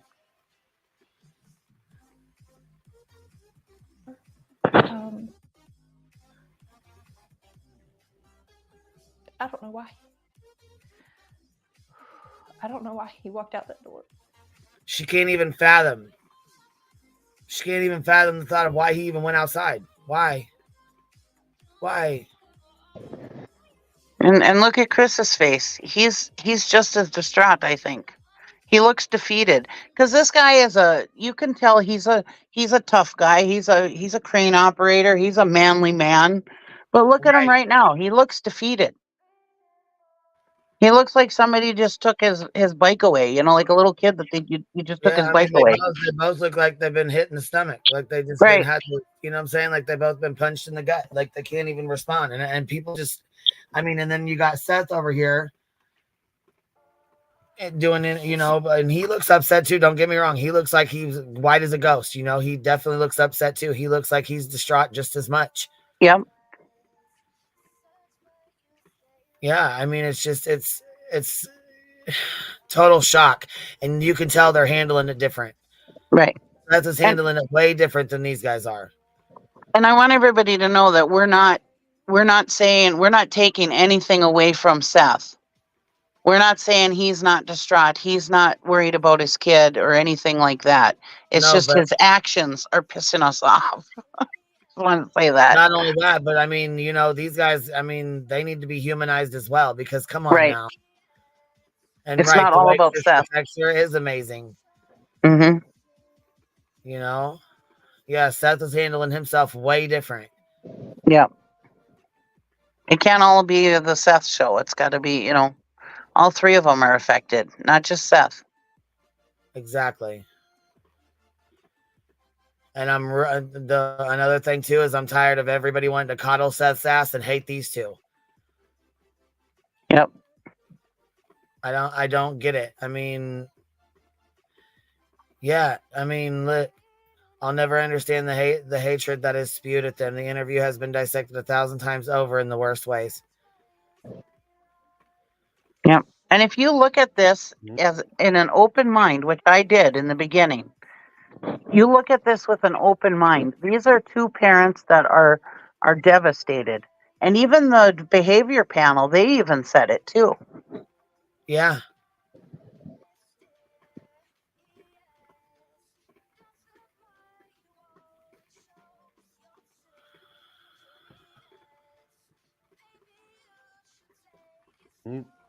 He's a good kid. He's not a mischievous child by any means. Katie and Chris say Sebastian is not on social media. While he loves to play Minecraft, they tell me he does not have any online capabilities. I asked if there was any reason he might want to leave. We've been combing over that day and even the weeks before he left, and I hadn't been able to figure it out. He's that morning he was laughing, he was joking. It's as if Sebastian vanished. No sign of him on any video throughout the community.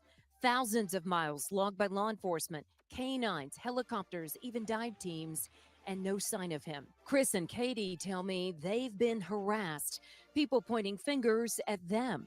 You're not in this situation. You don't quite understand. I wish people would step back, take a different wide open view, and not assume what they know. It's just better to stick to the facts. Are you both in the clear? I can tell you that Mom, myself, and the father have worked very fully and cooperatively with all agencies across the board. We have anything that they've wanted, we have provided. What do you want to say to Sebastian? What do you want him to hear from you right now? That we love you so much and we want you to come home and you're not in trouble.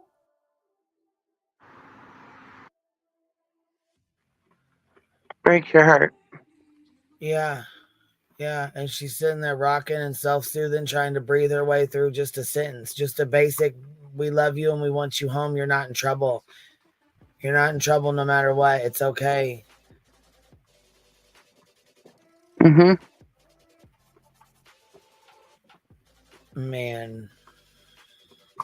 Yeah, I couldn't imagine. I don't want to imagine what they're going through. I couldn't even imagine it.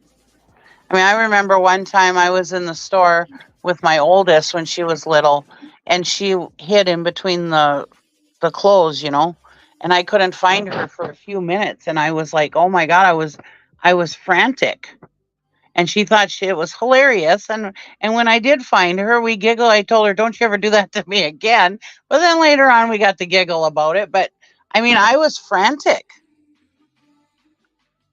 I can't even imagine. Anita says here, watched last night for the first time. I need people to go back and watch early interviews where CP and KP, they both have stated all doors were locked last night. CP stated the one door was open. No, he stated that he could get it. He could unlock it. He knew the lock to get it open. He knew the code to unlock the door to open it. Yeah. Yeah, I don't know. How can people see her like that and turn around and bash her the way they do? I really don't have any idea. Because they want the drama. They gotta, like Gray Hughes said, they gotta have a boogeyman. Yeah, grab your torches, kill the beast, kill the beast. Right. And that's all it is a witch hunt. And the problem is Seth is stirring the damn pot. Yeah, and that's one of the root causes of it. Just like he pulled that bullshit, 4,000 people in chat, and well, there was a rumor he went with your parents to Alaska. Right. But to boot camp. Get the fuck out of here. What the fuck? And why would you not call him and say that instead of saying it on social media? Right. I mean, what the hell? That's why I say he's pretty naive, and I don't think 5 lives. Chris's parents stole Sebastian, took him to Alaska. Like, come on, man. For boot camp. How stupid. Right. I mean, 55 clickbait titles. You're gonna have Dolly going live all week long about him going to boot camp now. Yeah. I mean, come on. That's why I say I think Seth. I don't think Seth is too bright. I think he lacks a little bit of intelligence. Like, how many enemies did he make being a correctional guard? CO. Right. I'm sure they weren't his best friends. And he obviously has a big mouth, and he might have been talking about his kid and stuff about his kid and where his kid goes to school. He might be talking to them inmates and stuff. Who knows?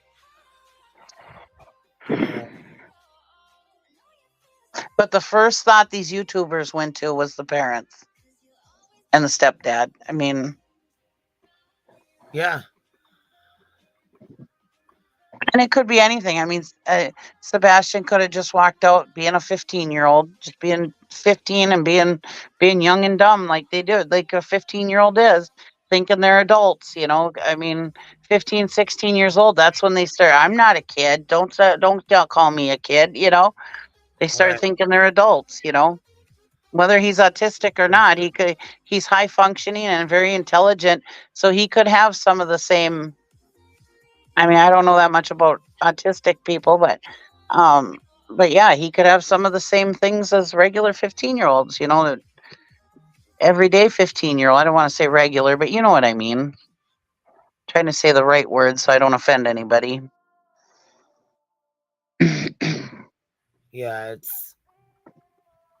hold on. B still could be, I respect you, but I just feel one side is Seth, and the other side is Chris, and I think it should all stop for the sake of Sebastian. And I live this is what I'm hearing is so sad. Absolutely, it's sad. It's very sad. So sad. And I think you would be very upset if it was you and your husband, and you guys were searching for your missing child, and then your ex-husband was over here just bashing you all the way, and putting rumors out there and saying things, and then you start getting death threats and harassment so much you can't stay in your house. You have to leave your home. You have to go 3 hours away just to feel like you're safe. You're still being stalked down. You're still being followed. You can't even dye your hair. You can't go to the store. You can't go make a payment. You can't do anything because you're being followed and having pictures taken of you nonstop. Mm-hmm. And bless you, Bill. Be still. I'm really sorry that this happened to you. But and like I said, we're not taking anything away from Seth. And I'm sure he feels like he's all alone in this world and whatever. But it still doesn't give him a right to bash the parents like he has been.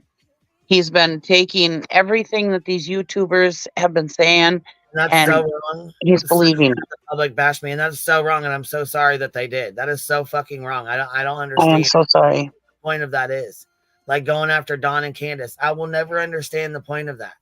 Yeah. Going after Michael Vaughn's parents. I will never understand that. For what? Yep. What does it accomplish? Yep. I think that's why I'm so frustrated with Seth, because he come out and instead of just being all about Sebastian, it was all about these, details and things that happened and traumatic things that happened, and blame Katie and blame, this and he was last one with her. So it's her fault. And I think he still holds resentment towards her for that. Right. And don't you think she's beating herself up already? Yeah, I don't I think you remember, need to beat her up more than she's already beating herself up. everybody says about social media though, but I She's probably remember, that thud. I should have went and checked. I should have checked the windows. I should have checked the doors. I should have checked right. that thud. I should, you know what I mean? She's probably, beating herself up over every second Mm-hmm. of, I remember back in the 90s, I've talked about this before with Jacob Wetterling, and he was abducted by somebody, a man, and there were two other kids, his brother and a friend, and they were riding their bikes, and the guy told the other two to get down, and he took Jacob, and excuse me, and he was missing. Well, wouldn't you know it, people still bash the parents saying that the dad did it, but there were eyewitnesses, the other kids, wow. 12-year-old kids, I think they were about 12 years old, and yeah, they still bashed, and that's why Jacob's mother Patty had to, I think her name was Patty if I remember correctly, and she had to start being the face of on the media, and put her feelings aside and start going on camera, because they hated the dad. They thought he did it and that he was responsible. They were at a dinner party with all their friends. So I mean, he had a alibi. And don't you think if it was Jacob's dad, the other kids would have said it? I mean, Right. and they still bashed those parents terrible for years. Haunted by the what ifs, absolutely, and the unknowns. Mhm. The Yeah. the unknowns are awful. B still says I will come up in a couple of days. My thoughts can't be put into the chat. I do have a lot to say. I would love for you to come up, love. I would love Yes. for you to come up, but I don't want you to be uncomfortable, and I don't want you to speak on anything that you're not ready to speak on. Right. So, only do what you feel that you can handle, and only to talk about what you want to make public. Mm-hmm. One channel did an entire live comparing Chris to Dylan Redwine's dad. Are you fucking serious? Somebody was talking about Chris being like Don Wells today, the person that we don't talk about. Oh my God. That he was only trying to get everybody to be his friend and blah, blah, blah. No, just dumb, dumb, dumb, dumb. Yeah. I don't think he cares about people being his friend. I don't think that's No. what Chris gives a shit about. I don't think Katie cares either. They're grown adults with children. They're married. I don't think they give two shits about having friends. Right. Or making friends. You know what I mean? I think Sebastian was the one that was really concerned about that. And I think when it came out that, he just really wanted friends. He just really wanted to be, Oh, yeah, have Sebastian. friends. Yeah. And then all of a sudden he was going to move to his dad's and be in homeschool. And I can't imagine him wanting to go move to his dad's and be in homeschool. And when he wanted to be in the school and find friends. Right. Why would he want to go homeschool? For what? Why would he want to stay at home when all he wanted was friends and to hang out and be normal? Yep. I guess I don't understand that, Yeah.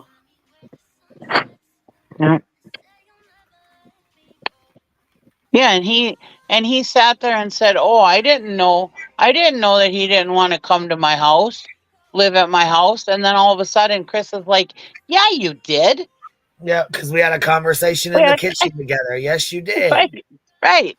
So it's like you can't trust what Seth is saying. Yeah, it's What was that, like twice in that interview we caught Seth in a lie? Yeah. Both times. Or Yeah. 3 times because of the lie detector test too. Because he always kept it open-ended after, because I said he kept it open-ended after that. Yeah. So that's 3 lies in that less than 3-hour interview that we caught Seth in a lie. But does anybody call that out? No. But because that woman who lost her child couldn't remember certain facts, and she omitted some things, probably because she didn't think about them. Right. and said them in another interview. So automatically she's lying. It's like, okay, I have no clue what she's going through, but like when my mom died, you just go through the motions. You're not even thinking. You're just going through the motions. Yeah. And it's hard to, my cousin had said, hey, come and talk to me about food. Well, we had planned the whole entire funeral. We completely forgot all about food. And if you know me, that is my thing, like to throw parties and to throw food and to feed everybody. And, that's, just not, but yeah. And I mean, of course, I'm not comparing myself to her, but I'm just saying, me just losing my mother, I was that way. So her losing her kid, I can't even imagine what she's thinking. She can't think at all, I bet.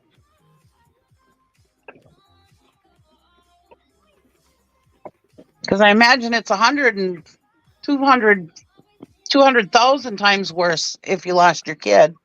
Right. I mean, shit, she could barely fucking breathe. She was trying to do breathing techniques. Yeah.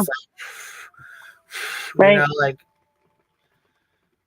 Right. But these assholes on YouTube sit there and say, oh, she's faking it and blah, blah, blah. That's a lot of anxiety on top of, I think it's, a little bit of anxiety, PTSD from serving and having this happen. It's traumatic. It's trauma. Yeah. Like self-soothing, like rocking back and forth. She's teaching herself how to soothe herself at this point. She's like, and it seems like she's, in my opinion, in a state of shock.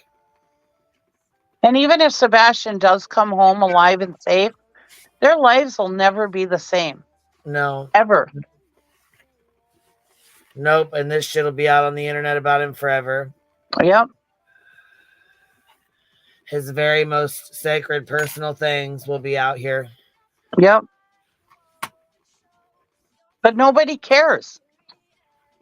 Nobody cares what they're doing to this family. Thanks, Dad. That's a nice thank you.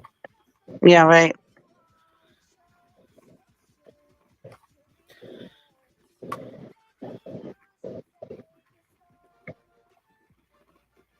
And that's 8 days in. And not only that, but she's trying to breathe. And then they come tell her, well, you know what, ma'am, I'm sorry, but we're going to have to scale back. We've done what we can do. We've searched all we can search, and we're going to have to scale back at this point. Right. I mean, what the fuck do you do? I mean, what do you do? But Chris and Katie, they're being realistic.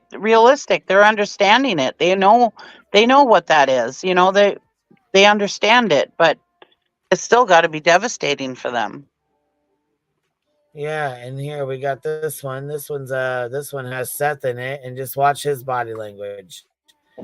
Okay, this is 2 months. Sebastian, it's been 2 months today since Sebastian Rogers disappeared. That case has gripped Middle Tennessee with little to no clues as to what happened.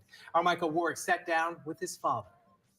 I met Sebastian's dad, Seth, here at this Clarksville playground where the two of them used to love to go. We talked about how it's been in the 2 months since Sebastian went missing and the investigation itself.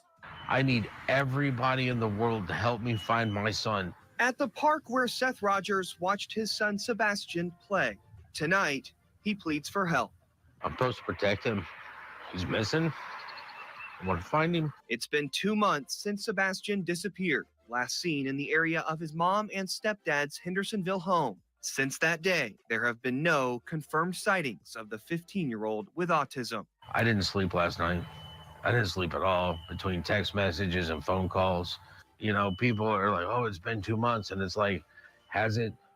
Because it hasn't felt like 2 months to me. It's felt like one continuous long-ass day. Large-scale search efforts by ground, water, and air came up empty. Seth's now hired his own private investigators. He wants people to keep sending in tips because the next rabbit hole they go down could be the one that leads to his son. Do you have a belief I believe to what happened? As for what happened, no. Because I have no information on what happened. But I do believe that policy needs to be changed. When an autistic child supposedly walks out the door and disappears, it doesn't need to be classified as a runaway. It's a missing person. There should be an Amber Alert done immediately. Seth admits he's curious as to what the dynamic was inside Sebastian's home before he went missing. The TBI maintains there's no evidence of foul play. Bringing people together to pray, to ask God to show us a light. Seth tells me prayer has helped. He, along with about 100 others, will do that tonight at a Light the Path event for Sebastian in Sumner County. Michael Warwick, WSMV4. You see that? He even called out the parents on the news, for God's sakes. Yep.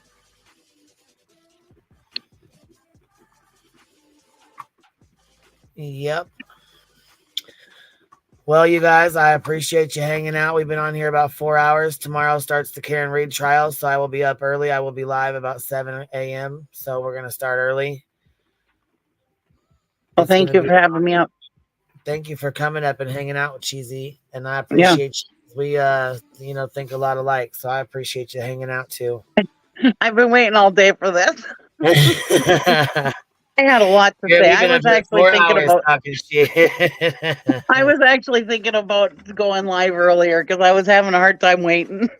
Oh man, I was like, well, we had that tumbling. She was in state and made national, so we were busy with that most of the day. And I was like, I knew I wouldn't be on until 5 or 6, and then I was exhausted, so I was like, man, I'm not gonna get a late start till 7, 8. So I was like, geez, we did too. It's like 12:45 at night, and I got to get back up at 5:30 in the morning. So I'm gonna get about 4.5 hours of sleep. Then I'm gonna get up and get them ready, and then get on here and get this going because it's tomorrow. It's gonna be a major thing, y'all. It's gonna be a big thing. It's gonna be a big fucking deal. Well, I'm glad you went live tonight. I appreciate JLR's it. gonna be there yelling. Karen will be there. Tom will be there. That I'm should sure be Claire fun. will be on the radio. I don't know if Dolly's going, but I know other people plan on going. Yeah, they'll be playing Glare over the loudspeaker. I know the lawyers. There's some lawyers that are planning on going and being there. So Court TV will be there. A lot of the bigger news affiliates will be there. So it'll be interesting to see what happens with JLR there. Maybe we'll see the women throwing their bras at the speaker at Glare. Oh God, wasn't that funny?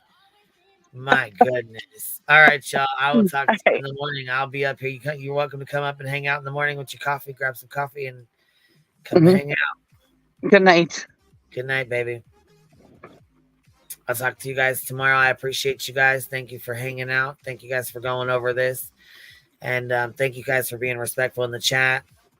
You guys were really nice to RJ. He is blind. He is a legit person, and he was a very, very good panel guest. So I really appreciate y'all showing love and being nice to him. That's very respectful, and I appreciate y'all. I will catch y'all on the flip side. I will be live in the morning. I'm going to start early, probably like 7 or so. That's like 5 o'clock Cali time. And I think like 8 o'clock, 8 o'clock-ish New York time. So, yeah, I'll catch y'all tomorrow. It's going to be interesting. Good night, everybody. I'll see you in the morning. You ain't got to go home, but you can't stay here, little bumbles.